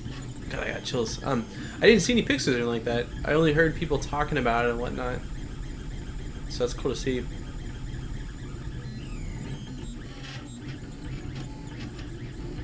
You guys should really do an open house 3D printing demo in Ontario. Oh my god, I'd love if they did that. Delta Mini on the floor. Oh yeah, that could be it. It's such a crappy photo. I mean, it's not, but like to see the good stuff, like I don't care about the dude doing the photo shoot. I just want to see the product. But right on, man. Thanks for sharing that. That's really cool. Definitely been eager to kind of know what's going on with all that. Oh, Mr. Mario, what's going on, dude? You got your replacement right on. You're printing. What do you? What's your print? Is it your first print, or did you already do a little one to see how it'd go?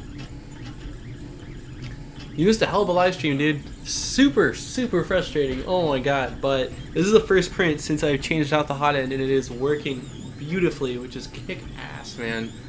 But oh man, Voodoo, I keep missing your comments, man. I put the coupling lower and adjusted the lead screw. Oh, cool. So you physically adjusted it then. Your 3D printer has lead screws? That's really cool. It's not, I mean, I guess it's becoming more standard, but none of my kits ever came with lead screws. They were all just regular, like, spiral rods. Oh, okay. The demo cat. How far into the print are you so far? Dude, it's a long-ass print, man. The freaking demo cat's like 3 hours. Yeah, I'm gonna clean up the cables, dude. I still need to attach this guy, this layer cooling fan. It attaches to the bottom, and then once that is installed, actually it attaches like right here-ish. But once that's installed, then yeah, I'll zip tie. I'll cable wrap with this black cable wrap these 3 cables, and then I'll leave the Bowden tube separate. I think probably, just because it's a different size. I don't really want to connect it. I could shorten it a bit and then connect it all, but I don't really want to. I think I'm gonna keep giving it, or let it have its extra length, or maybe I'll cut it. I don't know.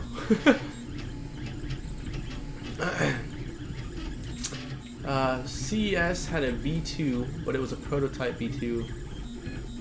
Oh, what? You sent pictures of that?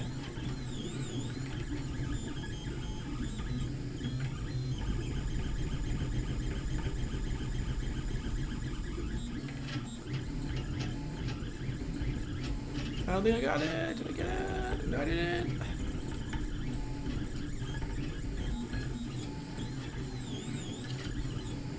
Got you. So no one's really even had their hands on with the V2. I'm probably gonna pick up a freaking. I don't know if I actually. I'm debating picking up a Monoprice Select V2, not the newest V2. Because it's like an extra $100 and I didn't really see too many features I cared about. But I do want another Prusa style printer, and it does look promising. Because like I was debating getting the Annette A8, and I know that it'd be like a really fun printer to make a bunch of videos on and build and stuff because of the fact that there's such a community behind it. Are you building a life with that thing?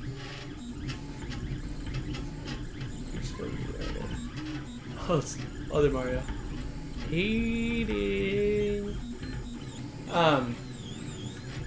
Sorry, I will send. Yeah, go ahead and send it. But yeah, I wanted to get the another Prusa style printer, and I was debating on getting the Annette A8 or the Monoprice one, but the Monoprice one is just like literally a couple screws, and it's already built, so I'll probably go with that one just because I kind of need some printers up and running right now. I've actually been printing and designing and like selling stuff, so that's the reason why I need the printers to just work, you know, versus upgrading and doing all sorts of mods too. With this one, it's like I know I'm upgrading the extruder, but it's a relatively small mod in a sense, you know. And it's just for quality. It's not like I'm having to mod the whole entire machine. Literally, it's just this one and a couple little Z braces and the dial, which is the dial's literally like nothing. So.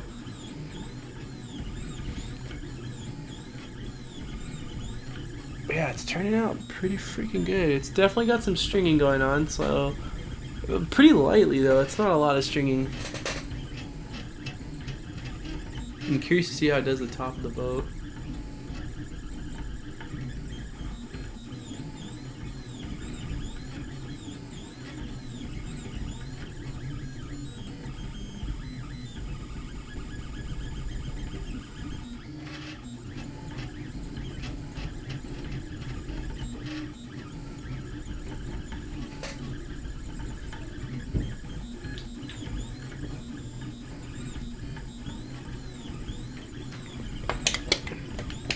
I also want to pop off the nozzle. I mean, pop off the I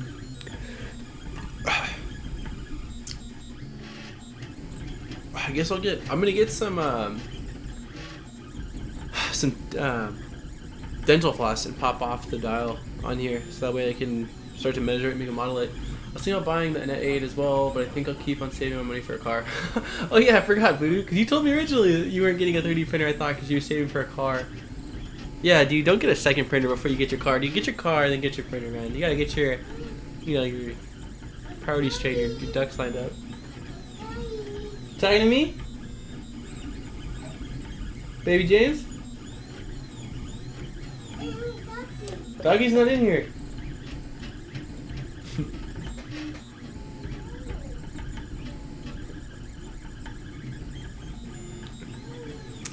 This is the Monoprice Maker, or Monoprice Select Mini, and I added, this whole part is basically modified. The stock one's gone.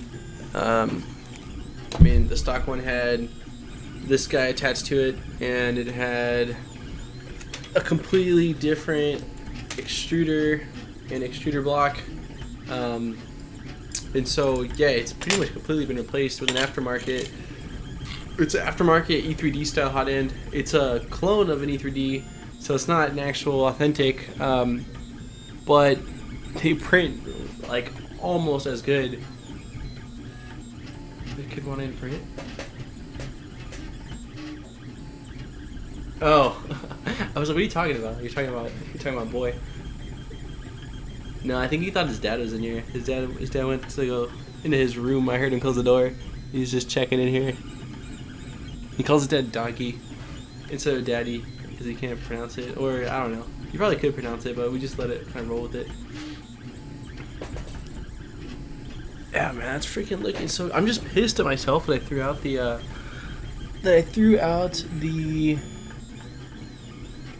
other benchy boats. That way I could have just showed a comparison to see like how much better the quality is. Again though, I didn't do this mod for the quality. I did it to hopefully get better strength on my prints, as well as better prints as well, and the ability to swap out nozzles when they deteriorate, because eventually that'll happen. So it's kind of like future-proofing the printer. But yeah, let me go grab some dental floss, that way we can pop off this dial, and then we'll get to modeling that.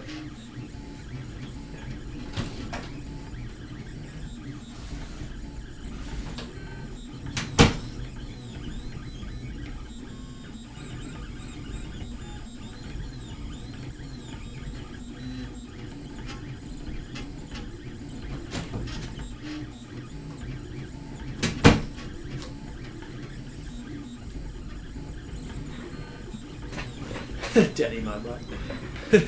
Not yet, dude. Alright, so we got some dental floss here. Dental floss here. It's Reach Mint Waxed. We'll see if the Monoprice likes it. I've heard people are using dental floss to take off the dial, so hopefully we can do that. I'm hoping I don't press a button while I'm doing this. It's gonna be so tricky with the printer on. Probably stupidest thing to do, but we'll see. Okay. Oh, fucker.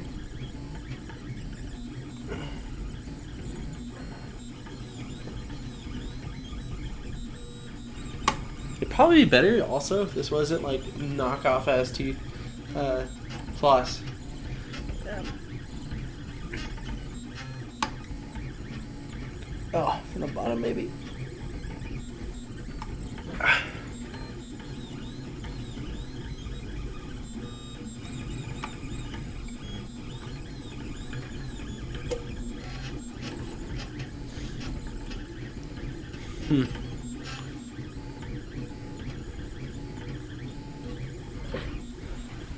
I might have to wait. I might have to wait till it's done.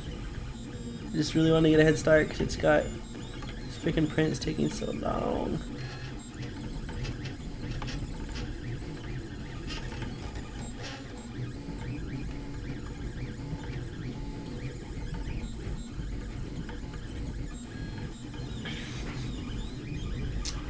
I wonder if I've got.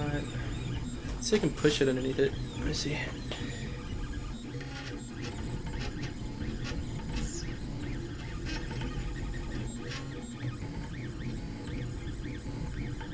Negative.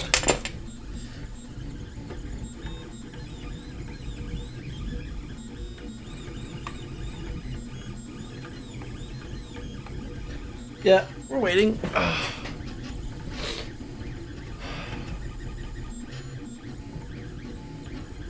Get on it, yeah. Oh, it is on the temp menu.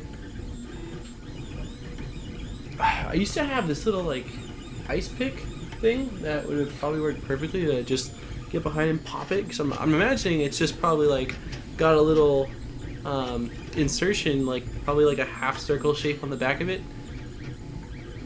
But this tooth or this dental floss doesn't. I thought there'd be more of a gap than what there is. There's really not much of a gap at all.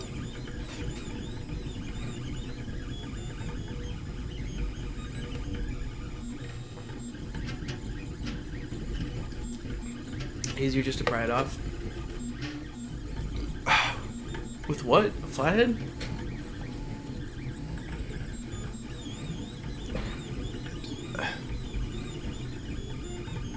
$200 removal.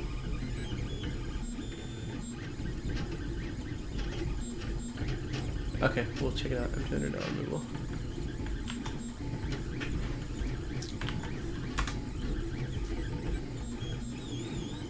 Oh, bam, there's a 7-second video.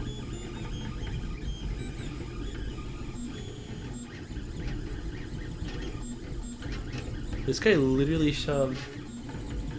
I've got an acrylic cutter. Does that work? I don't want to. See, the thing is, I don't want to fucking scratch anything. So I need something extremely thin. Hit a tiny flathead.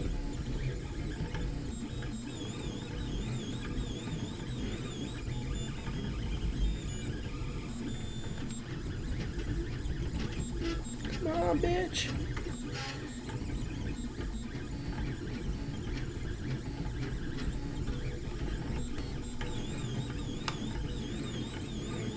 It already left it a tiny little mark.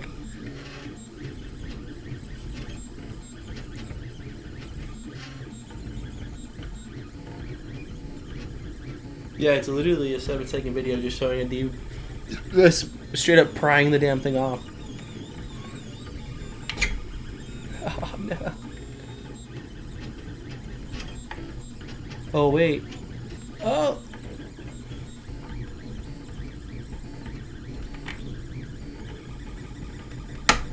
It's so close. It's so fucking close.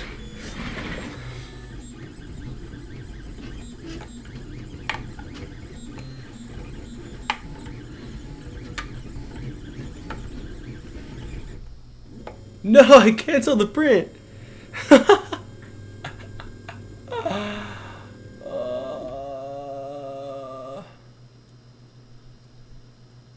Son of a bitch, dude. Son of a bitch.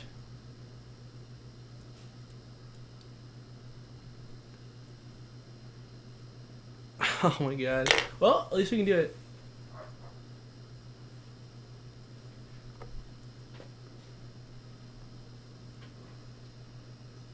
Well, the quality does look really good. Let me see. There we go. You can't really tell too well in here, but the quality is really, really good.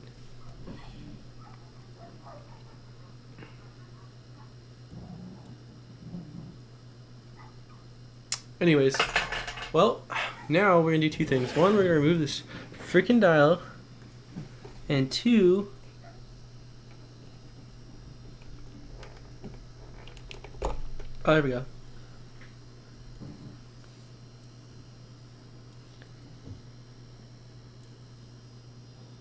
Okay. I'm tempted to change the colors of the backlight to just like. Alright, so we got this. I can still control it. Cool.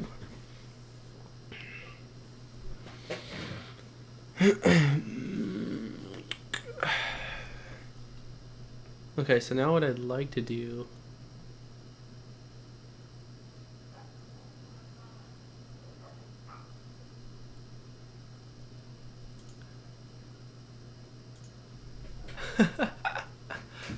Yeah, I can't believe that I mean, I can totally believe that I did that, but at the same time, I can't believe that I did that. It's pretty funny. Oh well. It was originally just a test to see that it worked, and it does work, so I'm gonna remove.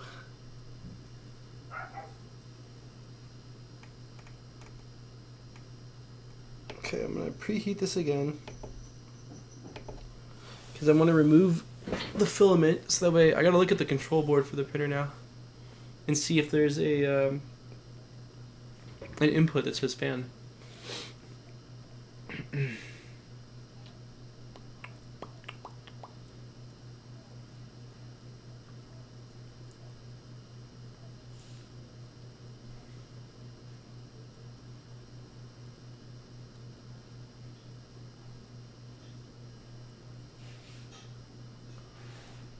I mean, we did it though, guys. Like,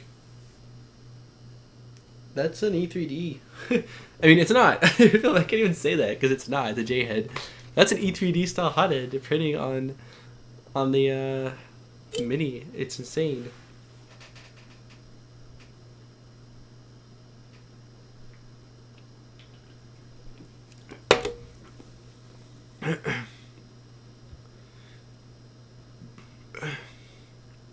Okay, so let's go ahead and pull out the filament if we can. Why is it stuck so hard? Oh shit.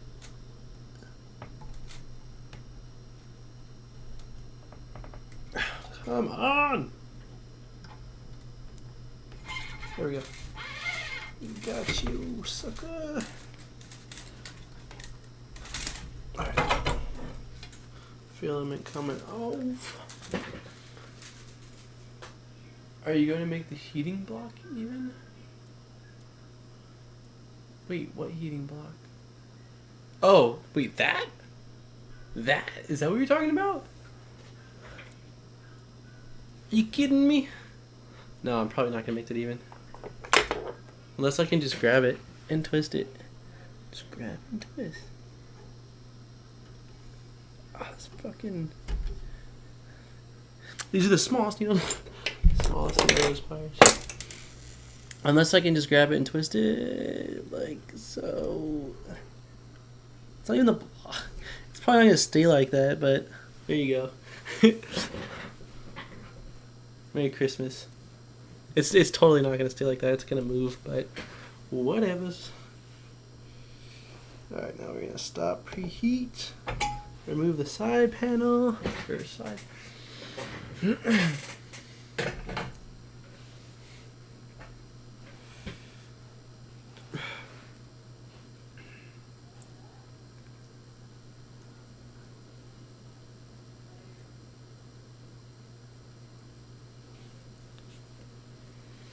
There is an unpopulated fan header. It is intended for a mainboard cooling fan.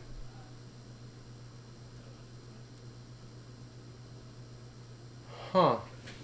Well, what's that gonna do me any good? You're welcome.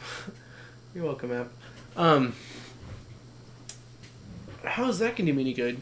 Because if a board temperature goes above 55, unless that's like a standard thing, I thought you can control it with the frickin'... Otherwise, I might as well just wire it in on all the time, which is probably what I'm gonna do. I think I might just wire it in as it's being on all the time. I'm gonna go pee, and I'll be right back. But I might... That changes things then. Because I thought that it was unpopulated and like it could be controlled through the slicer. But if it can't be controlled through the slicer, then that doesn't make any sense. Why would I want it on when the board gets hot? I wanted to be able to, you know, switch it on for PLA and off for ABS. That's interesting.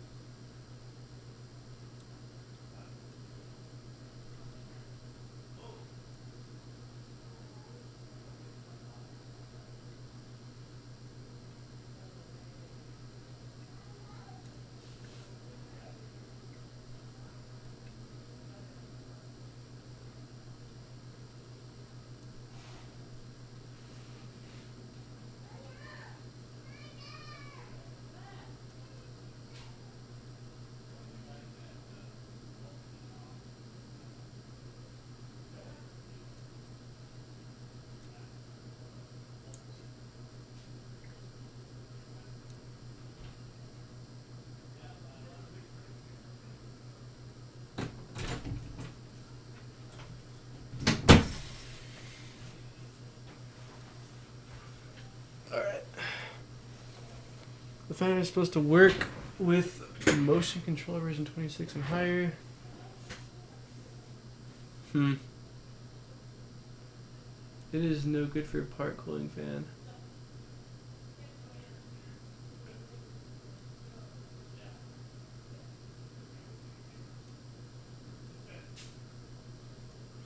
Huh. So that means I probably got to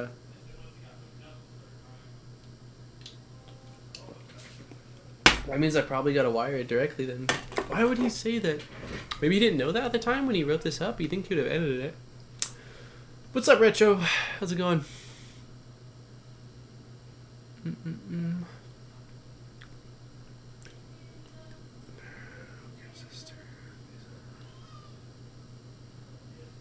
And the hot end fan is on.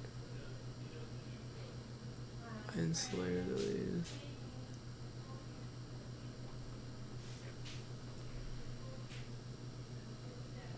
It's hot glue. Wait.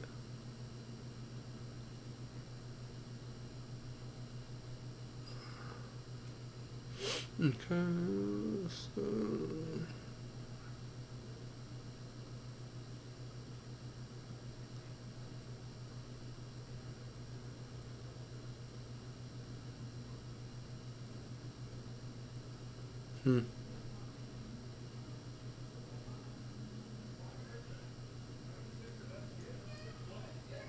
That's wild. Okay, so I'm probably just gonna hardwire the shit in then. Where did I put the fan? Where are you?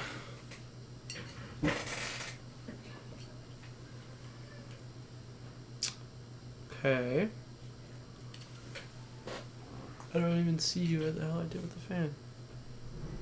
No. Out here. Okay.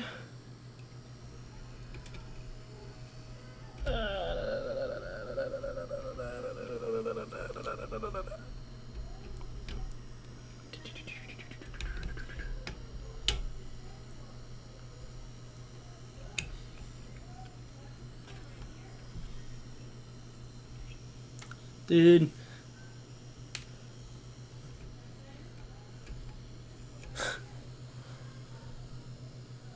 Freaking, once again, I forgot his name. US Water Rockets, you are a badass, dude. This thing is freaking insane. Like, the setup is so cool. I really, really, really like the way it all snaps together, and it's badass.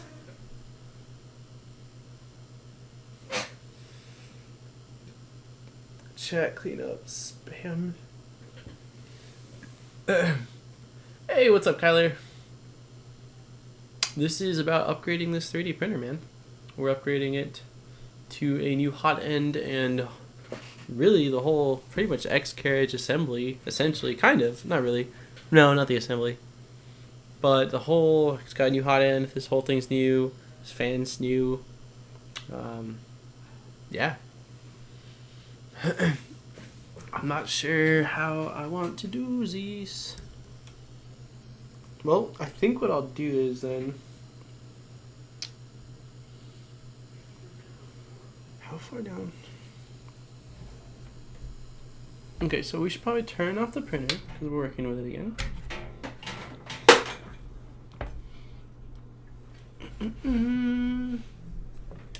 I should probably unhook that. Okay.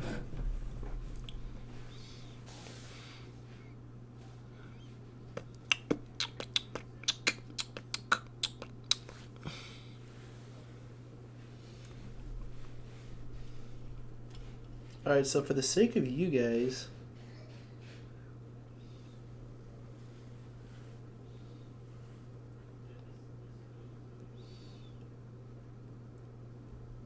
man, part of me just wants to tap into this fan, but I should wire directly. Alright, well, we're gonna have to solder because I'm going to extend this fan. It's too short. The cables is too short.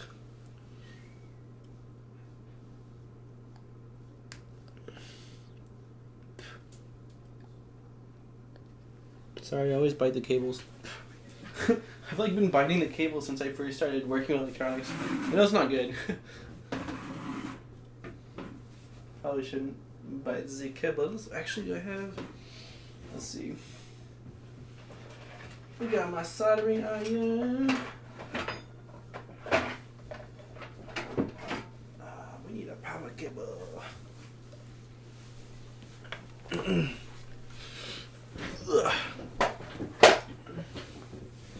We need the power cable. Yeah. Yeah, you're gonna be on stream. Huh? You'll be on stream.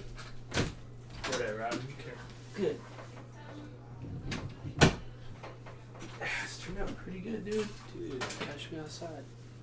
You taking it off? No. Oh.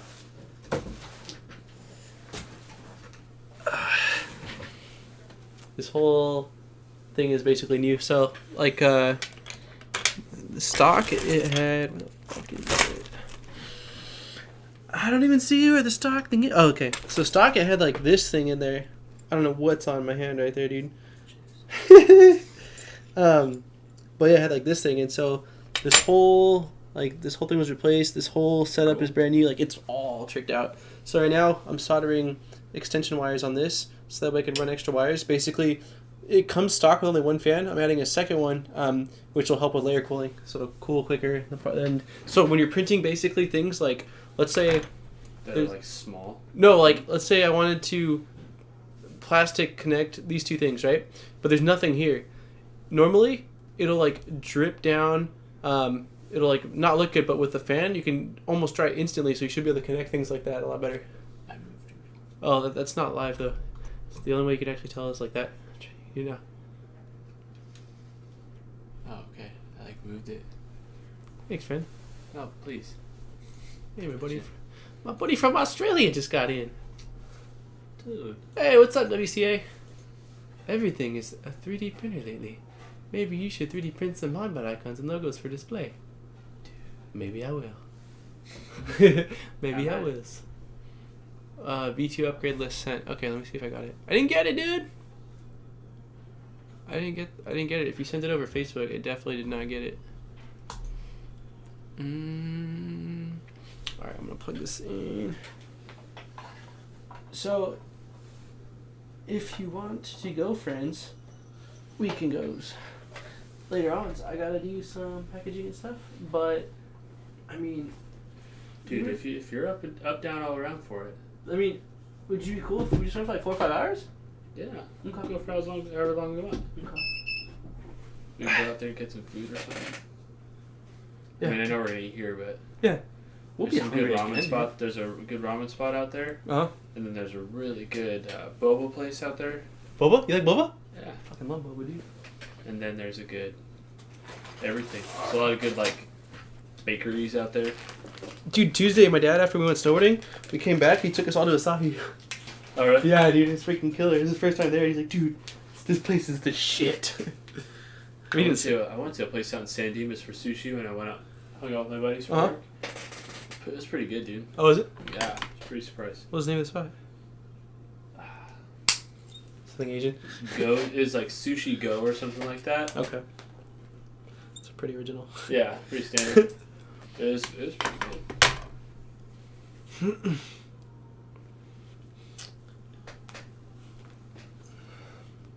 I don't know where they are actually. So you can hand me something, but I don't know what they are. I mean, I don't know where they are. I know what they are. Oh, so can hand me something, but I'm not sure what it is. Well. Fuck.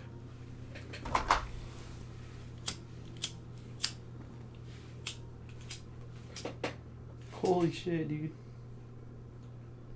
Need a new lighter? Or? What's that? Nah, just trying to get some wire out. It's the freaking. Can you switch off the ceiling fan actually? Oh, yeah. That's what's doing it. Thanks, friends. Perfect. How are things going out there? Straight chilling. Yeah. My mom's almost done packing up that curio cabinet. Cool. Yeah. That's pretty cool, actually. Then sometime maybe tomorrow, go bring that stuff in. To the storage? To the storage. Mm-hmm. That'll be good. Dude, it's so nice not having to go to court. What, 4 days off? Hell yeah.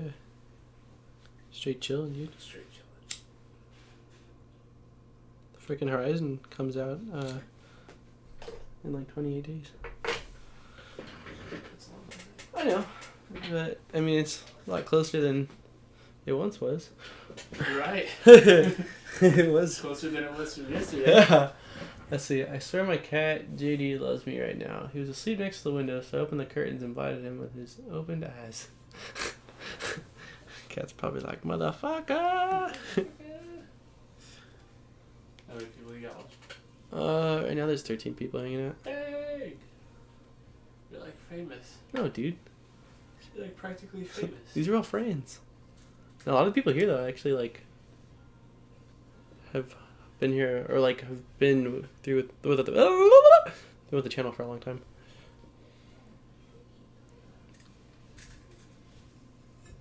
It's cool. My buddy that ordered this 3D printer, it was fucking DOA, dude. What? My buddy that ordered this printer, Huh? it was DOA. DOA. Dead on arrival? What do you mean? Broken when you got it? Oh. They use that word with like computer components, don't they? I don't know. Huh. Yeah, but it was dead on arrival, which fucking sucks. But he got Amazon sent him like a replacement instantly, so he got on here a minute ago and was like, printing my fucking cat, because that's the test thing that comes in. And I was like, dude, it's a 3-hour fucking cat, so you better get comfy. This thing looks good, man. Yeah, I really like that bus. It's a nice puss. Yeah, thanks, dude. It's a prime puss. Oh, there he is. He's like, that was me. Really? Damn, that sucks, dude. Wait, what's... Oh, yeah. He's talking about Mr. Meyer. I forgot, dude. People can hear us. Yeah, but Amazon sent him a replacement one, like, instantly. Oh, good. Yeah, so... They didn't even... I'm pretty sure he didn't have to send back his old one yet. Like, they're like, okay, you can hold on to that one until you get the replacement out and then ship it back. They usually give you, like, a month to ship it back. Otherwise, they'll charge you for the second one, which is pretty dope. They're really good about that. That's why I always recommend... Just order through them, right? Yeah, exclusively. Like, Amazon is the shit, dude. They got your back. I need to order a new flashlight, and I think I'm going to do it on Amazon. You need to go to the Maglite? What's that? Like a Maglite? Yeah. Yeah. Well, I have a Maglite. Yeah, they're fucking the standard. Yeah, and then I bought one, like a smaller one that I can fit in my pocket. Yeah. And that one's BO. So I gotta send it back up. It's what? BO. Broken already? BO? It's something operating. Oh. You can't use it if you don't know what it means. Yeah, I can. We'll use it at work. BO ready to retire. BO. Alright, so we're gonna use some heat shrink tubing. Yep, I got... Yeah, he gets another 28 days before he has to send it out. That's cool. That's cool as shit, dude. Yeah, that's they do. nice. It's like, yeah, you'd have to, with such a big corporation, you'd have to kind of make sure you got people's backs at least when your products don't go good. You got a month, dude. Whenever it's convenient. Hey, you know what, man? Take your time. You know what? You need 2 months? Like, just let us know. Fuck it. Yeah, we don't really want it back. It's broken. Keep that one. Keep this one. Just cracked my back and went all the way up. Like, Whole spine. Yeah, you got the replacement. He's printing out the cat right now, the test file. dude, send us a picture of that puss when you're done. Post it. Oh my god, I'm so excited to have this wired in and then I can close this bitch back up. I'm tempted though because... Just to leave it open. No. So, when you put this back panel on it, there's a gap like a I don't know, a gap probably about maybe an inch that you can see the inside, and then I'm tempted to wire up an LED strip on the inside so that way the fucking thing glows. Like, it looks so bitchin', dude. Yeah. It's so pointless. Like, why? But I'm like, no, it just looks fucking cool. I'm like, because I didn't want to mod this printer at all, and now I've already done like all this shit to it. I even installed like braces that make it stronger because it was wobbling before. But at least I could justify them because they were all like things to make it better. But the lights, I'm like, there's no reason other than it just like, hey, peep this, and then like, I still might have to do it. We'll see. You're gonna do it. I know I am. No self-control, dude, at all.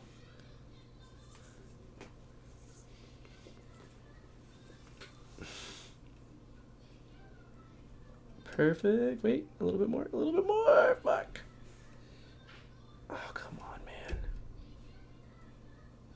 Dude, I was swearing so much earlier. Like, I know I swear a lot in general, but I was swearing a lot more. This printer was just like, everything in this guide to install this thing did not go smoothly at all. Yeah. It said, yeah, you can use the screws that came with it, and you couldn't. They're too short. And I was like, no, it says. And so I kept trying to like crank it on, and I couldn't get it. And then the belt, the tension from the belt, I couldn't pull it around when it needed to go around because it was so like tight. Yeah, the belt, and it was fucking pissing me off. And then plastic wouldn't go through here. Like, it was a nightmare, dude. Like, literally, it was supposed to be a 2-hour event. It's now 6 o'clock, and we're still fucking working on it, dude. I mean, it's fine, but I didn't realize you were still working. Yeah, you started at what? 2 on the dot. Oh, 2. Yeah. Horrible and stressful to work for Amazon, but they're so great to order from. I believe it. I don't know, man. Like, I've heard both sides of it. I know a couple people that work there. Like, one of the regulars at the bar worked there willingly. Like, he didn't have to have a job. He just did it. He's like, yeah. So I don't feel like it could have been that bad if he purposely worked there for a certain amount of time. But I have also heard other things like that it's fucking extremely stressful, and I could see that too. I mean, the amount of shit that they've got to go out is pretty insane. Especially, like, it's not like they're like, yeah, ship it out whenever. Like, no, this shit has to go out now. It has 2-day delivery. Go, go, go, go. You know? And they have such a huge selection of stuff. And they sell other people's shit too. Like, I don't know. Yeah, I probably wouldn't want to work for them.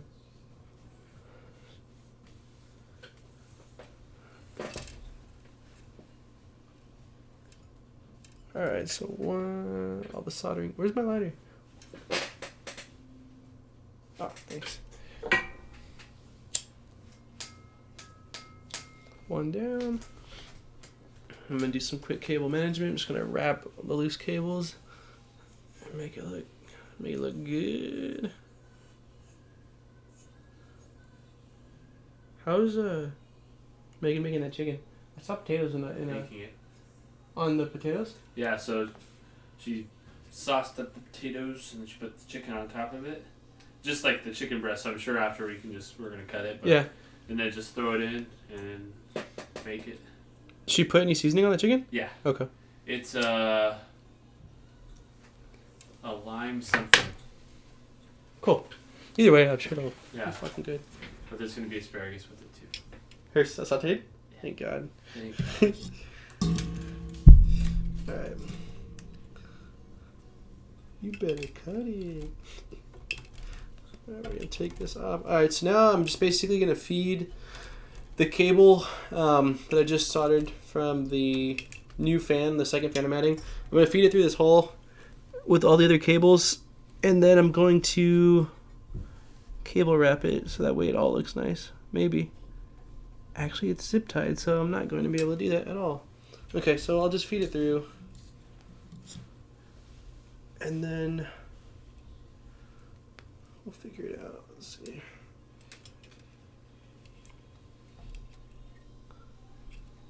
I will say working with this printer is kind of a bitch. When you're doing stuff inside of this tower. It seems kind of small. It's small. Yeah, it's very small. When I was installing the brackets to stabilize it, it was a fucking headache, dude. Yeah. I just couldn't get my hand around anything. And then to get like a screwdriver in there, you'd have to have like mouse hands. Yeah. It worked in the end, but it was not. It should have been a lot easier.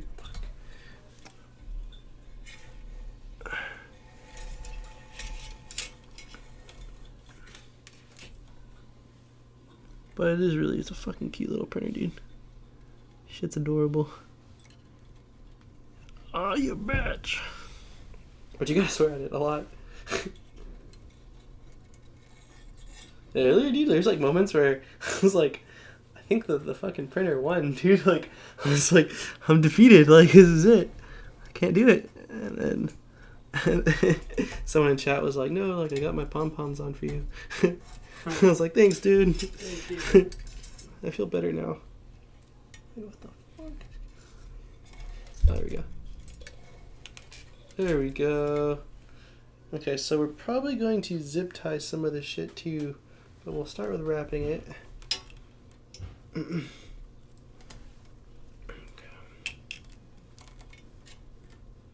Wait a minute. Wait a minute. What's going on here? Okay, there we go. This wrap shit's amazing, dude. I have a ton of it actually. Is it inside that printer? I don't know. Oh yeah. I bought so much of it on Amazon a long time ago because once I discovered this stuff, I was like, oh my god, you can take 8 like rat's nest navels, 8 rat's nest navels, no cables, and they're still there, but they look nicer. You know? It's fucking great. This shit. It's relatively easy to use. It's annoying when you have to do like a long distance amount because like when you gotta take them out. Yeah, that's really frustrating. Like that one was. We had one of the big like tube ones for my computer. I used to run it, and it made it look really nice. But anytime you had to like heaven forbid, fucking move stuff, take a plug out. Like shit. No defeat. Yeah, we persevered, MK. We did. Thank God. I was like, there's certain points where I was like, man, not only is this not working, but this printer can't print now. I was like, not only did you not upgrade it, you like downgraded it. Which Facebook account should I send to, or is there a better way to share? Oh wait, I think I got it, dude. Let's see. Nope, I lied. Unless you are a female named Matthew. I don't think so. Is it a link? Or what is it? If it's links, just tweet it at me or something. Or YouTube message me. Or email me. Pretty much anything, dude. Call me. Like, Tinder me. Send me a DM. Yeah, pretty much any way. Facebook's fine. I don't know why it's not showing up. That's really strange to me. Daniel posted DM. So hit him with the DM. Yeah, man, I'd hate to be him.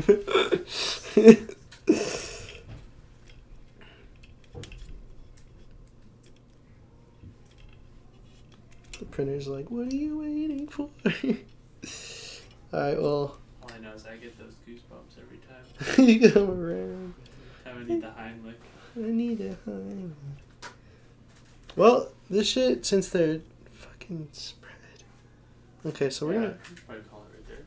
Yeah, we're gonna cut this shit, and then we're gonna get little zip ties, 2 on that side for those 2, and then 2 on this side for these 2. Then I'll be happy. Dude, Monoprice, when I wanted to get this printer, I was looking in their shop, right? And I'm not sure what I actually did with it all. Oh yeah, dude. So they had a big thing of zip ties, right? Like a huge tub with a bunch of different kinds. It was like $15. I'm like, that's like way too expensive.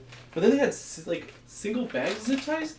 Dude, 38 cents, bro. That's dirt cheap, man, for like being right there in front of you. I was like, no way. So I just started grabbing zip ties. If you guys are looking for zip ties and you live in Southern California, go to Monoprice. It's like the cheapest place ever. And they have every single color zip tie, which, like, I used to get my zip ties from AutoZone, but they're all black. And so for cables, it's really nice to have different colors, especially if, like, you want to label, you can, you know, have the mean things, basically, yeah.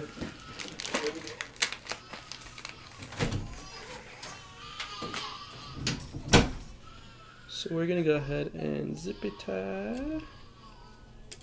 Oh, shit. We were going to zip tie. No, we are not, obviously.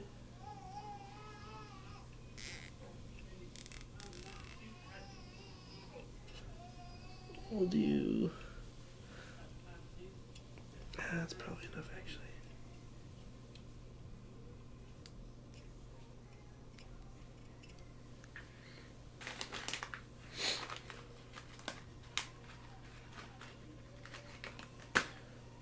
Alright, and then we got this little guy going right here. We're getting so close, guys. This is cool. Okay, so let's go ahead and cut these ties. Actually, this one could probably be a little bit tighter. Perfect. Perfect. Well, not perfect, but decent.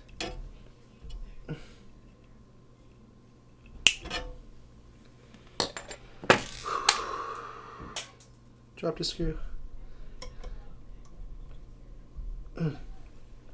Beautiful. Beautiful. Beautiful.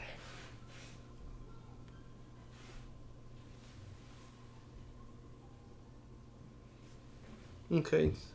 Actually, should I? We're gonna cut this tube a little bit, guys. There's no need for it to be that long. We'll at least cut off like. Where's my scissors? I'm at least gonna cut off like maybe like that much.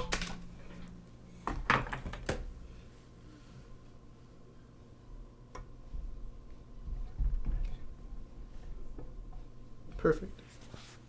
That looks so much cleaner. So much cleaner. All right. Oh.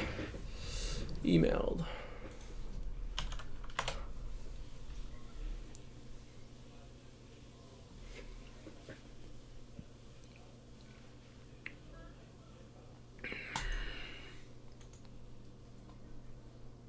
Okay, let's see.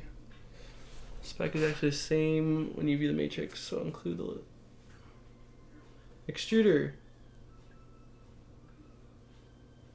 What? E3D V6? All metal hot end? That can't be right. That's way too expensive of an item. I doubt that that's true. Upgraded to thicker 3M and reduce warping. Ceramic thermal insulator for improved heating control. Build, take mat, pre-installed and long ready tape. Printer adhesion. Active mainboard cooling. Enhanced cable routing. New control knob. I don't believe the one about the E3D V6 unless it's a J head. If it's a clone, sure, but then it's not an E3D V6. It's a J head.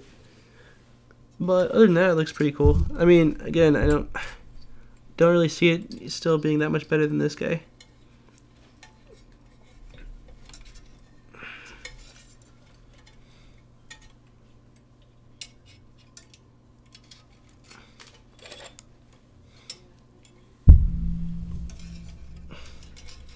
Okay, so now I'm gonna feed the cables from inside the tower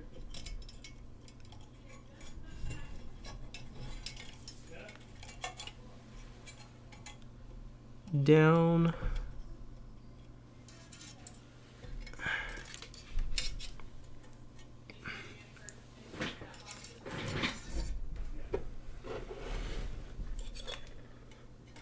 I'm gonna feed this down.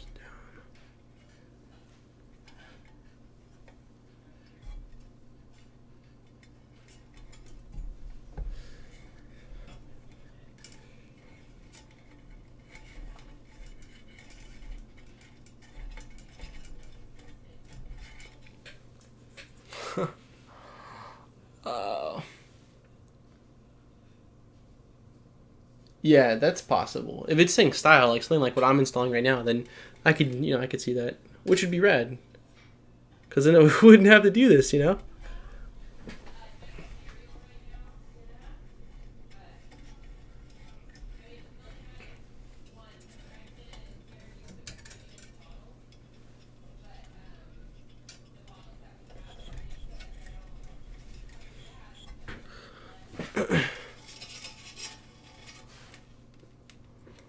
Okay.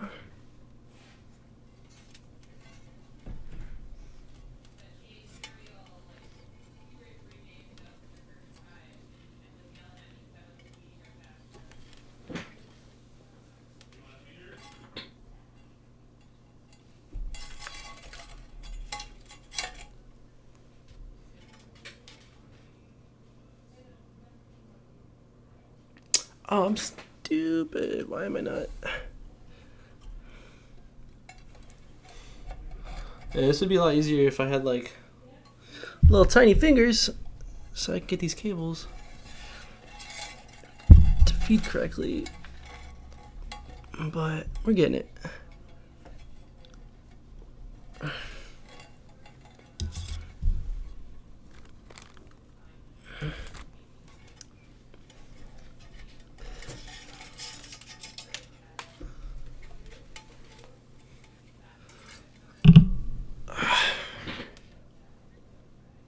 I think they need to be careful when calling it 3D6. Once it gets to the marketing department, I think they will catch it. Yeah, there's no way that they're going to advertise it as that. Monoprice is like too big of a company to be stupid like that. I'm sure those are like unofficial, unofficial notes or whatever, things that they wanted. If they charge $300 for it, then, I could see it.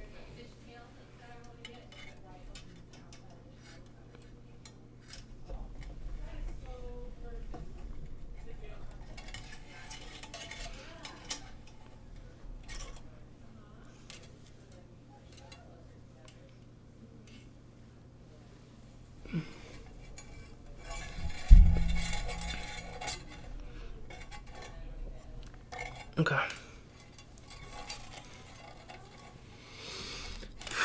Getting hot again. Alright, so the wires are fed pretty much to the bottom, so now I'm going to just have to lift up the bottom and solder the wires in.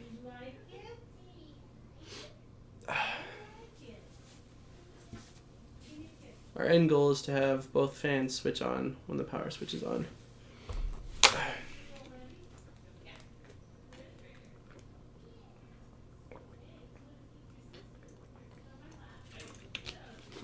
We're gonna do it. I believe. Oh man.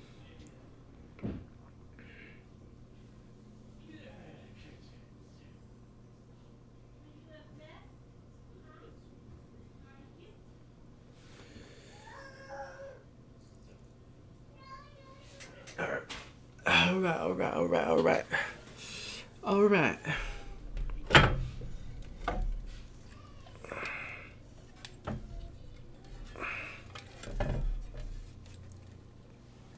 So I probably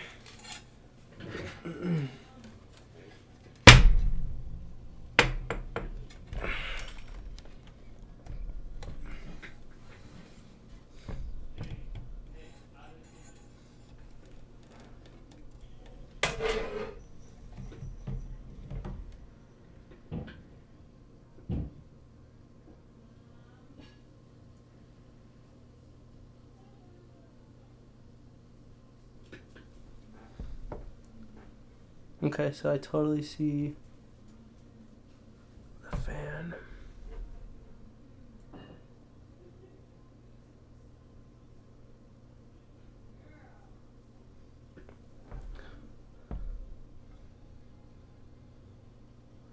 I don't think I can do this without completely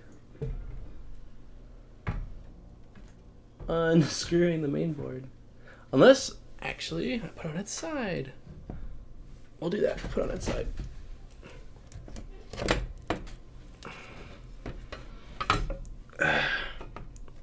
Wrong side.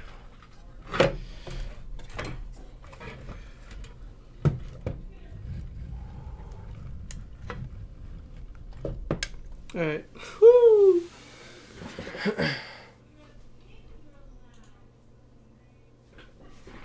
All right, so we got it on its side. I'm basically going to solder it in right where the I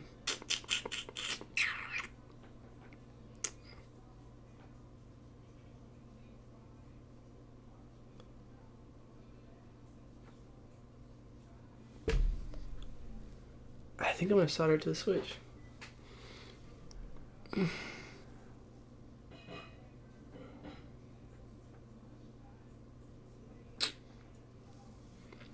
Or where does the power input go? Power input go right there.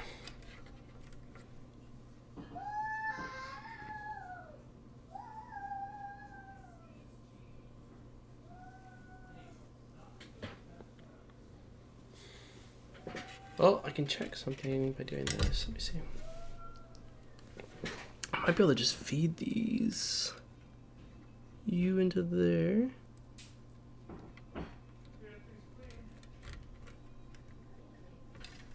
And you into here.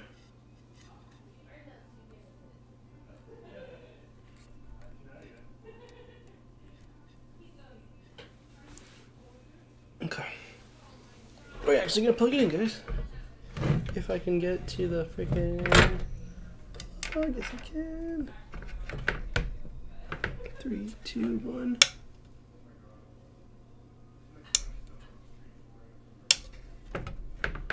Is it not plugged in?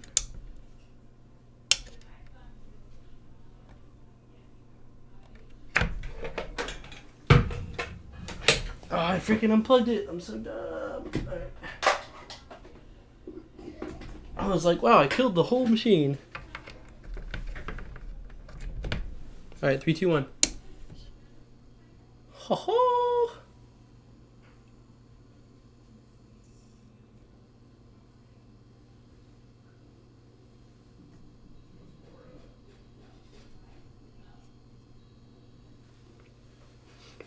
We got power.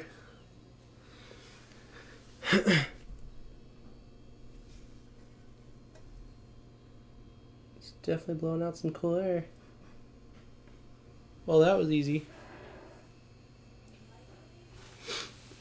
That's probably all I'm gonna do then.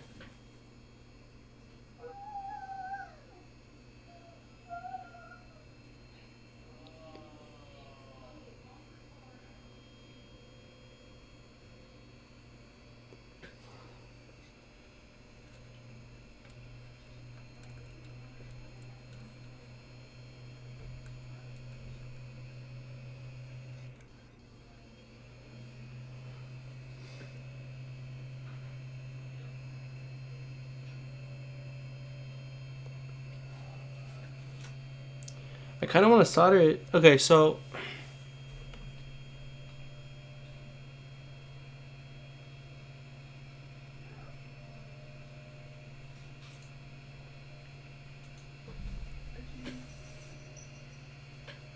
okay, Mod Shop, thanks for hanging out, dude. I'll probably not. I got a couple of things I gotta do after dinner, and then me and my buddy might be going to. Apparently, there's like an internet cafe type place. It's like a 24-hour gaming place. So I'll probably go there and play like Counter-Strike or something like that if we have the energy. So I'll probably do that, and then maybe tomorrow I'll stream it. It just depends. But yeah, by the time I'm done with this, I'm pretty burnt out myself. But yeah, dude, I'll see you later on then, man. Alright, so I decided what I'm doing. I'm going to solder it to the bottom of the board. I'm going to remove the board from this bottom piece by unscrewing these 4 screws. I'm going to solder the cables to the leads on the bottom. And that'll be it.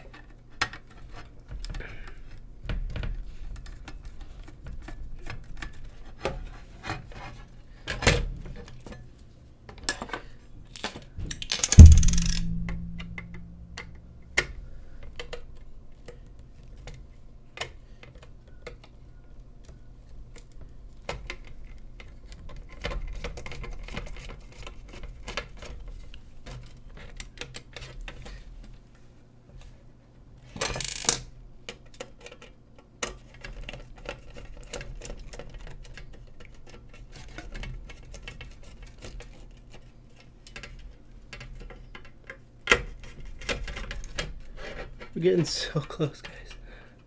So close. Alright. It's free from its bracket.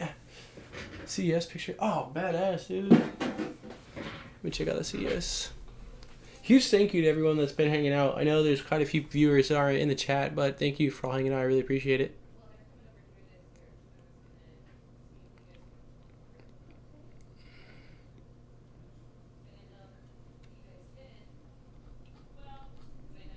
Oh, did you email it?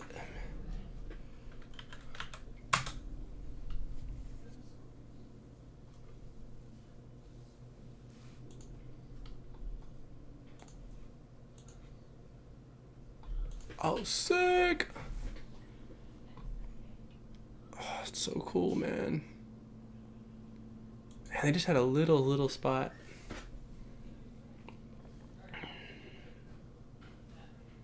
Way cool. Oh, there's their beast machine, the one that's I think like 800.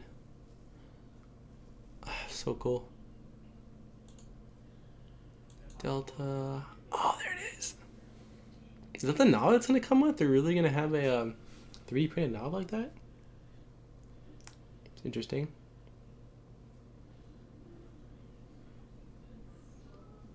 It's pretty cool.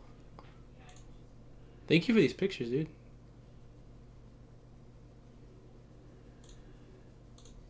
It's cool. Okay, let's do the damn thing. Oops. Okay. Okay.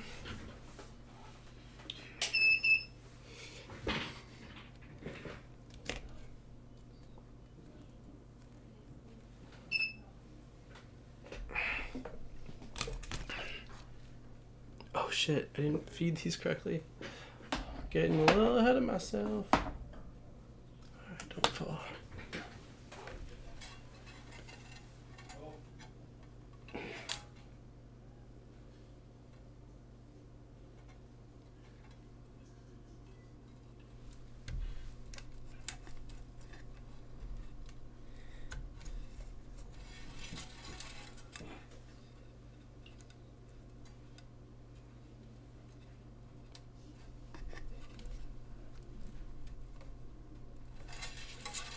Okay.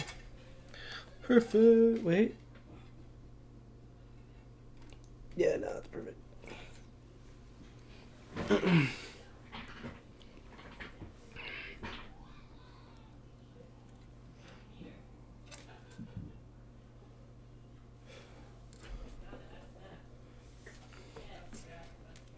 be really nice if I had some helping hands right now.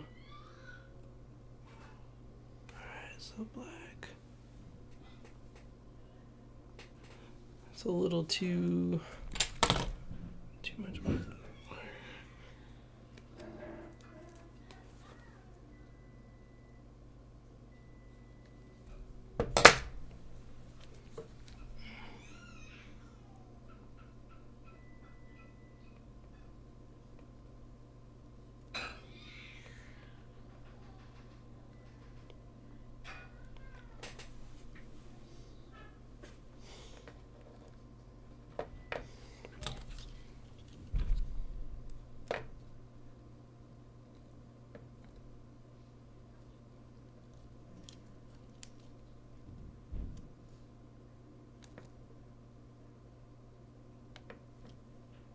Cool.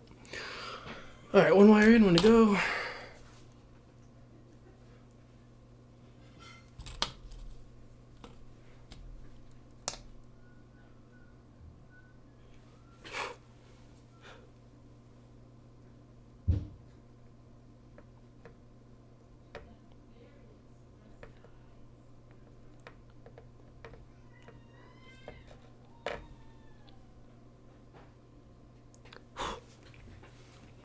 Alright. We done. Let's peep it.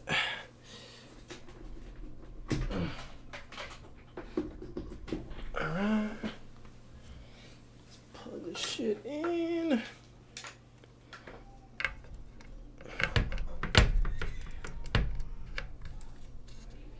And presto. Beautiful.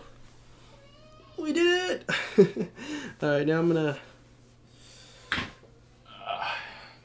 to put the logic board back where it goes. How is this big?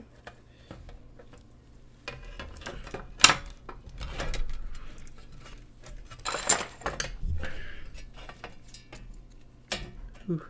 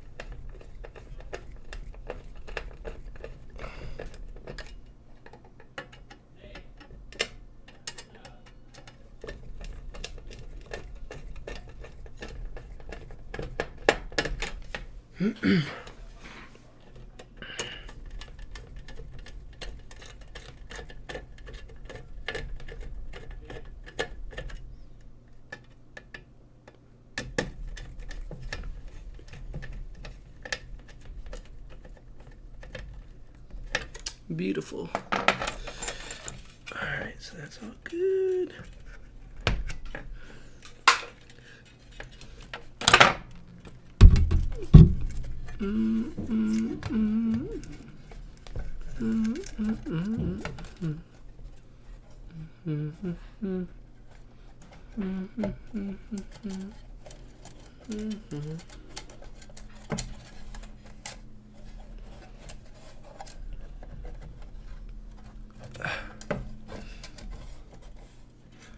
Shit. Yes. Alright, friend.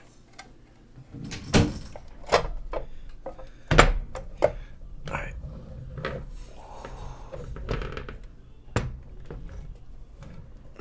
Don't fall.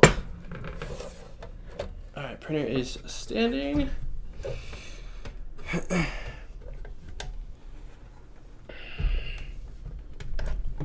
Okay.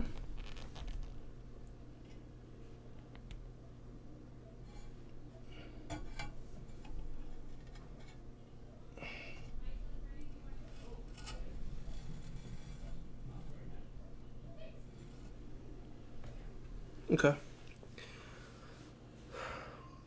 Does this make you a 3D surgeon? I'd like to think so, man. I'd like to think so. This wasn't a very difficult mod. It makes it a little more difficult, one, because I didn't look into it too much. Two, I've never done it before. Three, this is a very compact, closed printer, while all the other printers, like the Prusa styles that I've messed with, are way more wide open, and, you know, you could see and feel everything. And there we have it, guys. The fan is working. Let's go ahead and preheat.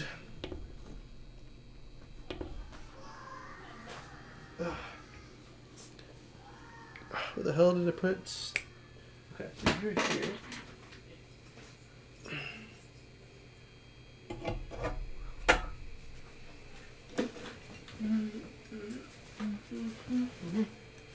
I don't know why Don't Go Chasing Waterfalls is stuck in my head. Don't judge me.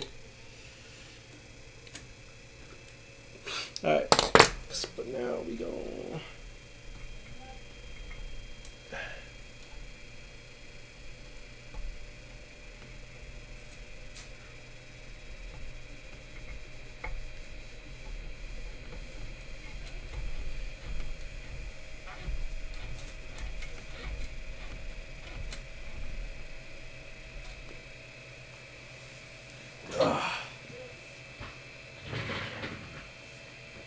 Finally figured out your text, fella. Thanks.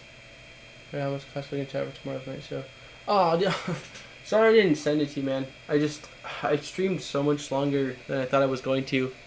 But yeah, I'm sure like you can easily figure it out. But if you have any like issues setting it up, let me know and I'll for sure help you out. So it's better to have the fan off when doing ABS. If so, could you add a switch to the fan? Yeah, you could add a physical switch for sure. You could definitely add a physical switch. That's not a bad idea. Well, honestly, I print 95%. 95% of the time, I print PLA. So I'm not hugely concerned. I got, another printer that can do that if I wanted to. And I've printed before with a layer fan on ABS, and granted I know you're not supposed to, and granted I know it doesn't help with the print quality, but the prints didn't turn out really that bad at all. So, but yeah, you could definitely add a switch.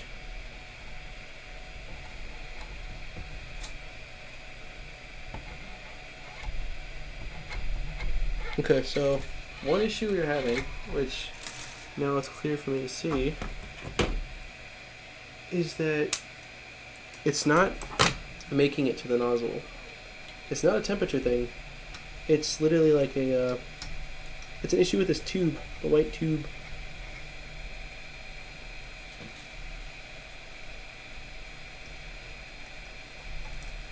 There we go. See if we get it through this time. It's just getting caught. Could be the way I cut it.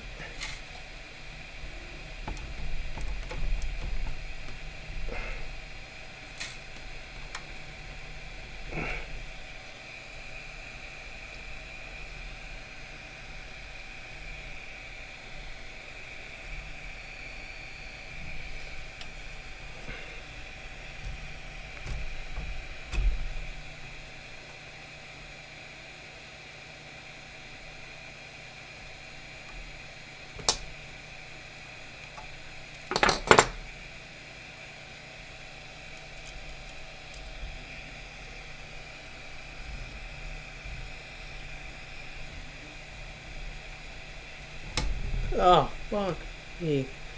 Snapped.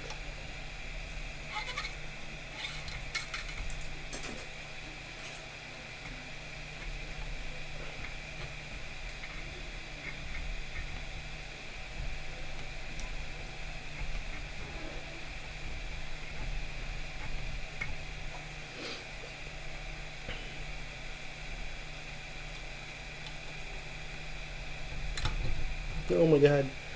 Feeding plastic in this thing is being super fun right now.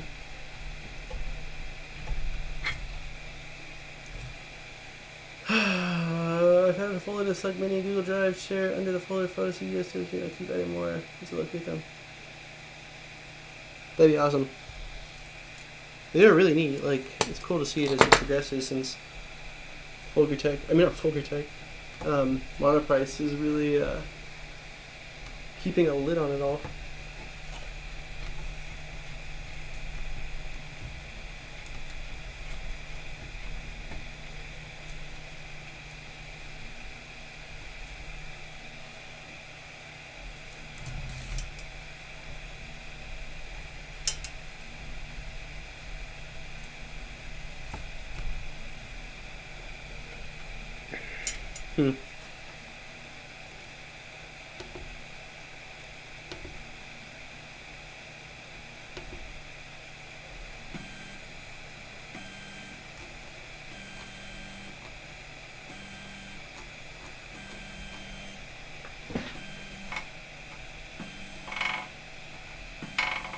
It's totally not going through.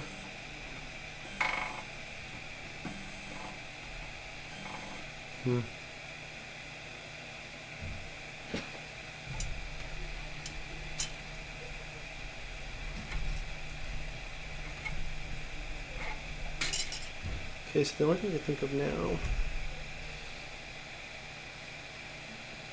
is that maybe it has something to do with the cut on the end.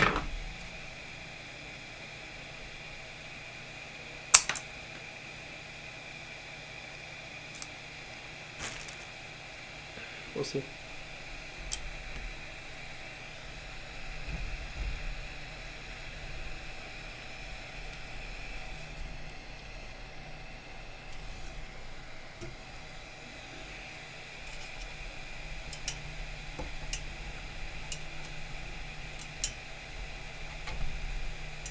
No, still not making it through.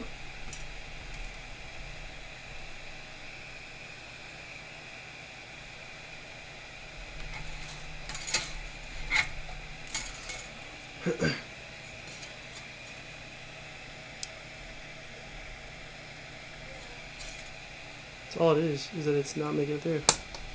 The temperature's right because it's melting when I touch it directly with it. It's freaking driving me crazy, guys.